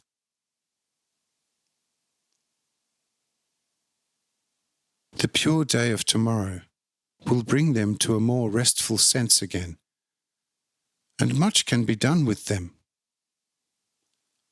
For tomorrow they will come to the sea in hordes and see whether the sea water has not become blood.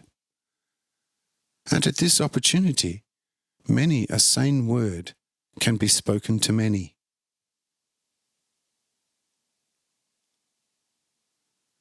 And our holy Lord and Master has allowed this occurrence because of this city, which is not in the best light. Whatever he does has all the time an endless, many-sided good purpose. Only whatever people do without him counts for nothing and is useful for nothing.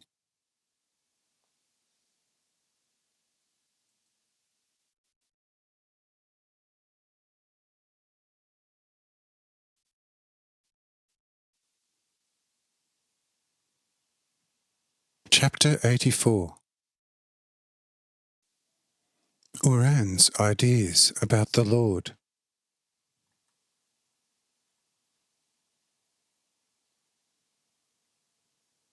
After these words by Matthau, Uran says, I must admit to you openly, however, my now ever more worthy friend, that a sort of fear is created at the thought of the sudden extinguishing of this sun.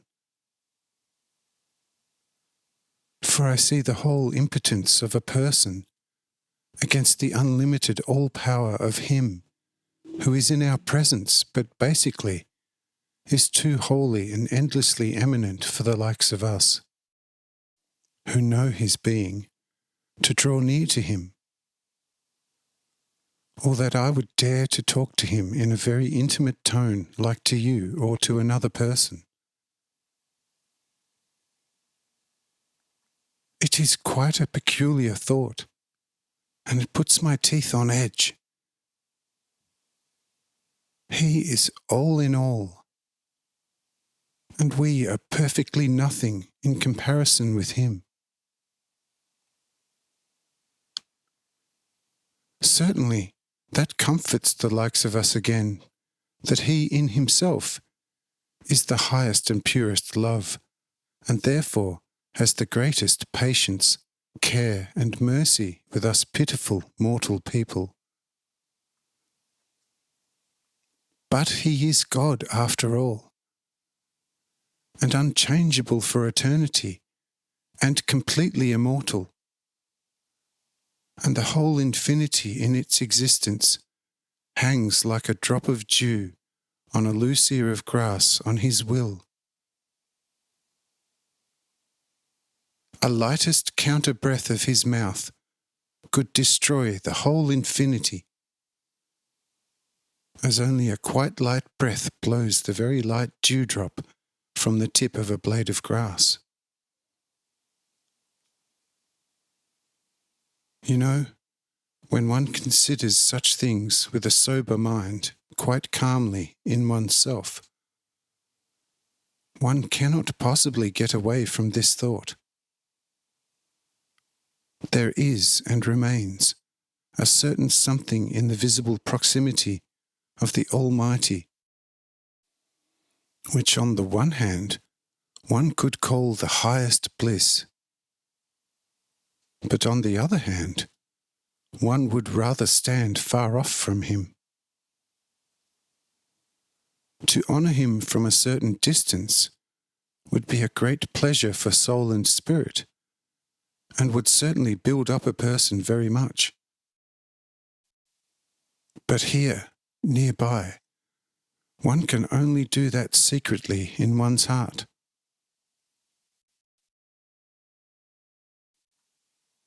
So I would like to speak to him now. I am longing powerfully to do this.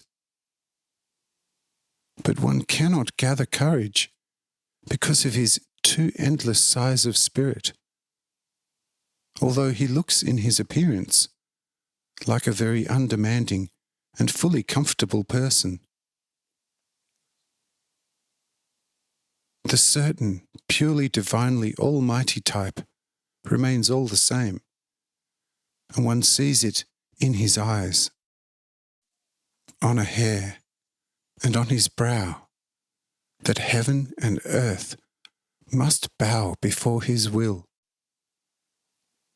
Beams of light positively come out of his eyes, and his brow orders into being which never existed before. Yes, friend, that is a crushing sight, to see the Creator of the worlds and heaven in the body of a simple and fully undemanding person before one's very eyes. Truly, there is no longer any talk of any joke, but it is so, and to the Lord alone be all praise that it is now so, for without him we would be in a very desperately bad situation under today's circumstances. Mathael says, "Certainly that, I and you in particular, for the wicked would have strangled me, and the eclipse of the sun would have consumed you. But now let us pay attention, for from now on the false sun will not last too long, and at this sudden extinguishing of this quite rare sun, the spectacle will be over. Then all become quiet and look at the false sun.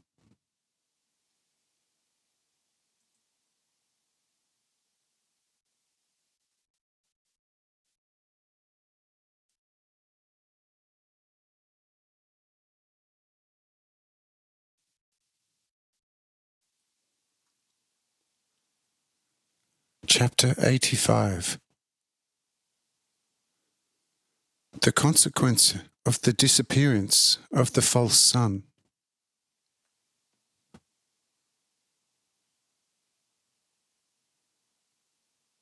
Some moments before the extinguishing, I say loudly to everyone, "Prepare yourselves for the extinguishing, and you, Mark, light now all the oil lamps and tar torches first. Otherwise, the sudden strong darkness following this strong light would affect your eyes dangerously and painfully. Mark and his servants now hurry to light the lamps of all sorts, and Cyrenius and Julius order the soldiers to light brushwood. And when everything is burning as it should, I say loudly, "Extinguish, you false light of the air, and rest to you active spirits." After my call, the false sun suddenly disappears. An extremely strong darkness covered, in a moment, the whole area. And one clearly heard the great howl of fear from the town lying quite nearby. The people saw, of course, many lights on the mountain on which we were sitting quite comfortably.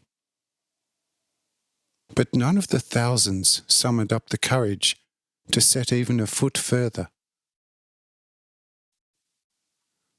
For the Jews, in their great fear, saw the stars fall from the sky in seriousness, and several lie on our mountain.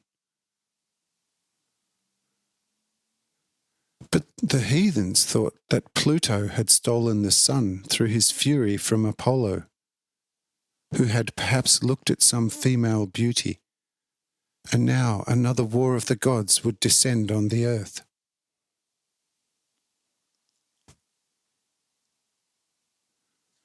But a war of the gods was no desirable appearance on the earth, according to the myths, sagas of the pagans, because the war that had happened once already was so frightening, in which the enormous gods of the underworld had thrown whole burning mountains with great strength against Olympus,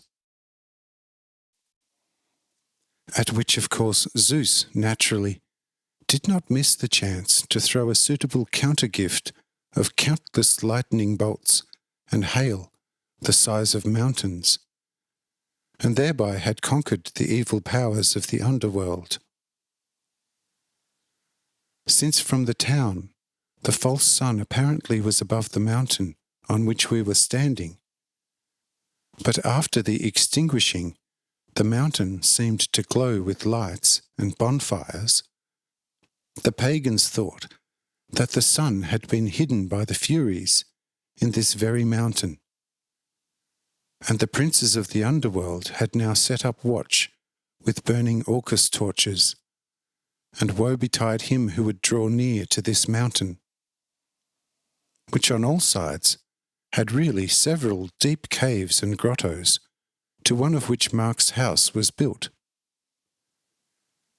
and, as was known, served Mark as a very spacious cellar and other storage rooms.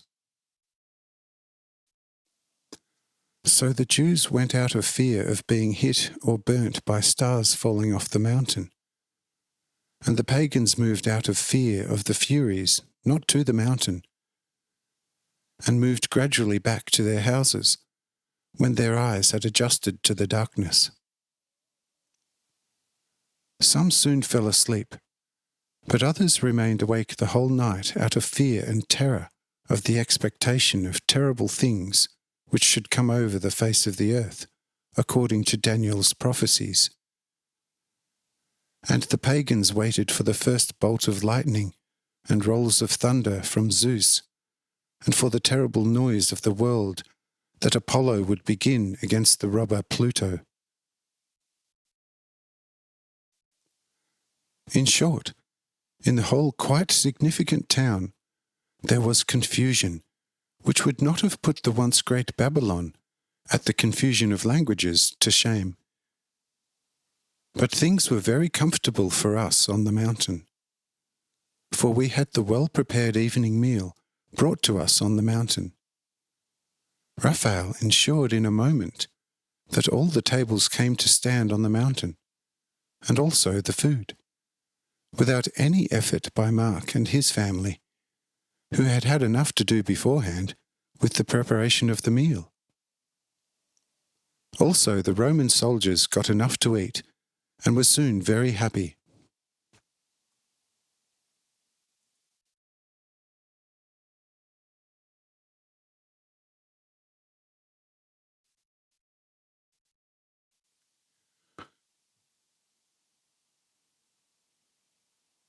Chapter 86. Those who believe in me will not taste death.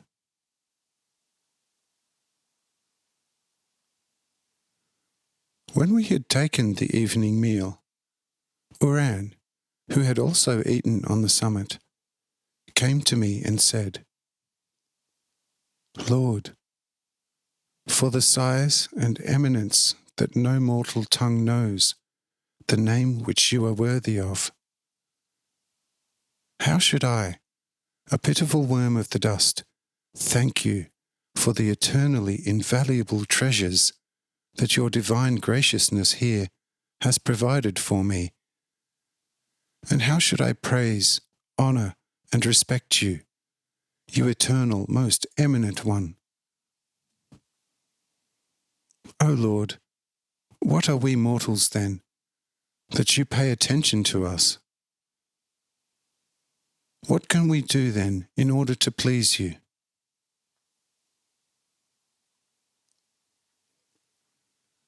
I say, come on, friend, and now do not cause such a powerful stir.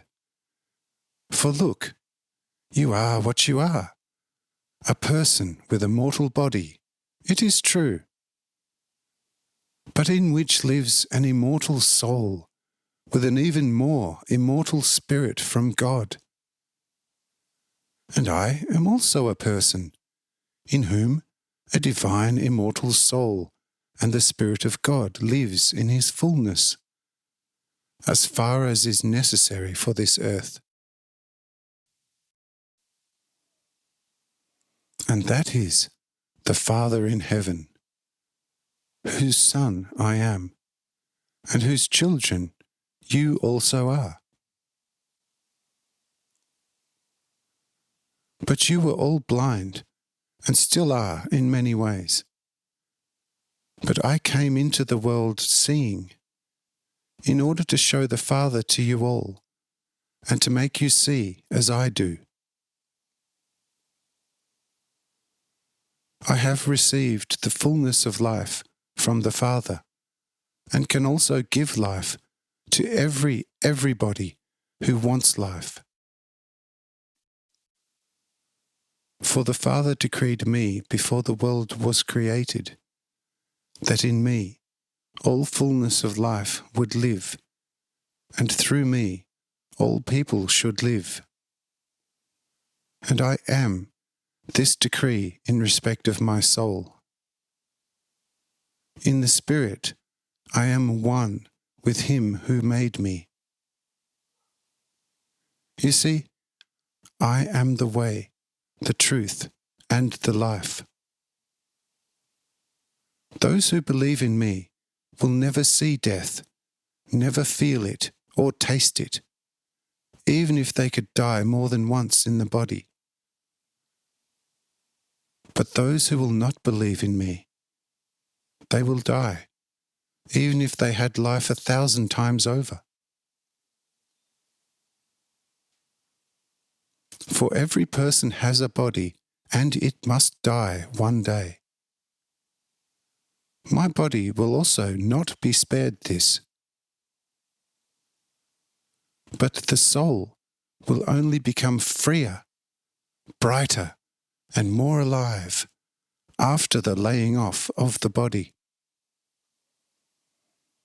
and will be fully one with him who created them before the world, for the salvation of everyone who will believe in the Son of Man and keep his commandments. So think properly and keep the easy commandments which are given to you. Then you do not need anything more. For I did not come to take reputation and honour from people. It is enough that the one praises me, who is above everything in heaven and on earth. But if someone will honour, praise, and worship me, he should love me indeed through his works and keep my commandments, and his reward in heaven will be great.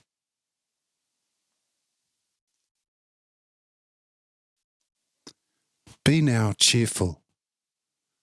Do not overestimate me, and do not underestimate yourself too much. Then you will walk along the correct path and will gradually get to know me and yourself more perfectly. For now, stay with Mathael, who together with your daughter will bring you along the correct path forward. But if you and Helena have a particular request, just come to me, and I will listen to you any time. But you must leave aside the great homage. For see, we must only speak and act towards one another as people, friends, and brothers. For every person has a divine spirit in him, without which he would have no life. And such a spirit is no less divine than the primordial divine itself. Thus, be a correct disciple of Mathael, and you will be able to be a very efficient apostle of mine in your own land.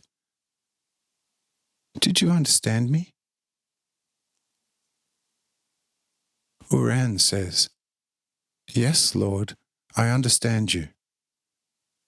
But I only now completely recognized what I and my daughter had been told about the true God. Before, I never dared to think about it." Then the Greek was silent, for his feelings got the better of him, and he cried out of love for me. But I took his hand gently and asked him, saying, "What did it consist of? What Mathael said about God?" Uran sobbed again, but nonetheless said, looking reverently into my eyes, "Oh, that God is the purest love in himself. Oh, you most holy one, let me die in this my love for you." "No," I said. "You should not do that for a long time yet. For you shall become an effective tool for me on this earth. And when the time of the flesh has passed for you in this world, you will not die, but will be awakened by me in your flesh. Thus be comforted, for you have found the correct path. Whoever seeks as long as you have been seeking will find. Whoever asks as you do will be given. And whoever knocks on the right door, as you now have just knocked, to him will it be opened. But now go over to Mathael and tell him everything that I have just told you." Uran now cried even more from sheer love and highest living gratitude to me, hurried back to Mathael and told him, still sobbing for a long time, how I had accepted him, how good I was to him, and everything that I had told him. But Mathael and Helena were so moved themselves by the very solemn tale by old Uran that neither could hold back tears. And Mathael said after Uran's account, "That is the alone incomprehensible thing about the incomprehensible. That he, as the highest divine being in his spirit, talks and acts with us people as if he were not the Lord of infinity, but a person like us, like a best friend to the best, most intimate friend. Yes, as a true brother to brother. In short, he lets himself be played with, and yet every look, every movement of his hands, every step of his feet, and every so insignificant sounding word from his mouth is a deepest lesson in wisdom. His deeds bear witness of his incontestable divinity, and everything that he does is already planned as if from eternity for the achievement of the best purposes. Oh, you will soon see, hear, and experience much.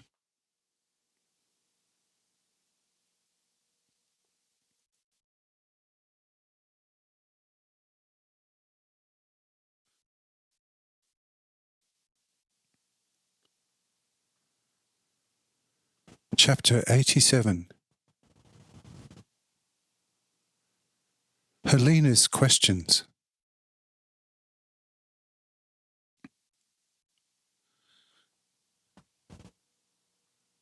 Helena, also still sobbing from love for me, says, "But tell me, who then are the 12 very respectable men who say almost nothing, but nonetheless are constantly around him? They must be very wise men. One looks just like him. Another is still a disciple, but always listens to him the most enthusiastically, and writes some things down on a slate. Who are they then?" Mathael says, "As far as I know, they are his oldest disciples, and are all except one very wise and powerful men over their flesh and over nature. But one seems to be a mischievous rogue. Truly, I would never like to count him among my friends. It seems to be a premature birth of a poor devil in human flesh.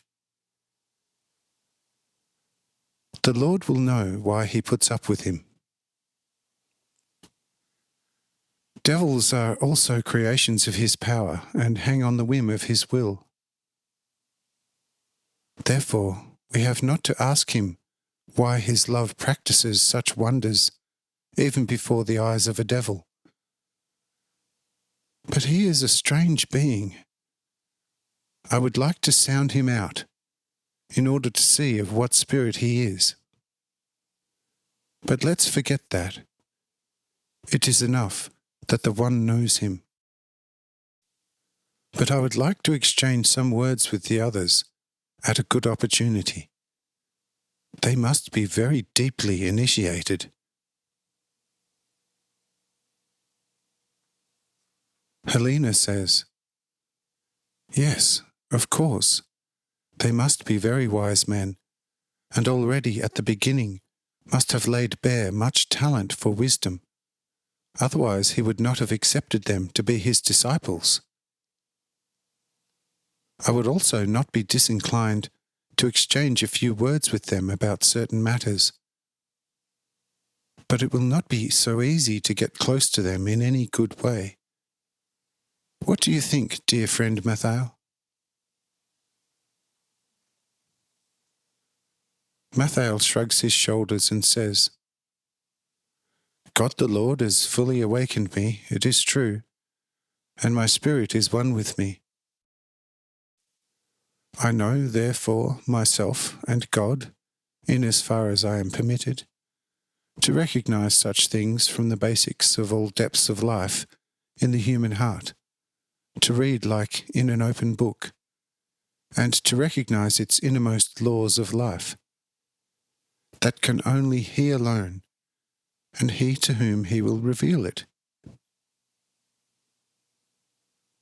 Ah, for a pure person of the world, whose innermost life is still completely lifeless and locked fully dead, whose whole thinking and wanting comes from his brain and from his external senses. One can decide very exactly how and what he thinks, feels, and wants.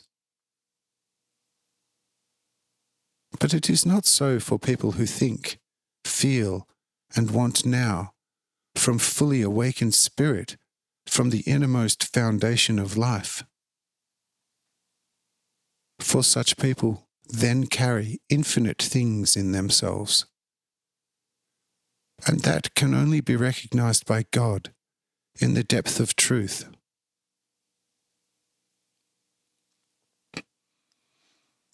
Therefore, one cannot start a conversation with such men as with a quite usual everyday person. If it was necessary for us, the Lord would certainly order it and allow it.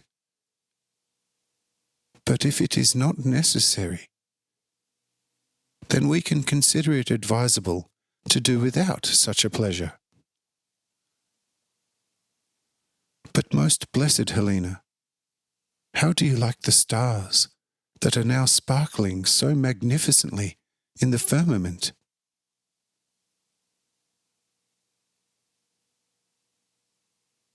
Helena says, "The stars have always extremely interested me since my earliest childhood, and I remembered a lot of the so-called constellations. Those of the zodiac were shown to me first as the most important. I learnt to recognize them completely in the course of a year, and afterwards also the other wonderful constellations, and even the individual large stars. I know all the stars by name. I know where they are, and when they come up and go down in every month. But what use is all that? The more I concentrated on these magnificent lights of the heaven, the more such hard questions there were for my mind, for which no mortal has ever found a satisfying answer. Since I could not bring anything out of the dear stars, their names bothered me even more, which are naturally ages old. Who discovered first the zodiac and gave the 12 pictures their names? Why did they receive exactly these names that we know? And why no others of a particular type and sort? What has a lion to do with a virgin, a crab with the twins, a scorpion with a balance scales, an ibex with an archer? How do a bull and a ram get into the firmament? How a fisherman with the fish? It is very strange that in the animal world there are also 4 human images and the image of an object. If you can give me some reason for this, you will make me very connected to you." Mathael says, "Oh, most blessed Helena, nothing easier than this. Just have a little patience during my explanation, and the issue will become quite clear to you."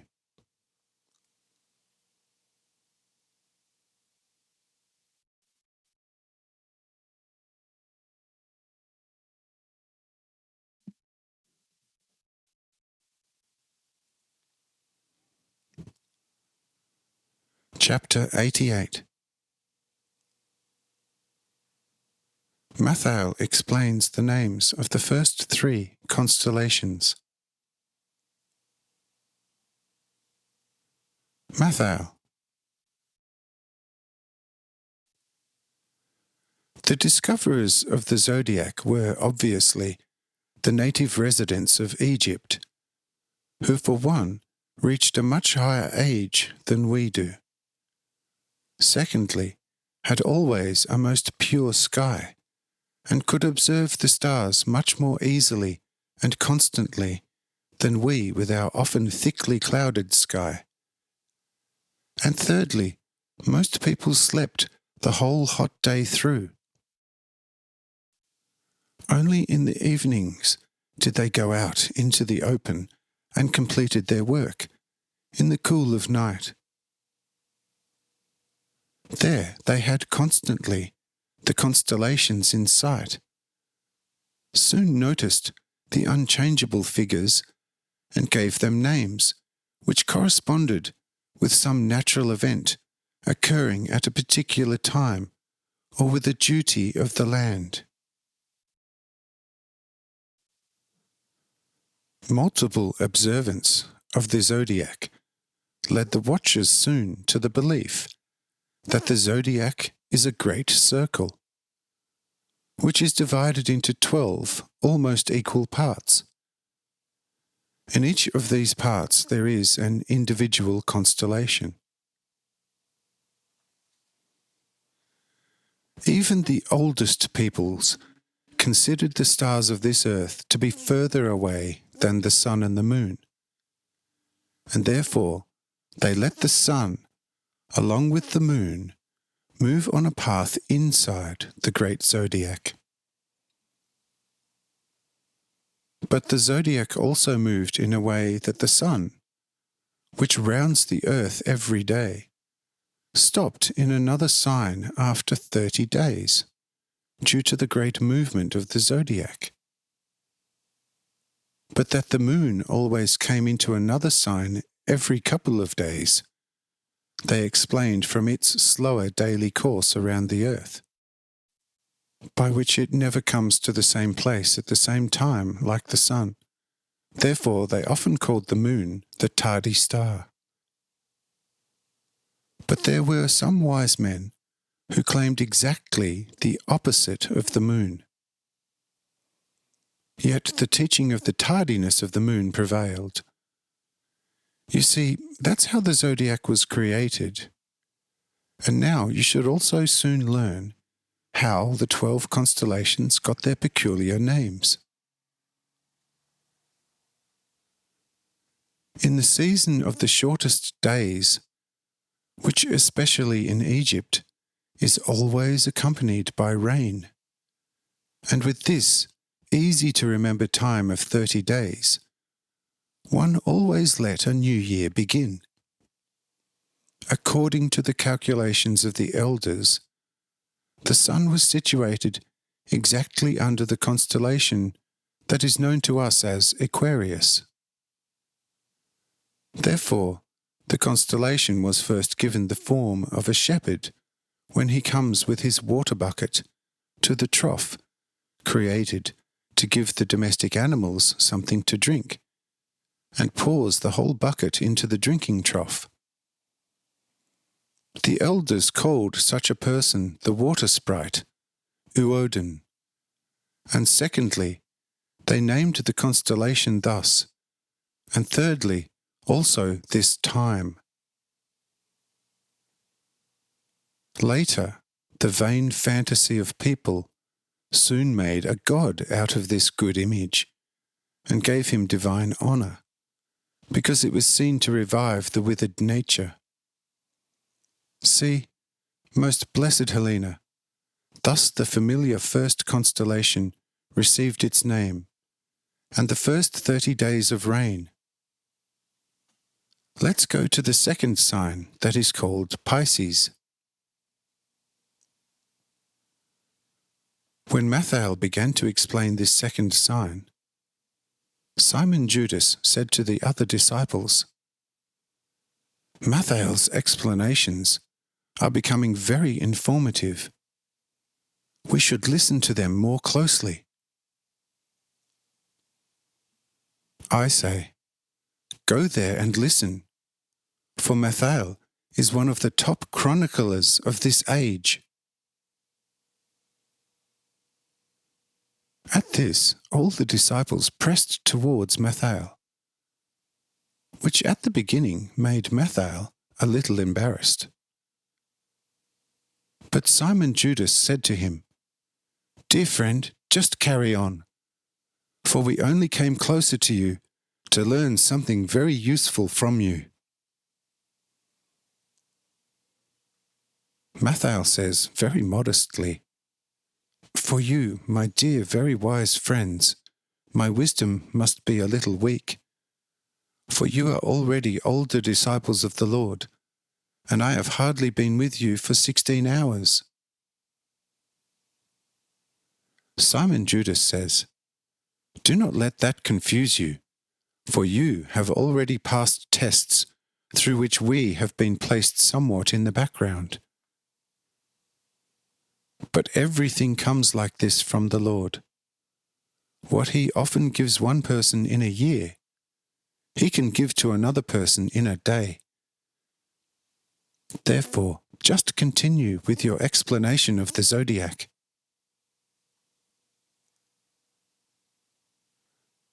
Mathael says, "With your great patience and under your likewise great care, I will immediately continue.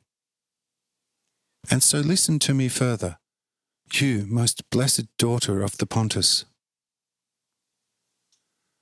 After 30 days, the heavy rain in Egypt usually comes to an end, and in the heavy swollen Nile there are always a great quantity of fish to be found, as well as in the side streams, which have to be caught at this time, of which a great part is eaten immediately, an even greater part is salted and fried in the air, which at this time blows very strongly in Egypt, and is stored for the whole year. This action with the fish is ordered in the mentioned land by nature, and must be handled before the Nile sinks too much, and the many significant side streams dry up, whereby a great mass of fish must rot, and thereby poison the air with the most evil smells. What is still tradition today in Egypt was a necessity for the oldest wise inhabitants of this blessed great land. But since such time was used for fishing by the inhabitants of this land right from the beginning, and the sun came to stop at the start of this fishing season in a new constellation, this constellation was called the sign of the fish, Pisces, and the time was also called thus, and it was named Rebar, also Rebuza. But since the people at this time were very easily suffered from fever, partly because of the enjoyment of very fatty fish, and partly as a consequence of the air full with many impure smells, this time was later called the fever time. And the vain fantasies of the people made from this time soon a goddess, and showed her for the prevention of this stomach sickness another type of divine reverence. Now you have the whole natural and true story of the naming of the second zodiac sign. And so we progress to the third.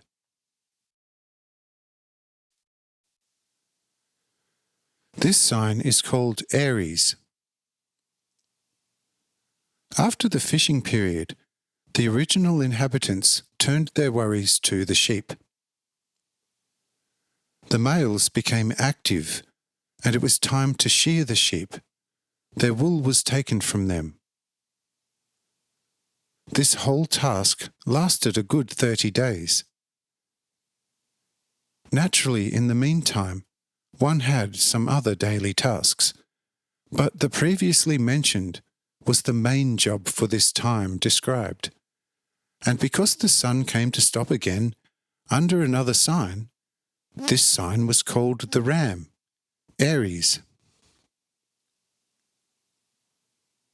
Later on, as one has the most storms in this period, where everything was in battle, one element against another, and the heat against the cold, or rather the coolness of this land, this period was dedicated to battle, for whose occurrence the human fantasy soon saw a picture which was soon given a divine honour, and made it into another main god in the later times of war. If we split up the name Mars, and we get the original Maritza, also Mayaritza, what does that mean? Nothing else but warm the sea.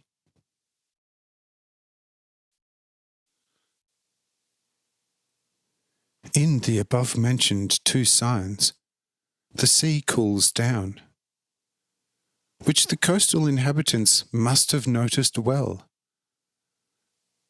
But through the greater strength of the sun, through the battle of the warm air from the south with the cold northern air, then through the volcanoes that usually awoke in this period, and the veins under the sea became warmer and warmer.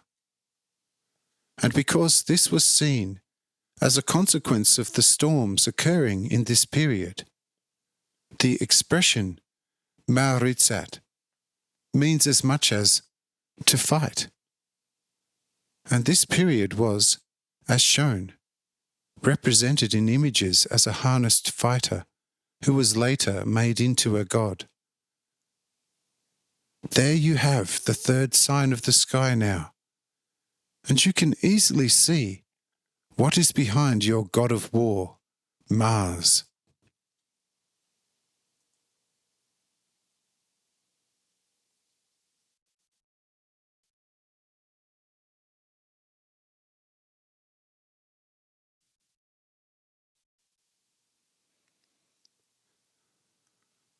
Chapter 89. Explanation of the fourth to the sixth sign.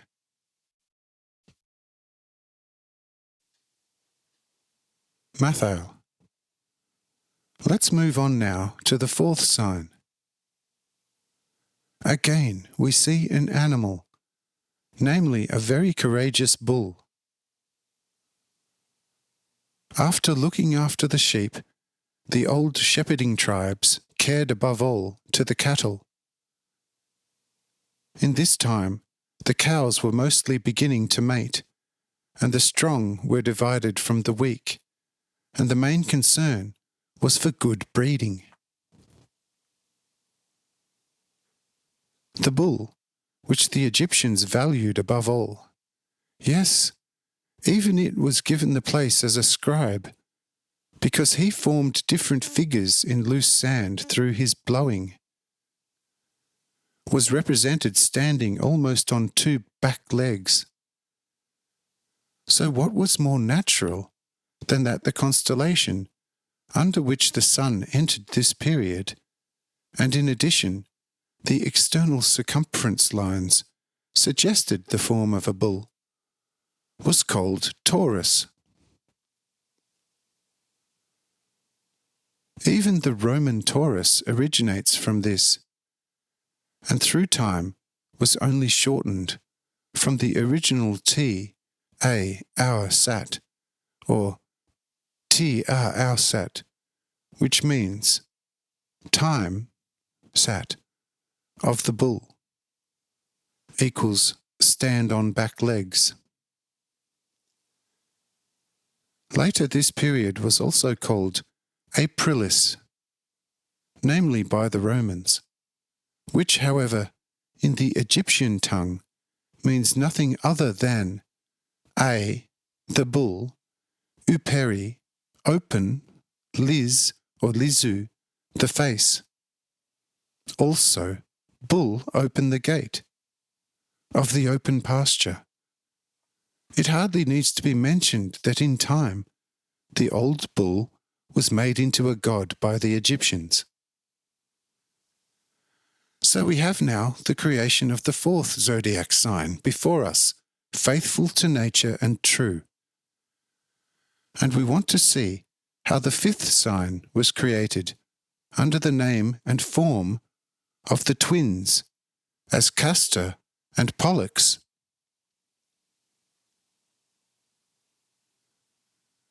This will be very easy to understand if we think that the old shepherding nation of Egypt had a lot of care and effort of the year within the looking after of the cattle. After this time, the heads of the community came together and chose one or two knowledgeable and possibly understanding judges, and at the same time judges for this period, who had to look around and check whether all former effort was carried out uniformly well and beneficent. According to the position, an inquirer was named. Ka-i-e-stor.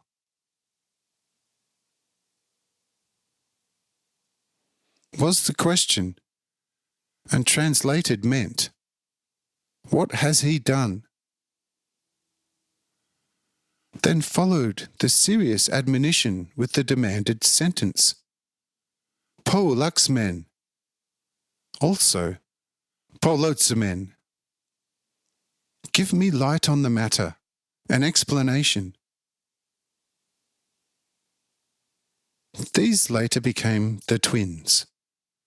But basically the twins were only two sentences, namely a question and then the demand. Naturally, not only through words, but in deed.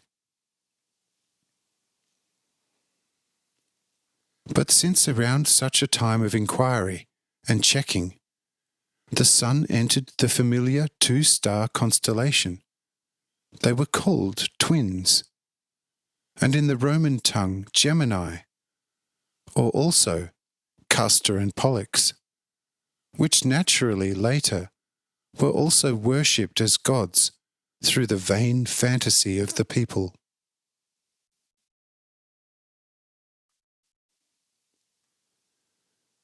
We have now got the fifth zodiac sign before us explained, just like the previous signs faithfully and truthfully.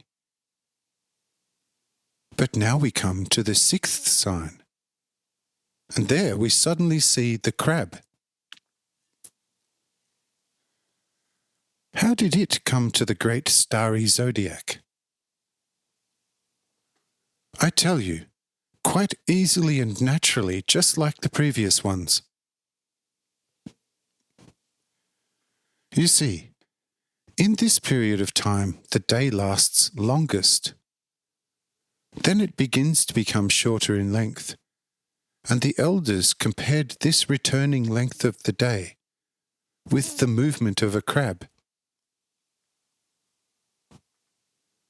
But at the same time, it was the sixth period of 30 days, in which the dew in this country became very strong at night, particularly near to the river.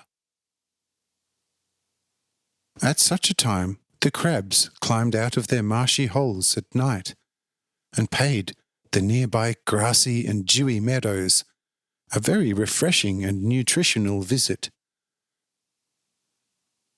The old inhabitants of the land on the Nile noticed this very easily, and at the beginning made an effort to drive the uninvited guests out of the fat meadows, which particularly for the first inhabitants of this land was no easy job, since in this time the quantity of these great mud insects became countless. At first they encountered them with burning torches, collected them in piles and burned them, which did nothing to the large number, however.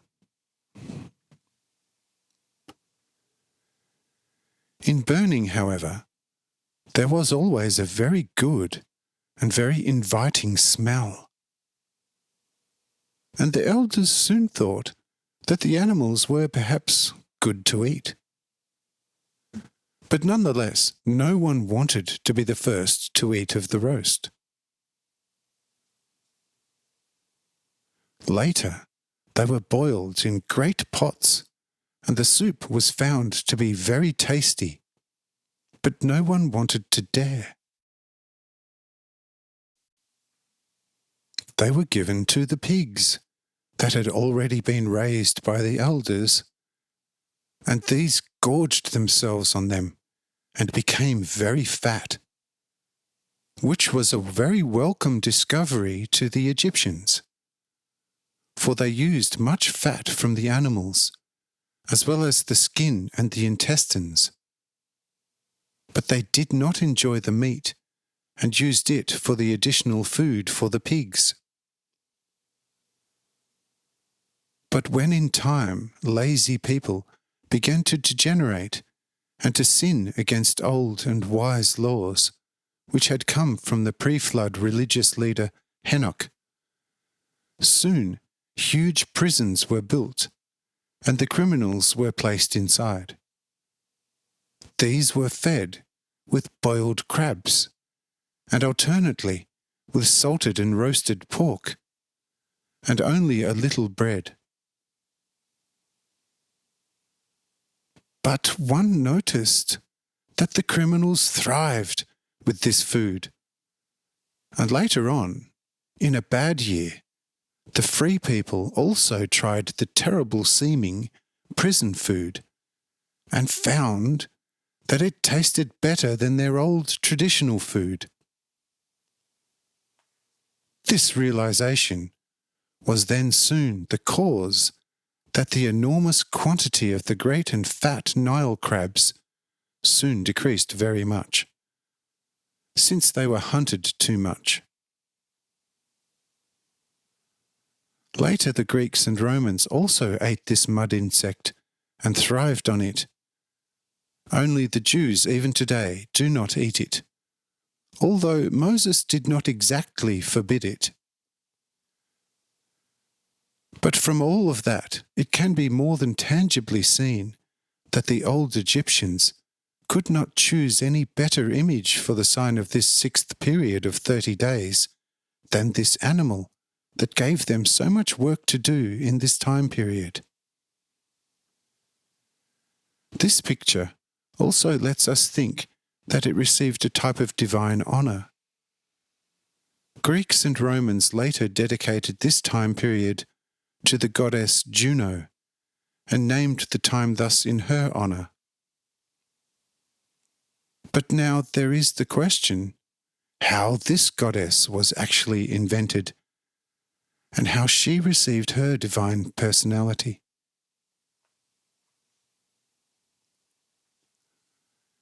The wise men have different opinions, which are basically not badly founded. But the real reason is nonetheless that which was hatched in time, just as with the personalities of Castor and Pollux. Around the time of the crabs, it became too hot for manual activities, and one therefore devoted this time to spiritual investigation in great shady temples, of which then several were built by the original inhabitants of this land. A main question at the beginning of all spiritual investigation was whether the pure divinity could also be sought in any material conjunction. As all questions by the wise men were only very short, but needed a very long answer, thus was it with this weighty question the same case. They said, J'ai eu un eau. Translated, is that separate divinity, if put next to each other, still a whole divinity?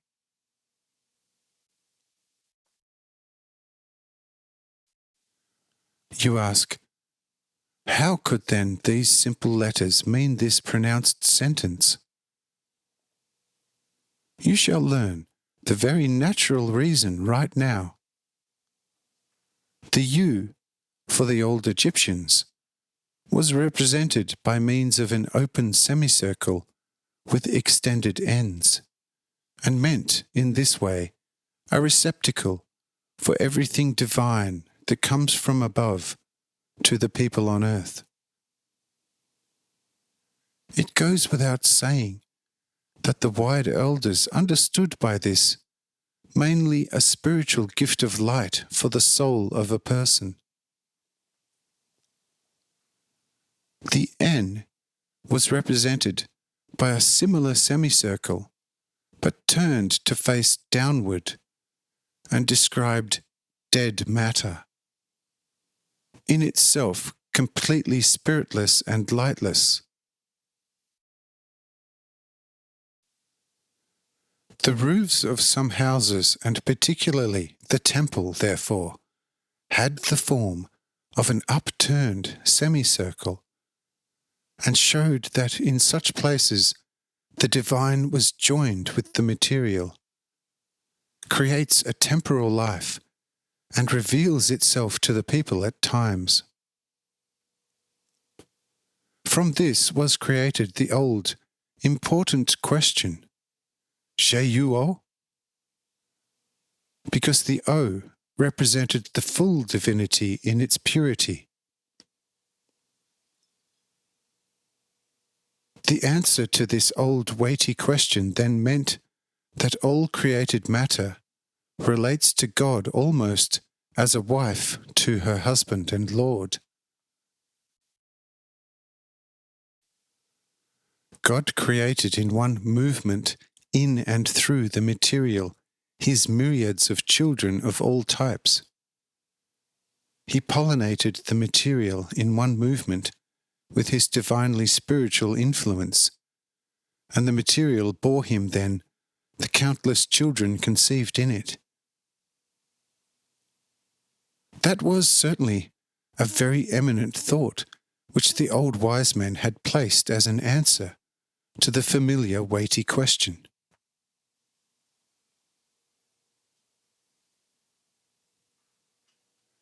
In time, particularly for the later descendants who were lusting after the senses, there was no longer any idea about the old Egyptian wisdom.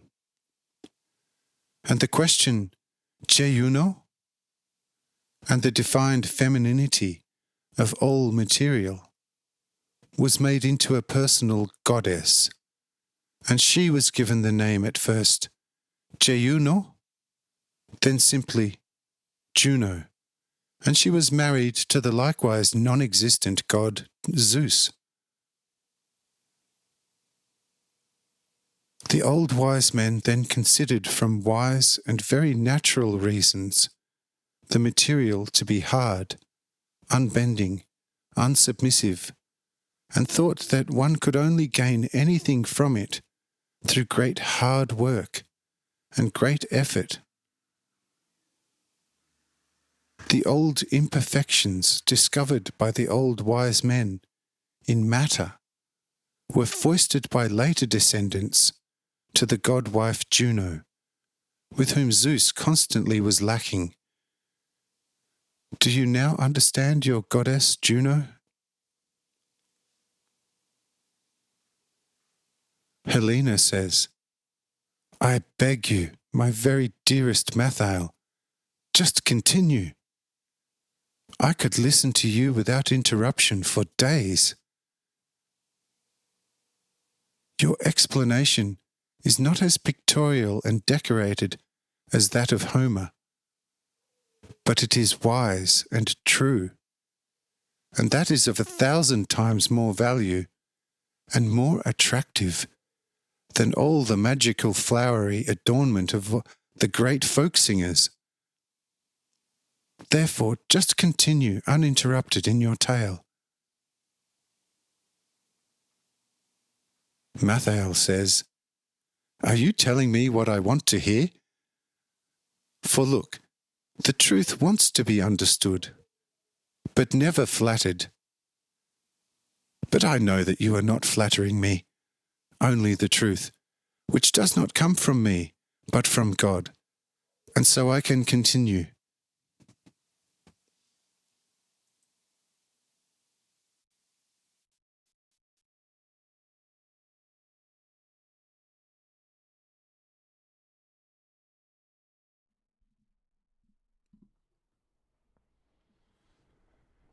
Chapter 90. The 7th, 8th, and 9th sign of the zodiac. Mathael. Listen then. After the crab, we see the lion in the great zodiac.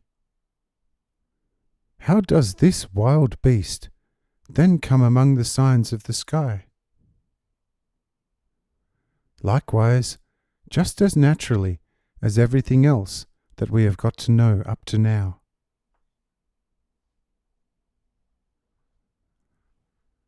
After the crab hunt, which lasts its 30 days, and sometimes also an extra 1 or 2, because the month of the crab, June, and not the month of the fish, February, was decided as the month of balancing out by the old Egyptians. Another calamity began, which created a lot of cares and worry for the elders. Around this time, the lions usually give birth, and are there, full of hunger, concentrating most on the hunt, and move far and wide over the deserts, the mountains, and the valleys, into areas where they expected some fat herds.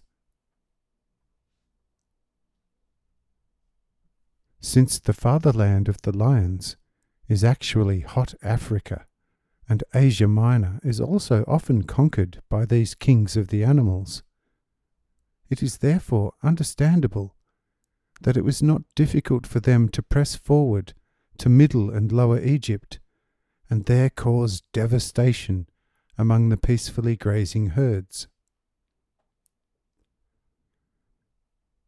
Just as a great cold drives the wolves into areas occupied by people, so the great heat of Julius, July, drives the lions into the somewhat cooler northern fields, where there is a good prey.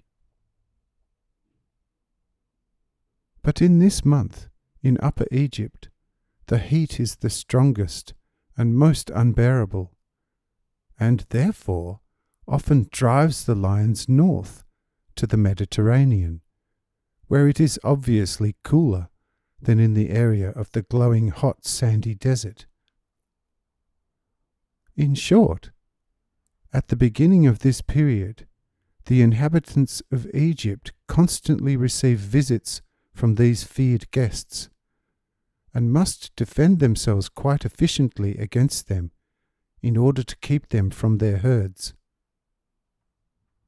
And since the sun at this time enters a constellation just like that of the bull represents more or less the form of a furious lion, the elders called this heavenly body with the name of a lion.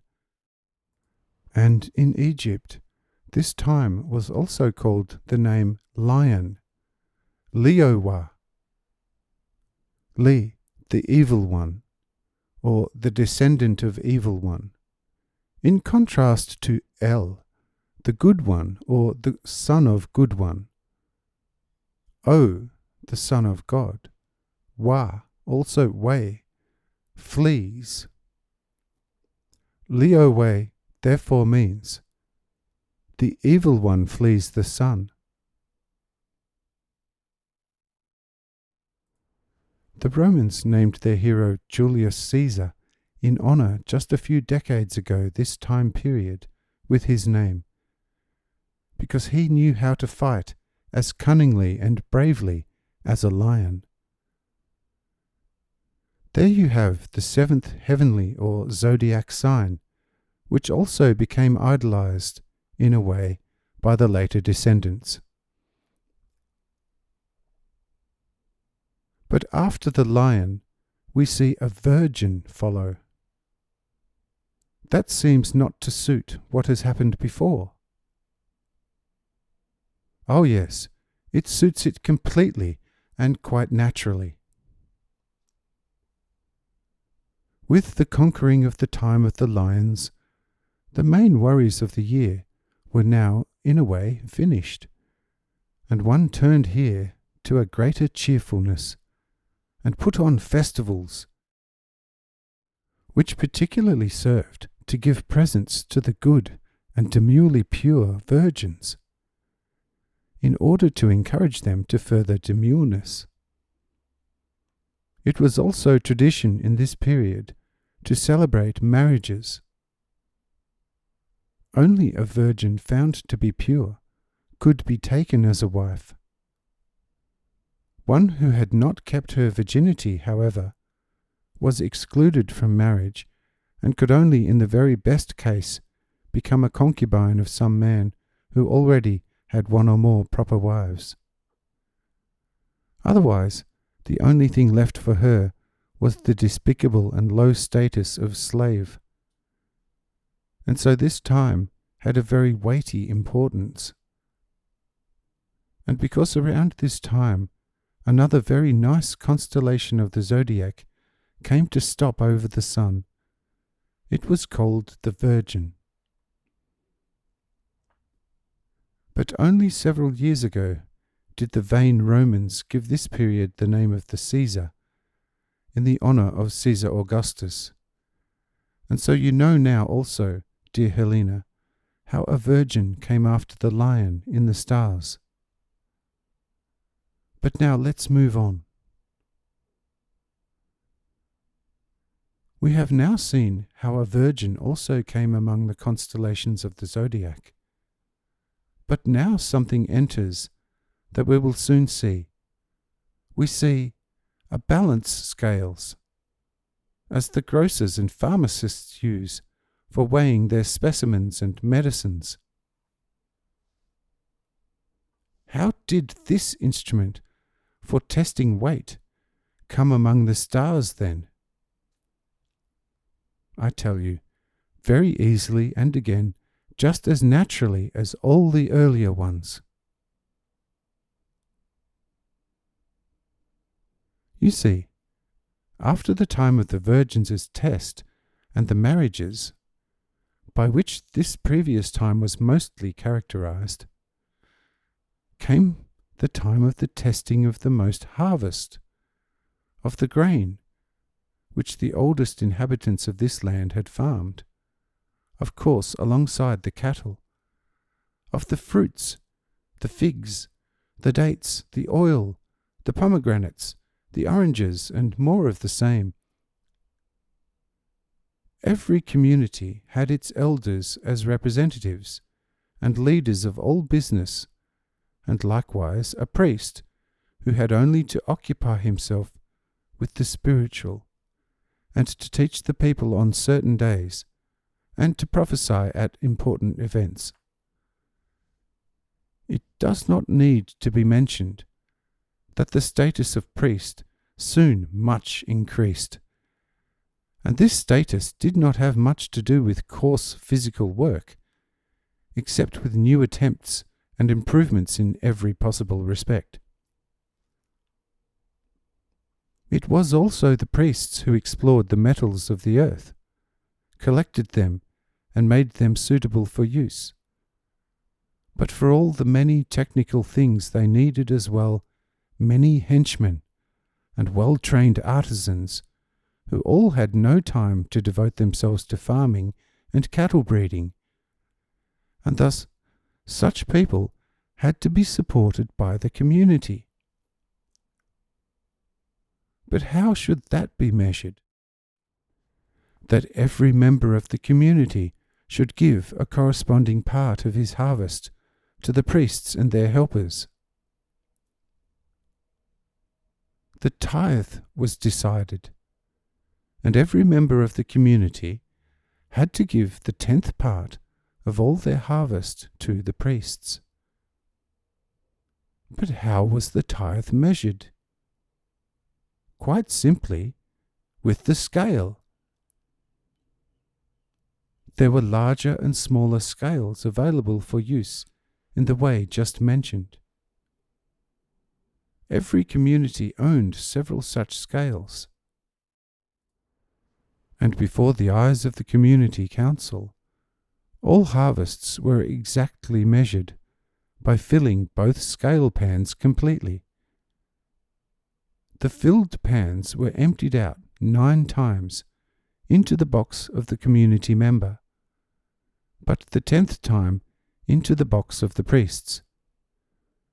The high priest was at the same time the protector of the whole tribe, or the shepherd, with the expression varaon. He protects, or he is the shepherd. In later time, the varaons became the genuine kings of the land, under whose dominion the priests also stood. But now we see from this historically true representation that the period of time just after that of the Virgin was attributed mainly for the weighing of the harvests, for the tithe giving to the priesthood, and because at exactly this time the sun once again entered a new sign. This sign was therefore called in the zodiac the scales, Libra. That will be clear to anyone who is even a little familiar with the traditions and habits of the ancient Egyptians.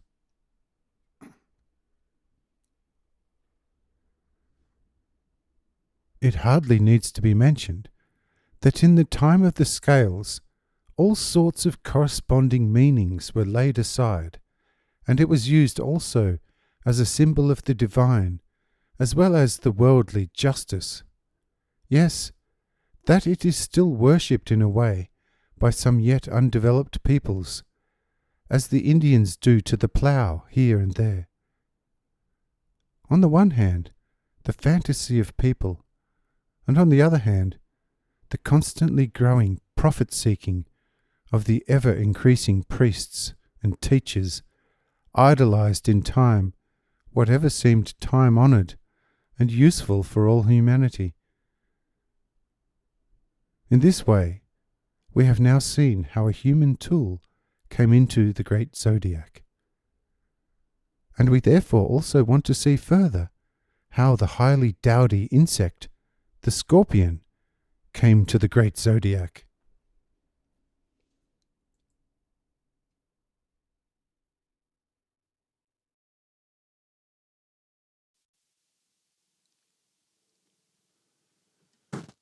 Chapter 91. Explanation of the last 3 signs of the zodiac. Mathael. After the period of the scales came a pretty lethargic period. The herds devoted themselves more and more to rest. That is, they grazed, but they did no longer bop around the pastures as boldly as in the spring. The fruit trees as well no longer showed such activity as was the case in spring. The fields lay fallow, and so the people had also a certain rest from work. They would certainly have embraced doing nothing for much longer if the Lord of heaven and earth had not urged them on in this lazy time with an extremely annoying insect whose home is mainly Egypt.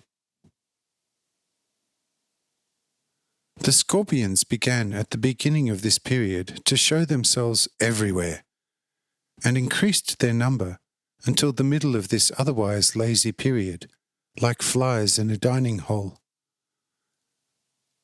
The sting of this insect is known to be not only very painful, but also very dangerous if one does not have the correct antidote to hand immediately after the sting.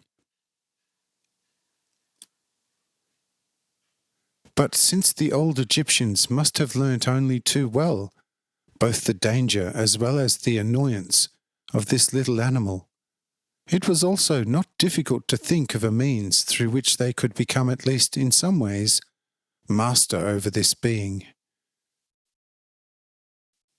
All sorts of deterrent were tried, but they altogether helped little, until they finally came upon the bark of a Nile plant, cooked it, and with its steam at least freed the rooms from this spiky scrounger. Also, they dampened the bark of the mentioned bush, spread it on the floor, and laid it in the beds, kept the spiky vermin away, killing at the same time.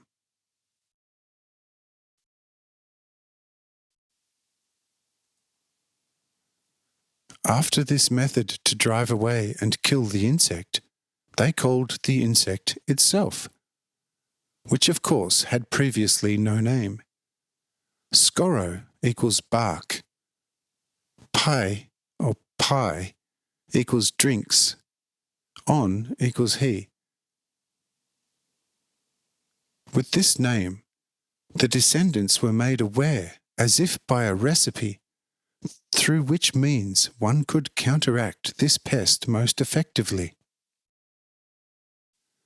Even nowadays we receive from Egypt, from Arabia and Persia, a powder through which one can destroy not only the scorpion, but also almost every very annoying insect without the least damage to human health. And this powder is made alongside other ingredients, mainly from that ground bark. And now back to the main issue.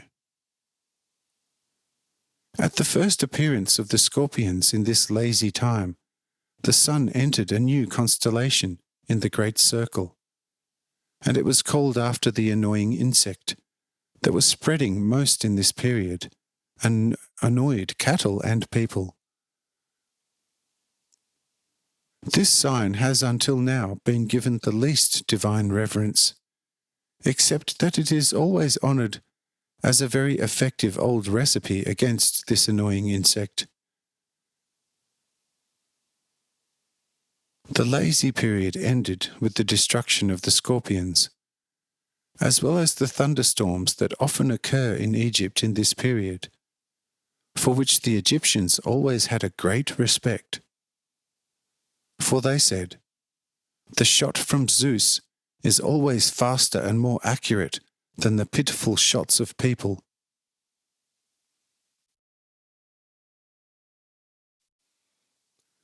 Around the time after the scorpions, all sorts of wild animals began to come down to the valleys from the mountains. Among them, all types of rapacious animals, although not of the very worst type. This appearance forced people, and namely the men, to span their bows and set off on the hunt. Rabbits, hares, gazelles, small bears, badgers, foxes, panthers, a number of vultures and eagles, also crocodiles and the hippopotamus. Old Egyptian, Jepa opata moz, equals the horse of the Nile begins to exercise its strength, began to move, and thus there was no time to be lost for the hunt. There was also a very significant prize for the killing of as many crocodiles as possible. It doesn't belong here to say how all sorts of hunts were carried out. Instead, it is enough to just know that in Egypt around this time there were all sorts of hunts, and we know everything that we need to know. Around this hunting period, the sun entered a new constellation again in the great zodiac, and it was called Sagittarius the Archer, because this time provided the most work for the archer. The archer was given in time a sort of divine honour, but not too much, except for Apollo, who was also honoured as a god of the hunt. We are then finished with the Archer and now come to Capricorn. Actually, the strangest of the signs in the whole zodiac. You see, an ibex, the inhabitant of the highest cliff tops, shimmers in the southernmost part of the great cycle. How did this inhabitant of the high mountains then get into the great zodiac? I tell you, just like all the others, in a very natural way. In this last period of the year, all the wild animals search the valleys in order to find whatever food its nature demands. The ibex was something too valuable for the Egyptians, for them to let it enjoy its cheeky visit to the valley just like that. In short, all sorts of watches were set up as soon as the time began to draw near, in which this animal was discovered in earlier times more often grazing on the lonely fields and jumping around. As soon as one was noticed, after the signal was received, everything that had legs was on his feet. But it was no easy piece of work to catch such an ibex. And there were some ibex periods when no ibex were caught. But if several were caught in a good period, it was a positive triumph for the whole of Egypt. For everything about this ibex was a most wonderful medicine, and with just a little one could heal every illness. And the horns were the first and most valuable decoration for the king of Egypt himself, more than gold and jewels. Yes, in the antiquity, the value of a varayan was even judged by the number of ibex horns, that even the high priests wore gilded ones on them as a sign of their high wisdom and highest power. But since the ibex has such a high reputation for the Egyptians, as you can convince yourself even today in this country, it is more than understandable that the old Egyptians dedicated this period of time in which they had a visit from the ibex to the valuable animal, and then called it after the animal, as well as the constellation in which the sun entered in this period of time. And now we have looked at all the 12 signs of the great zodiac in this way, and have found nowhere anything else but something very natural. And besides, we have also seen how and in which way all the many pagan gods were created, and that there is nothing behind them but the very natural that we have just seen. And so it will hopefully never be difficult in future to recognize the true God alone in the correct and truest light. Never has any fabricated divinity done anything of all the wonders that have been ascribed to it. And the few wise-seeming words that are supposed to have been said to the people by gods have been shoved into the mouths of the non-existent gods by the old wise men for the sake of greater weight. But here are deeds to be seen and words to be heard, which before have never been experienced in reality. And there we have finally reached the place where we can recognize the true God in completion. Helena, and you too, old Uran, tell us whether this explanation of mine about the zodiac was enlightening or not.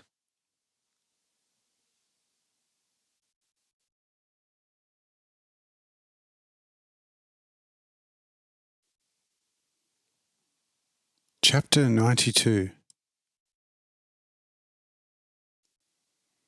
Helena inquires about the origin of Mathal's knowledge.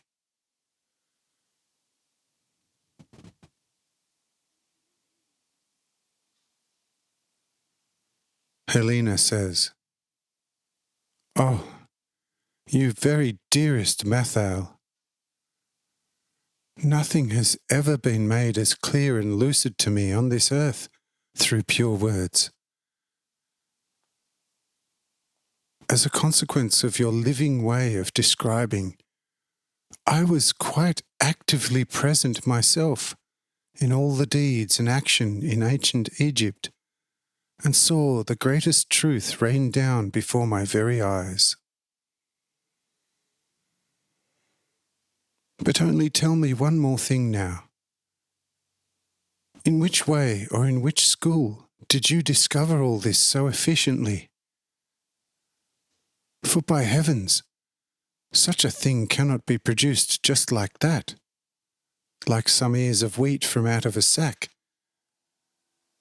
So how did you learn all this so solidly?" Mathal says, "Oh, Helena, yesterday I was several thousand times blinder and unknowledgeable than one of your stupidest servants, and in addition was so ill that only God alone could heal me from such a never-heard-of sickness. Such a healing would not have been possible for any human art. But after I was healed, I received not only all my bodily strength again in almost a moment, but the Lord of heaven and earth awoke, among others, my spirit in my very gloomy soul. And look, this spirit teaches me now everything in its basics that ever were and are, and some other things that will be. You see, that is all a pure gift of mercy from the Lord, whom alone you and I owe all praise, honour, thanks and love. And I have never learnt such a thing in any ordinary school. The Lord alone is my everything, my school and all my wisdom. What I know and can, I know and can only through the Lord. And I tell you, he who does not know about something from there, be it whatever it may, knows nothing at all. For all his knowledge is a vain, fully void and useless piece of work.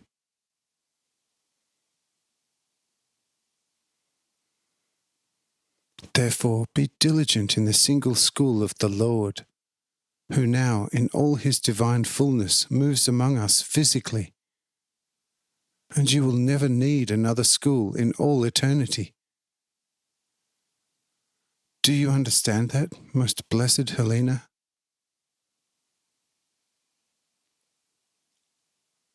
Helena says, "Oh yes, I understand you well. But how can a weak mortal person, for example I and my father, get into the school of the Lord?"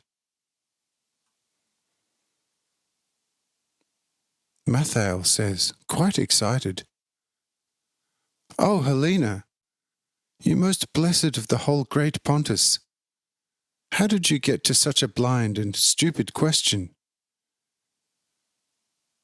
You must forgive me if I give you a very harsh answer to your question, which you have not considered in the least. You and your father are already in such a school. How possibly can you ask how and when you will get into such a school?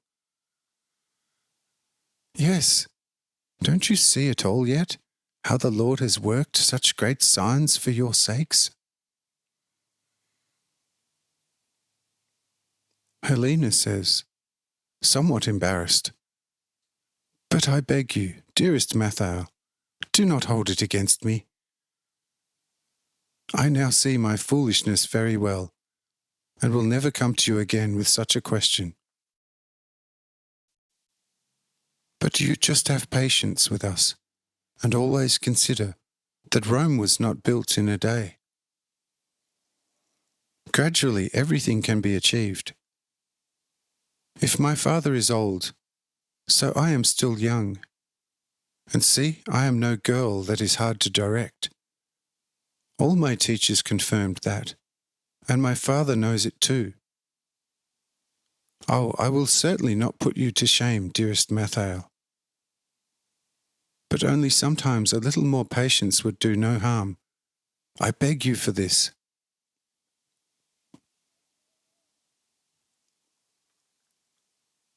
Mathael, quite affected by the great gentleness of Helena, says, "Oh, most blessedly gentle Helena, never again will you have to ask me for patience. I never meant it unkindly when I sometimes look a little serious. And through a more serious word, I only want to bring someone quicker to their goal than can happen with very mild words. But I see that you are gentler in your mind than the tamest dove. And so there is no further need to wake you with serious-sounding words.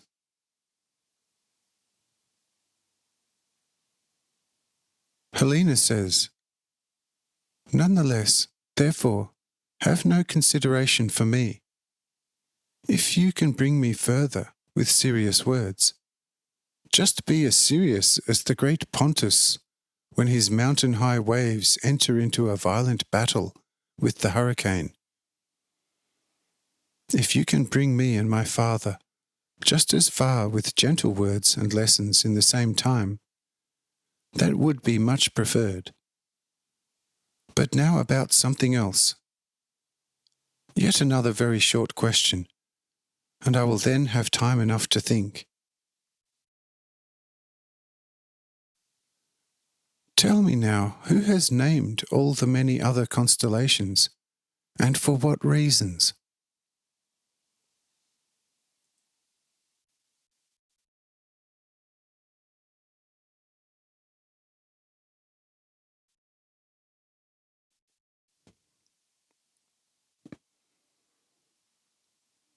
Chapter 93. Origin of the Zodiac.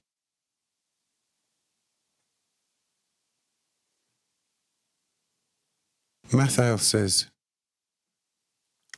"Oh, my very dearest Helena, your question is really very short, but a complete answer would demand from me more than a full year. Therefore, we will postpone this answering of this short question of yours to a later opportunity, and for now, just say that the names of all the constellations have quite the same origin as the 12 great zodiac signs, which Greek-sounding name of this cycle is quite wrongly named the animal cycle, because people and things also occur in it, of course only in name. According to the old Egyptian tongue, the syllable zo or za means four. Daya or daya, work, and kos, apart, also the separation, and za, daya kos, also kos, means, when well translated, division for work. You see now that the thing can never behave differently in the beginning. And so my explanation to you of the zodiacus, must be completely correct. For in the beginning the elders divided the great cycle according to the periodic events in their work. But the later descendants decided afterwards their work according to the already divided cycle. For every constellation that occurred warned the Egyptians in advance with which work they had to occupy themselves in the next period. And in this way, the naming of the cycle was also quite correct, but only not in the false sense of the Greeks and Romans.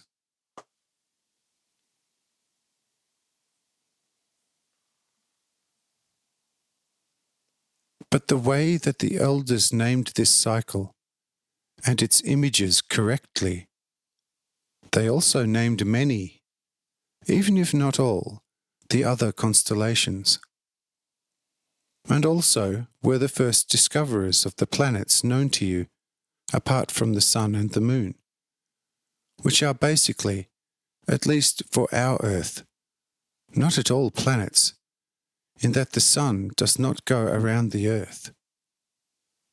But the other planets along with the Earth go around the great sun in different spaces of time, under which we are not to understand the seemingly daily orbital time which stems from the turning of the Earth itself around its own axis, but that which the Earth makes in a year, which Venus and the rarely seen Mercury make in an even shorter time, but Mars, Jupiter and Saturn need a longer time for their orbit than the Earth. But the Moon, in any case, belongs to the Earth and moves with it once in a year around the Sun, while as a constant companion of our Earth, it moves in addition every 27 to 28 days, once around the Earth, at a distance of 100,000 hours away. Alone, those are things that you cannot understand. But if the Spirit of God is awake in your soul, then you will recognize that and many other things without any external clumsy teaching. Therefore, there is above all only one thing lacking, and that is to recognize oneself and God and love Him above all else. Everything else then comes of its own accord.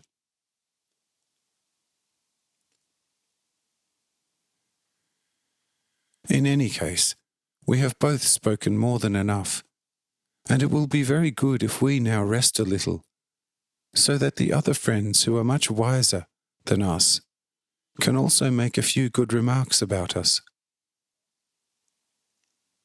One must never speak too much about one thing, but instead let others speak and listen to them.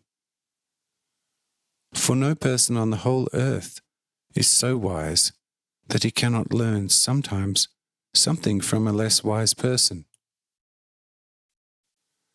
not to mention from someone more wise than oneself. And so you, very dearest Helena, will forgive me if I do not speak myself for some time, but instead I will listen to the others. Naturally, assuming that they want to say something.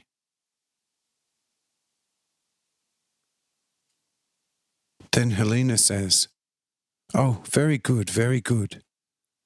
Now just rest a little, for you have now spoken for a few hours without a break.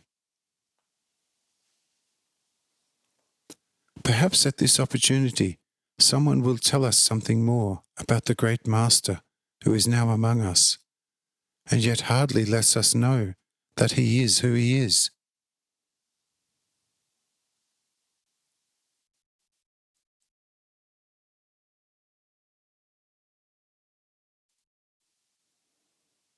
Chapter 94. The prediction of Judas.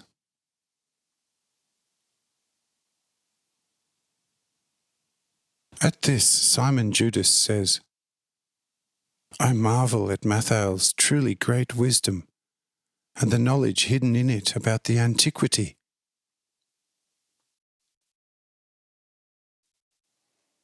Yes, such wisdom is lacking in this age too, just as much as the deep recognition of the truths of life coming out of the mouth of God.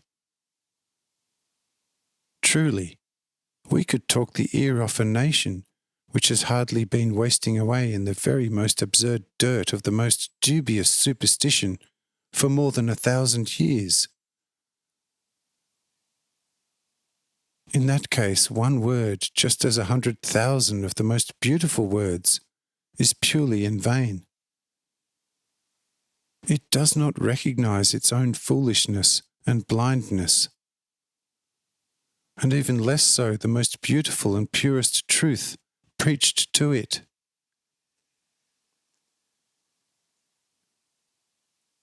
What else should one do there with such a nation? Work miracles? A nation only becomes more foolish and superstitious thereby. Punish it? Oh, such a nation is in any case punished enough.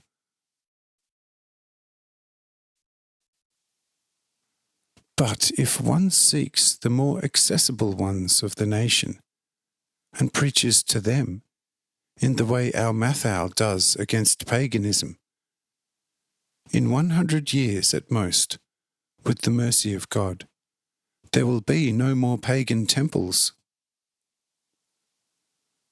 Judge, brothers, whether I have spoken correctly or not. A simple mind of a child is worth more than the understanding of all those who understand on this earth.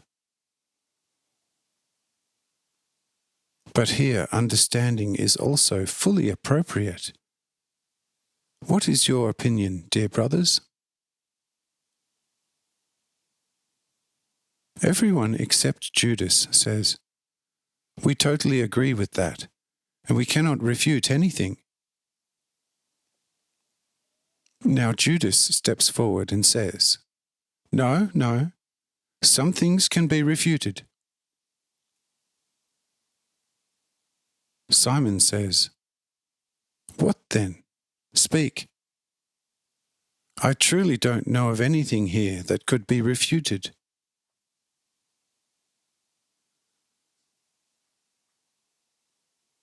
Judas says, If you conquer those who are powerful, you will then be able to speak very effectively to the weaker ones even without this knowledge.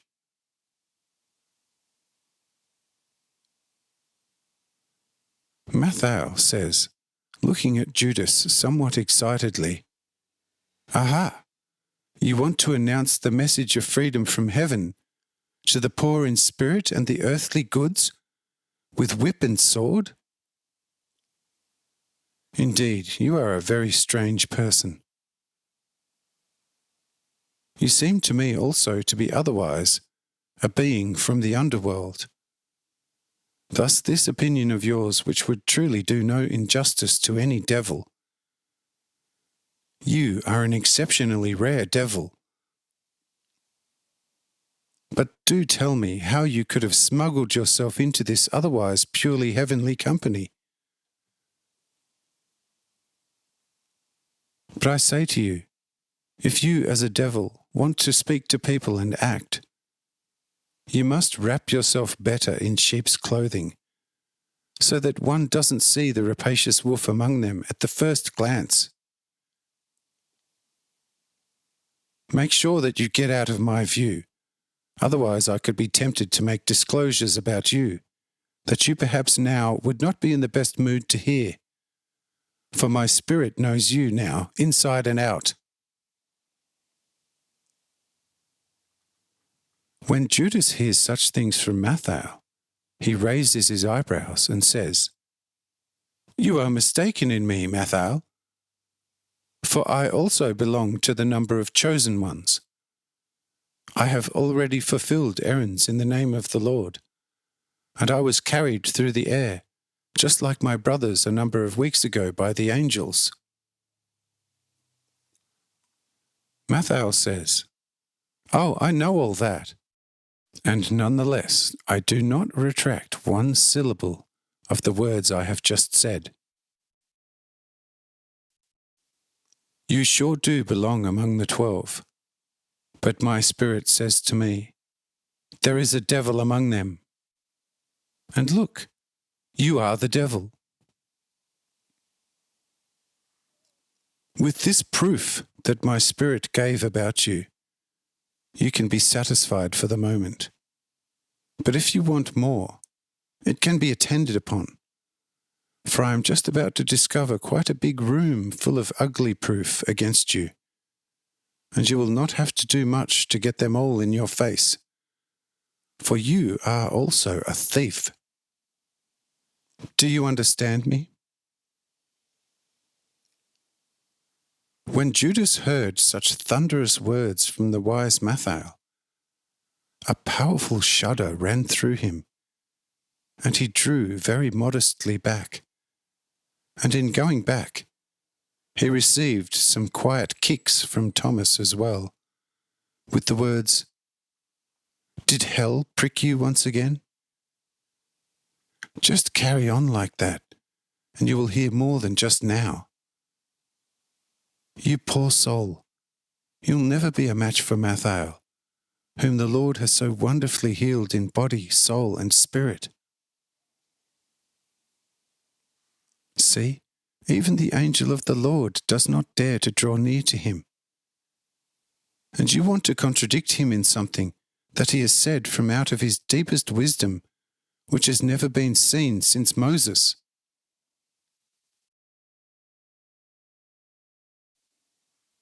Don't you see then such foolishness of your most asinine heart screaming across all the heavens? Can you not be still and listen and continue to learn? All the wisdom of all the heavens and all the earth is here in one place together. We are sitting here together in the center of the divine heart. Words and deeds go past us that even amaze the angels. And you, with your truly terrible cravings, as the greatest donkey among us, cannot resist pulling not only discussions, but also counter views from your puddle of stupidity into the present divine daylight. Oh, you top blockhead! Judas says, quite sulkily, "No, leave me alone. If I'm such a donkey, then that affects me and not you. And if Mathael has now beaten me so much, then I bet that what you want, that these very pure divine teachings should be announced to the poor heathens, not with gentle words of peace, but with a sword and all sorts of deadly shots. No one will be asked whether he has understood it. Instead, he will be forced to swear on the new belief. And if with time he leaves the never understood belief, he will be declared guilty of the most harmful perjury, and at best burnt alive. And if at the spreading of this divine religion one does not ensure above all that the authorities are won over, then I would truly not like to count the numbers of blood witnesses who will bleed under the sword of the great heathen rulers, even if I am a devil. No matter whether it is divine, the devil is also divine. In time, even the purest and most eminent divinity is also devilish. For example, if we just look at the most divine religion of Moses, what is it in the temple of the once heavenly wise Solomon?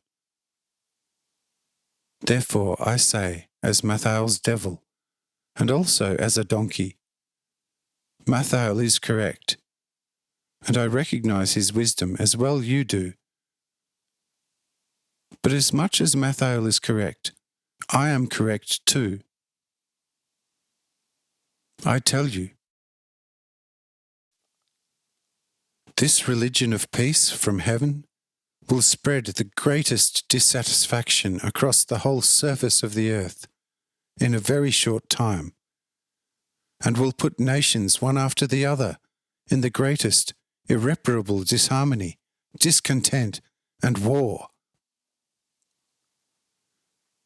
You will probably not experience this so much in your body, but your spirit will be a certain witness of everything that I have just said to you, and you will only then agree that the devil and thief, Judas, also prophesied truth. Now I ask you whether you have understood me well.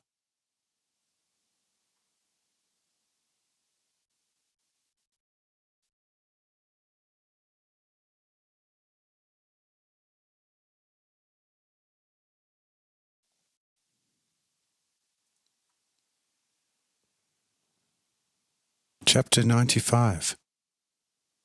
Mathael, the precursor.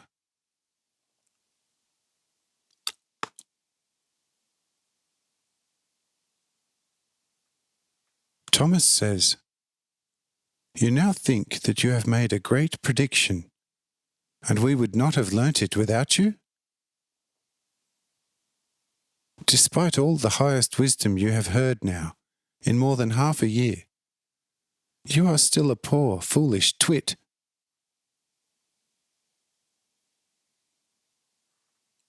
At what time have light and darkness not opposed each other as enemies? When have life and death ever gone walking together hand in hand? When have the furious hunger and full satisfaction reached a hand towards one another in the peace of paradise? Idiot! It goes without saying. If the highest and clearest light penetrates the thickest darkness of the earth from heaven, it will not happen without counteraction. Look at the immeasurable ice fields of the enormous Ararat. They do not melt at the least warmth, as the wise Egyptians decide according to colour and thickness of the ice and snow. But just let the heat of summer from Ethiopia reach such ice fields, and soon all the ice will become water. But woe to the valleys, which then are flooded by this water.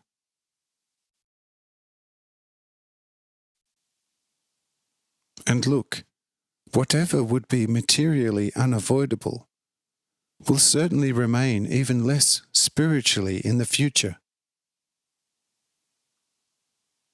But if we begin to preach the gospel of God with a sword in our hand, we will awake the sword of the world against us all the sooner. If we begin it with the weapon of peace, which is called love, we will also find peace many times over. It goes without saying that such a gift from heaven will see war and all sorts of battles over time, as long as the material world remains, due to the divine order, what it always was, still is, and will be and remain. And this needs no prophecy, but due to the fact that paganism will be shown to be basically laughable and foolish in its fullest emptiness to people of any more mature insight in the way and manner of Mathael, at least the two powerful and destructive counter-battles will not be called against us in an all-devastating intensity. If you have appreciated even a little what I have just shown you, the fullest nonsense of the prophecy that you made to me must seem to shine like the midday sun into the eyes of a man fast asleep.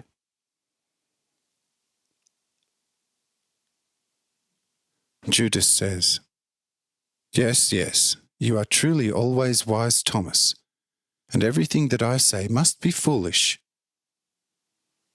I should think about things well before I put them into words. And look there, I just opened my mouth, and everybody attacks me because of the foolishness I speak, like the lion a lamb. Yes, one must want to explode in anger like a puffed-up bullfrog. From now on, I will not say another syllable, but will be as quiet as a log. Then you will have nothing to disagree with." Thomas says, "Yes, do it. Then you will be a wise man." Here, Matthew calls Thomas and says to him, "I thank you in the name of good things, that you have given brother Judas such a modest pointer." For it did not hurt him in the least, and perhaps what he sees as an insult to his mind will be useful to him in the next world. For there is still no trace of any inner wisdom, and there will probably never be any in his life. But leave him for now, for his soul is not from above, and his spirit is too small and too weak to soften his worldly soul and to animate it like yours.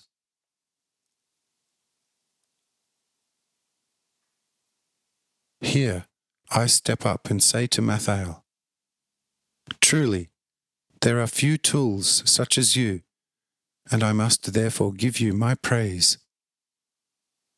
Just you continue, and you will be an apostle for another, whom I will awake only later from among my enemies, an efficient forerunner among the heathens. And now I will give you the fullest assurance that you and your 4 brothers will never fall back into your illness that was so hard to bear. But you will have to distribute your 4 brothers and show them the fully correct path.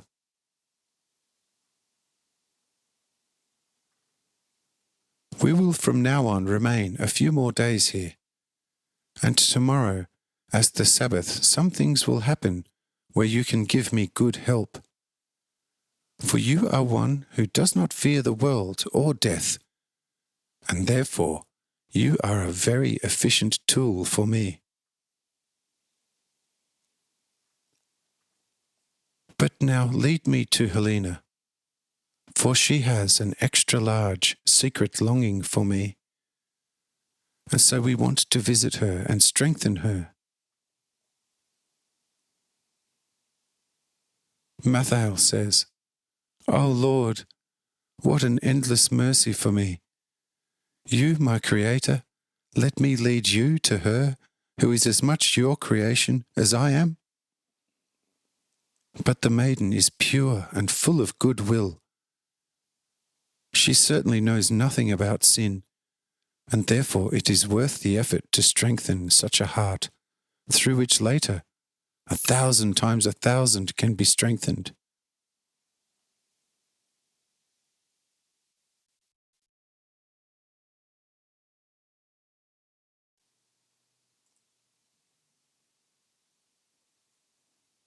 Chapter 96. The Search for God.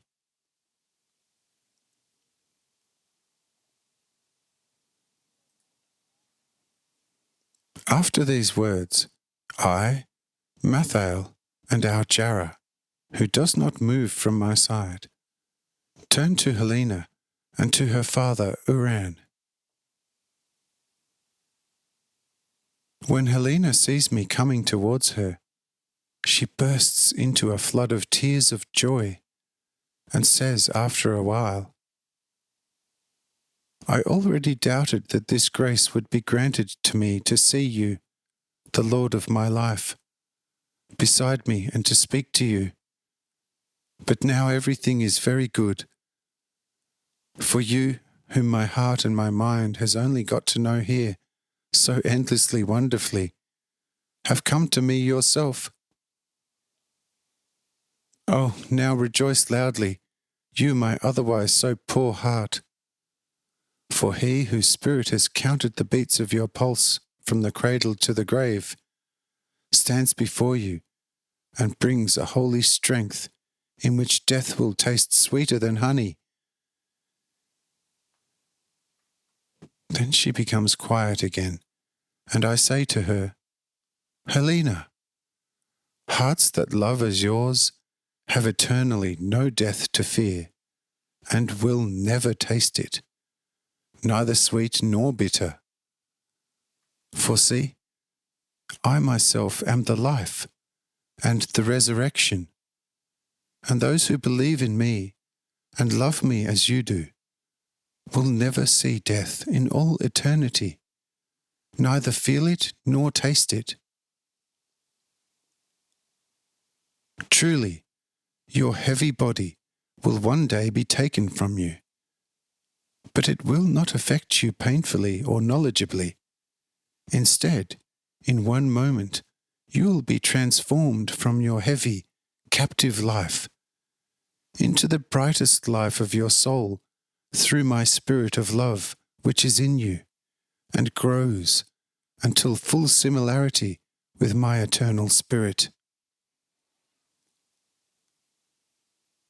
Do you now understand this, dearest Helena? But Helena cannot produce a single word from sheer emotion, and now weeps with the loudest sobbing of her heart. It lasts a long time.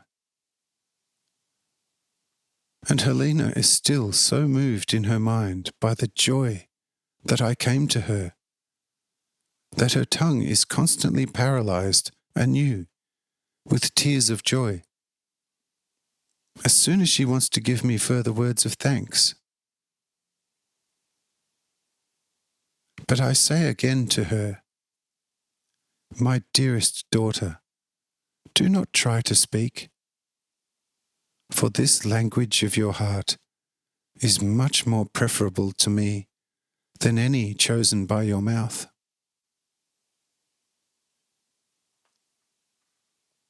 For you see, on the earth there are some, and in future there will be more, who will say to me, Lord, Lord.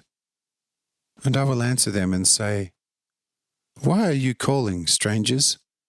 I don't know you, and I have never known you.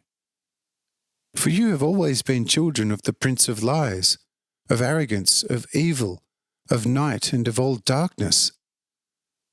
Therefore, out of my sight, you constant doers of evil. And I tell you that among them there will be much howling and gnashing of teeth. They will seek their God in endless, never reachable distances and depths, and will not find him, because they found it beneath them to seek me in their vicinity, namely in their hearts. Truly, whoever does not seek God as you have sought him will not find him, not even in all eternity. God is in himself the highest, endless, most powerful love, and therefore can only be found through love. In the beginning, love drove you to it, although you imagined to sin by loving me. And look, you found me. I came to you more than half the way, just as your father Uran. But likewise, everyone that wants to find me should seek me, and they will find me as you have found me. But those who seek me with their arrogant intellect will never find me in all eternity. For whoever seeks me with reason resemble a man who bought a house about which he had heard that there was a great treasure hidden under its walls. When the house became his, he began to dig in it one moment here, the next moment there. But he didn't make any proper effort, only dug a shallow hole, and thus did not find the treasure which was buried deeply. Then he thought, "Aha! I know what I will do. I will begin to dig around the house from the outside, and will certainly find the trail of the buried treasure much faster."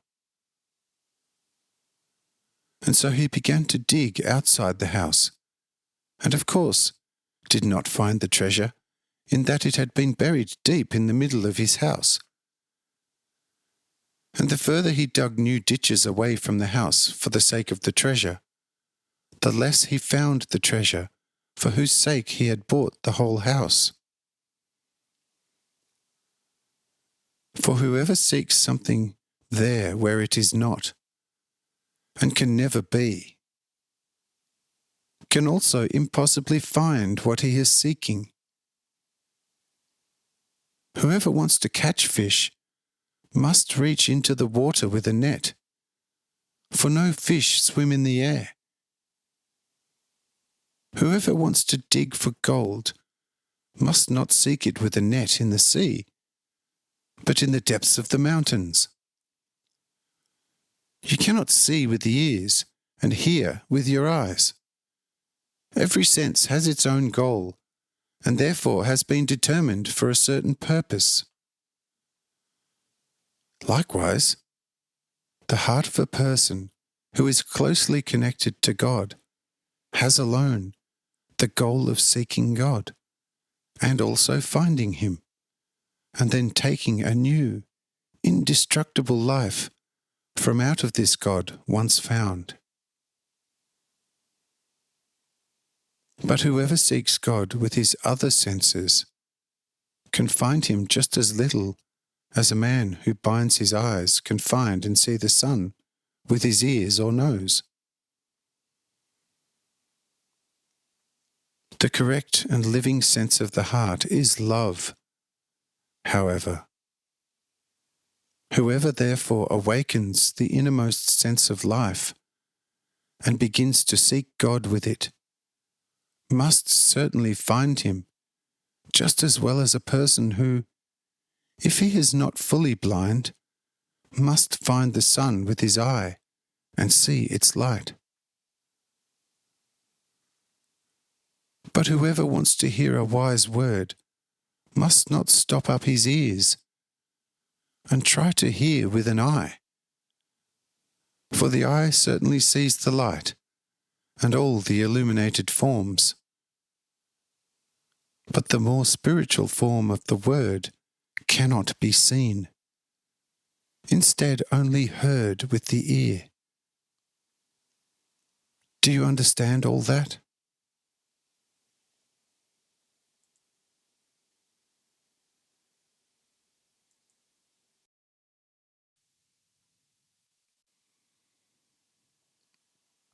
Chapter 97. Being one with the Lord.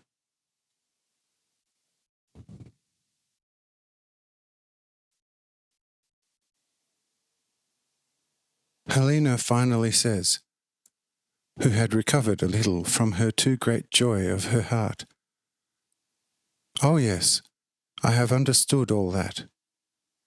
For your words have all the light, strength and life, and admit from your holy mouth as brightly and clearly as the purest source of the pasture of a high mountain, lit by the morning sun.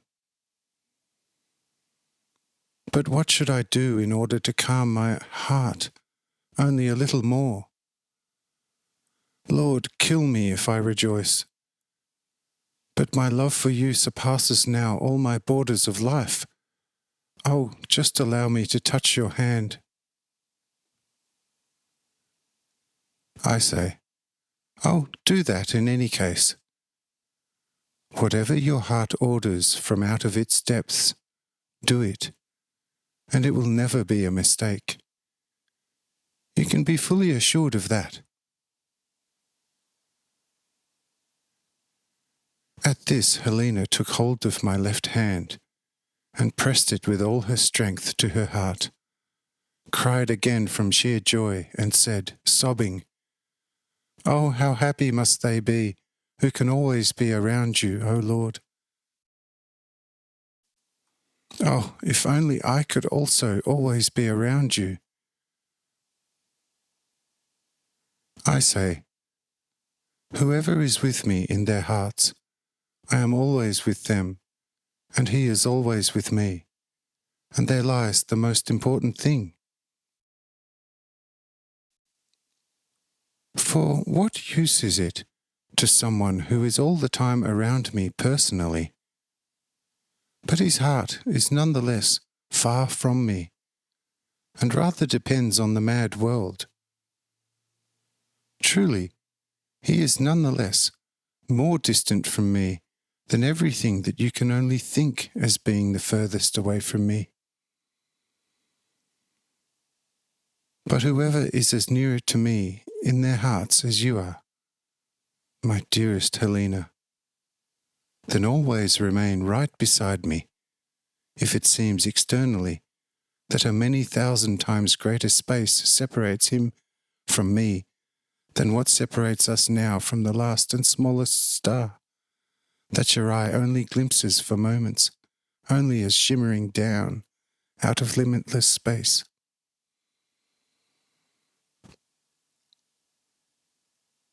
Yes, I tell you, whoever loves me and actively believes that I am the one whose descent the fathers awaited, he is also fully one with me, as you feel me here, am fully one with my Father in heaven. For love joins everything. God and creation become one through it, and no space can ever separate what the true and pure love from the deepest depths of heaven has joined.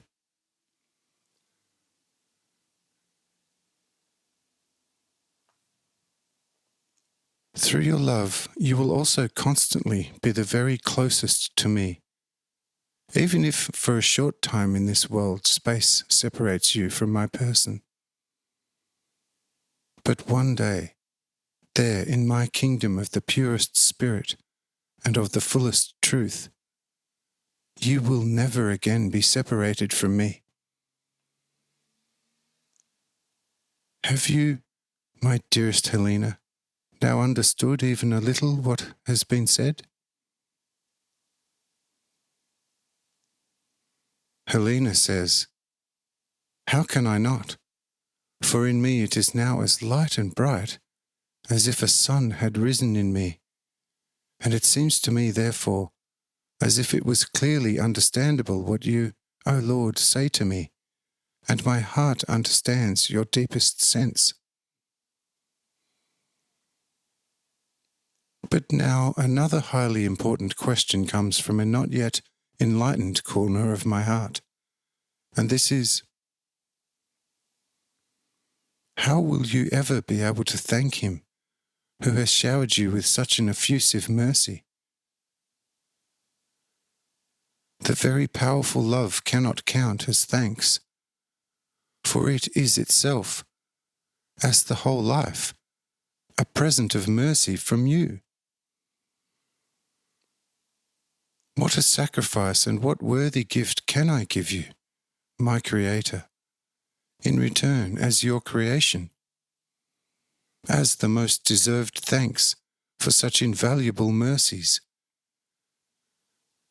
You see, O Lord, it is still dark in my heart, despite all this sunlight, and I cannot find an answer to such a highly important question. O Lord, wouldn't you like to help my heart out of embarrassment through a merciful word?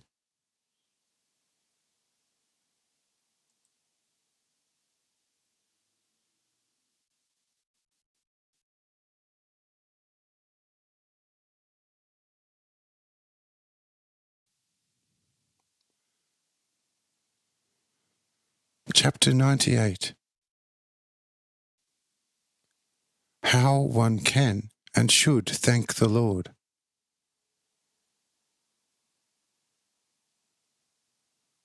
I say, "Oh, dear Helena, what should you sacrifice from the world for me that is not mine already, and that I hadn't already given you before the beginning of the world?" You see, that would be a very vain demand from me then, and would be in complete contradiction with me and my eternal order. You see, love does everything. Whoever loves me above all else also brings me the greatest sacrifice and the very most pleasant thanks, for he sacrifices for me the whole world.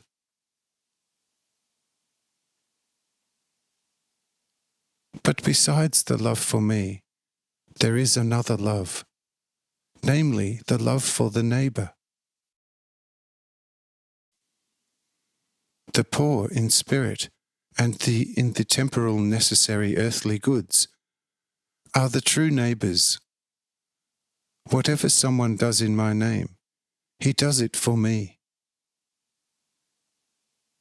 Whoever takes in a poor person in my name takes me in, and he will be rewarded on the last day. And whoever takes in a wise man for the sake of their wisdom will also reap the reward of a wise man. And whoever reaches a thirsty man, even a beaker of fresh water, will be rewarded with wine in my kingdom. But if you do good deeds to the poor, do such a thing in secret with all friendliness, and do not show it to the world. For the Father in heaven sees it, and the gift of a friendly giver will be pleasing to him, and he will reward the giver 100 times. But whoever wants only to flaunt themselves before the world with his good deeds has also already taken his worldly rewards, and in the future has nothing more to expect.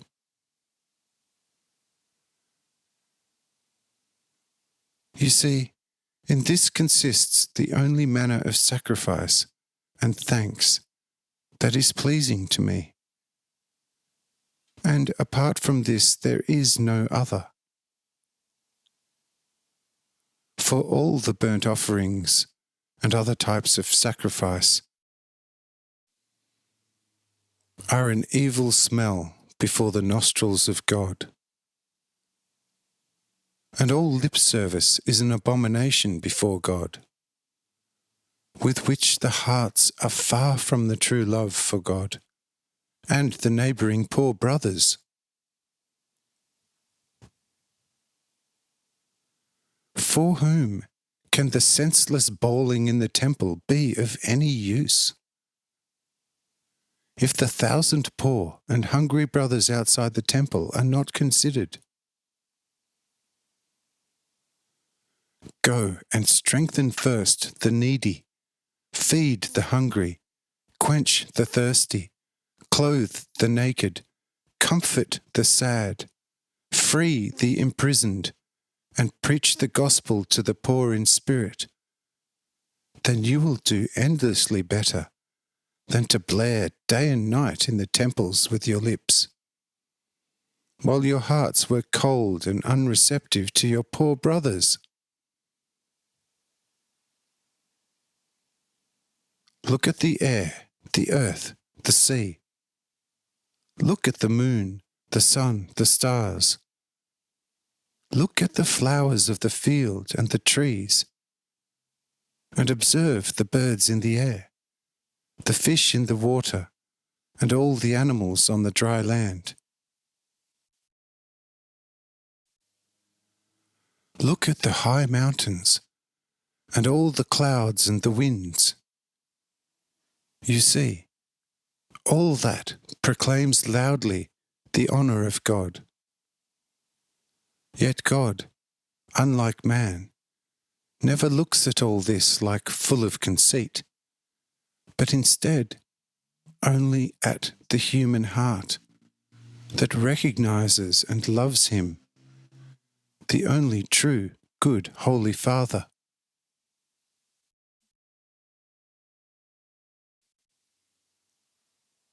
How should he then like a twisted heart or a vain ceremony with all sorts of lip service, behind which lies nothing but the greatest selfishness, pride, lust for power, all sorts of whoring, falsehood, and deceit?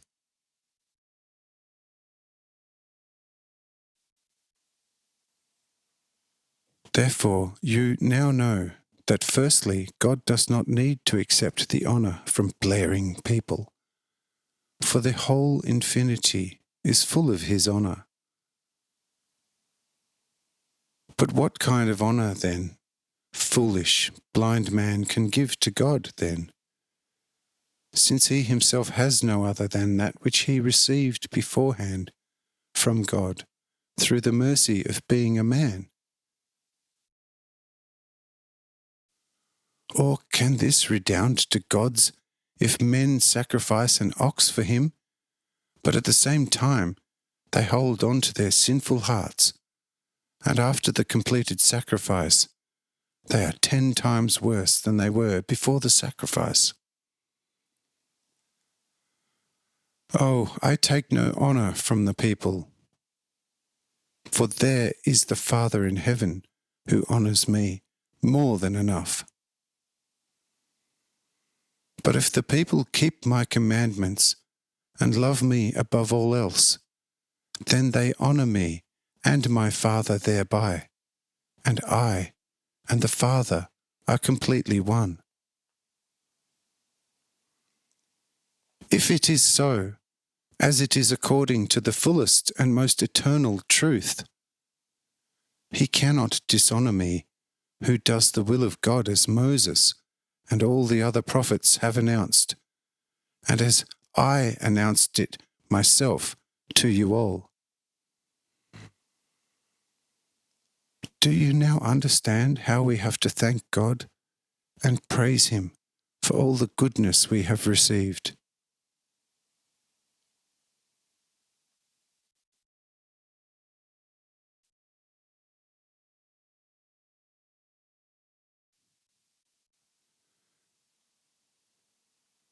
Chapter 99.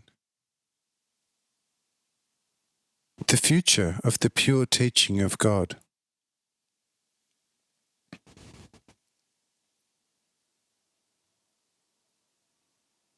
Helena says, moved through and through by the truth of this lesson of mine,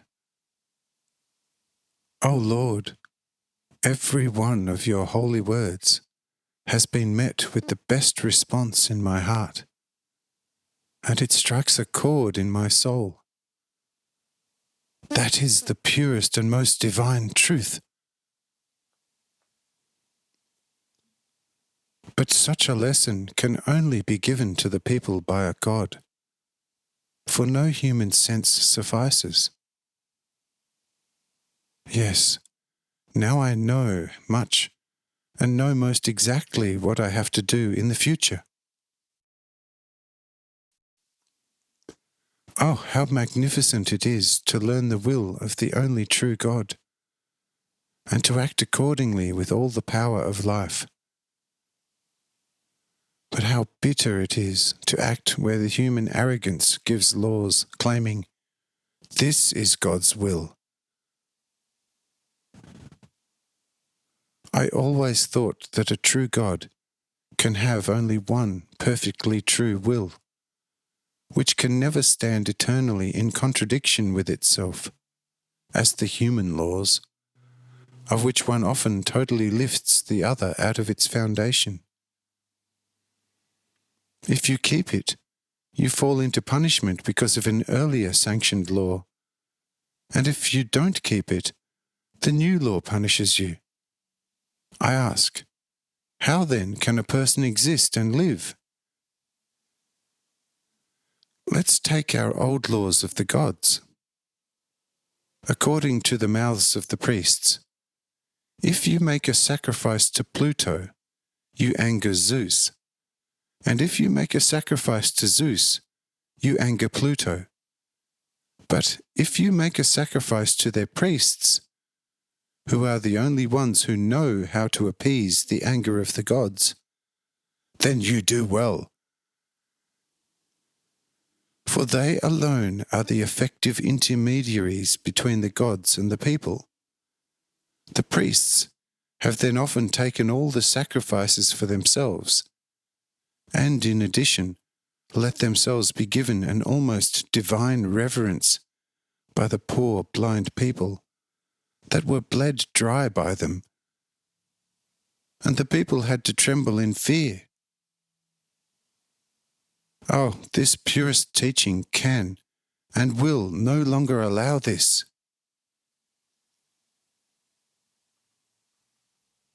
I say, don't let that worry you. But in the end, everything that comes purely from above, whether spiritual or material, is all the same.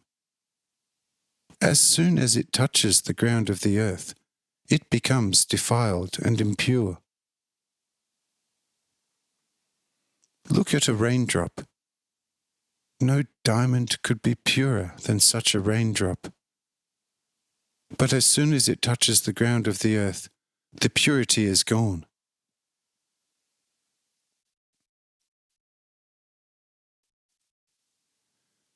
Go up a mountain, and you will not be able to wonder enough at the purity of the air. But look down into the valley, and you will see a great difference between the purity above and below. How pure fall the snowflakes from the clouds.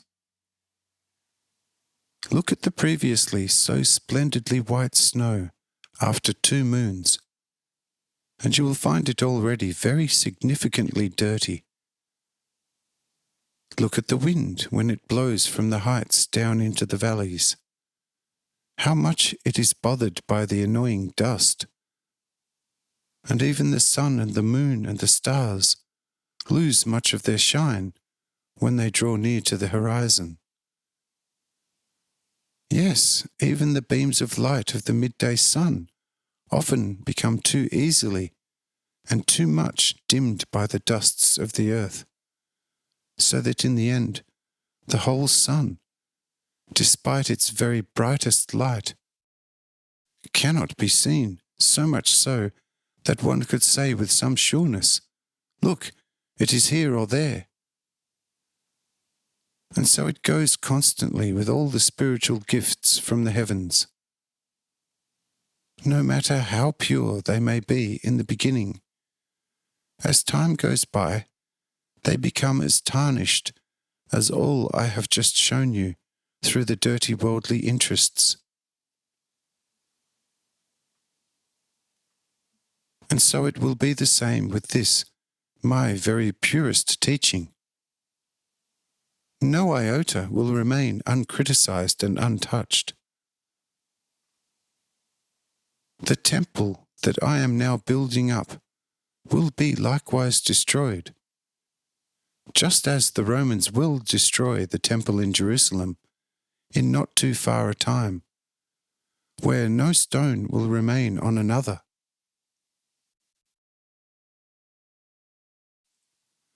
But this temple of mine I will rebuild, but the stone one in Jerusalem nevermore.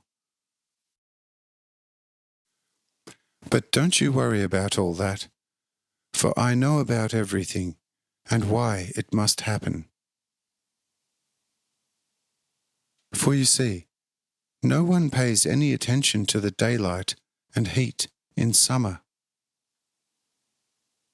But when the night comes, then the light becomes valuable, and one only learns to value the heat in the cold of winter.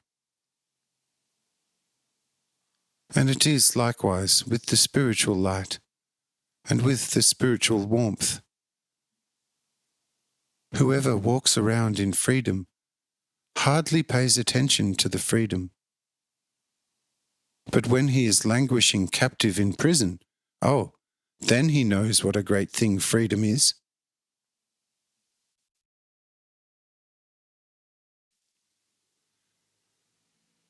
And now see, my very dearest Helena, therefore troubles of everything pure are also allowed, so that a person can learn the value of the pure light in a time of greatest troubles.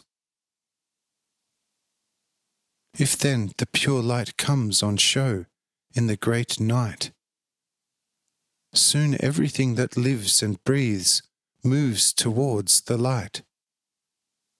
As in winter, the loveless mood of man soon begins to huddle around a warm heart, just as the shivering pour from the cold of winter around a fireplace.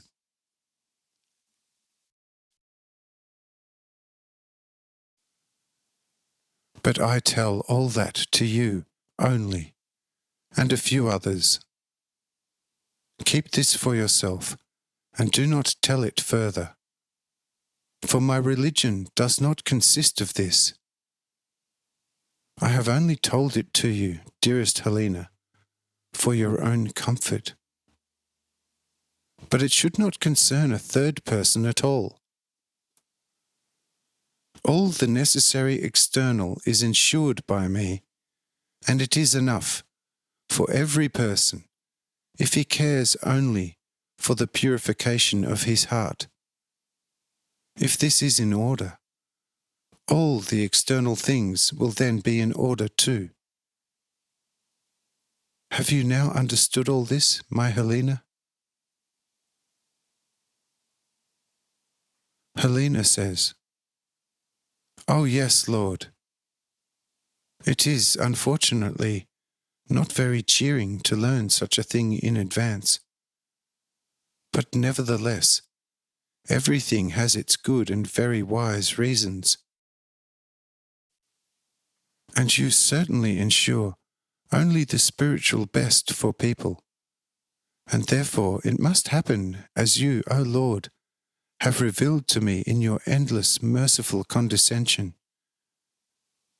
Your will be done in all time, just as in all eternity.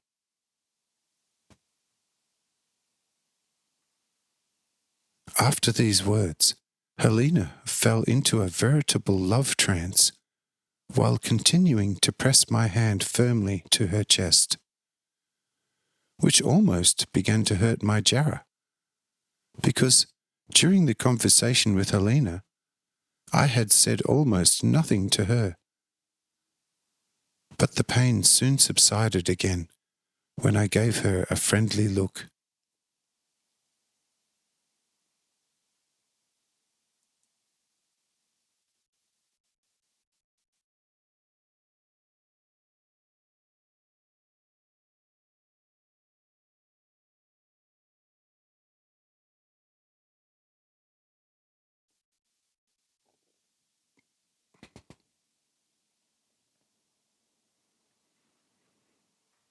Chapter 100. Explaining the spiritual awakening.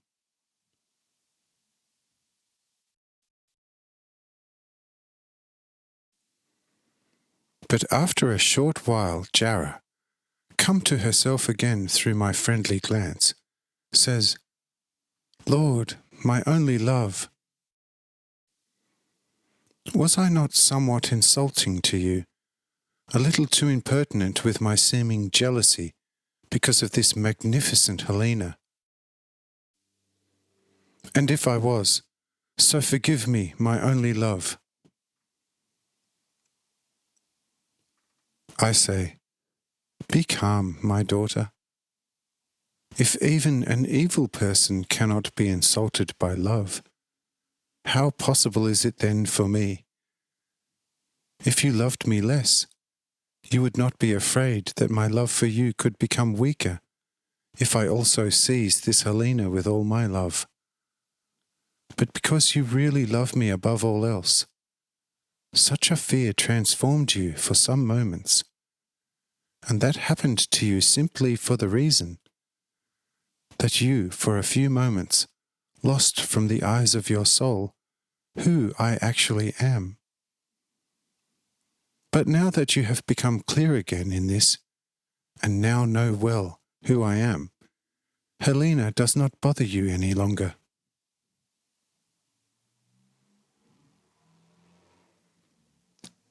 Look at the sun in the sky, how it shines on the flowers of the field.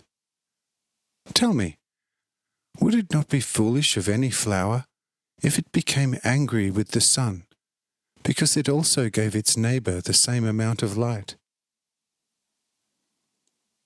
Look at the great stars, of which it was granted to you to see some nearby and in their nature. Look, all these and endlessly much more, that no fleshly eye will ever see, exists and live out of my love. But if my love for these endlessly many and great borders is enough for eternities of eternities, how can you, my dearest little daughter, ever fear that you would be lacking in my love because of Helena? Do you now see the vanity of your fear that lasted a few moments, that you could be lacking in my love? Jara says, "Yes, Lord, my love, my life, I will be a very good friend to Helena from now on, and will make some of her virtues my own. Ah, if only my older sisters were the same as Helena, what a joy that would be for me. But they are very worldly minded, and one cannot speak to them much about spiritual things. The daughters of old Mark are much more useful than my sisters. If there were only a means to make my sisters more spiritual."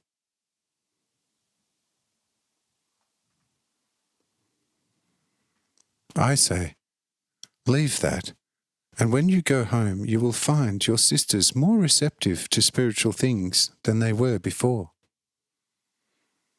In addition, Raphael is on your side, and with him you will be able to bring your brothers and sisters around.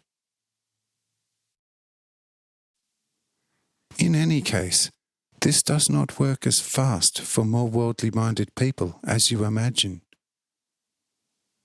Often, much time and patience is needed in order to purify a soul from all ashes.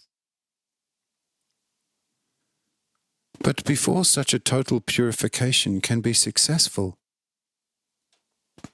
there is not much to be done with the basically spiritual. For to occupy the mind with this means to build a house on the sand. The heart must seize the issue. But if this is still full of material things, the purely spiritual cannot find any starting point. Therefore, you must above all ensure that your sisters' hearts are fully free of everything that is material. Then you will have an easy task with your sisters, who you are now worried about. But I praise your concern and tell you that it will not last much longer. My very dearest Jara, have you now understood that well and clearly?" Jara says, "Oh yes, as far as a girl of 14 years can understand such a spiritual thing. There may yet be endless depths hidden behind what you have just said to me that my mind will not yet understand. But I believe I have understood what can be understood in the moment of the life on earth. And you, O Lord, will certainly not let anything damage the understanding of my heart. But our dearest Helena has now fallen deeply asleep, and I will not be able to speak much to her. I say, that doesn't matter, for we have enough people around us with whom we can discuss very well, if we absolutely have to speak to someone. But soon something will happen that will take all our attention, and there will then be little time again for empty speech. Jarrah asks quickly, "O Lord, what will happen then?" I say, "Look, you don't need to know that in advance. When it happens, you will learn it soon enough." Now Uran, relaxing immediately opposite me with Mathael on a grassy bank, asks me, "Lord, will some sort of apparent danger threaten us?" I say, "Hardly us, but the other people who are not with me on this hill. Just turn your eyes to Caesarea Philippi, and you will soon discover what is going to happen."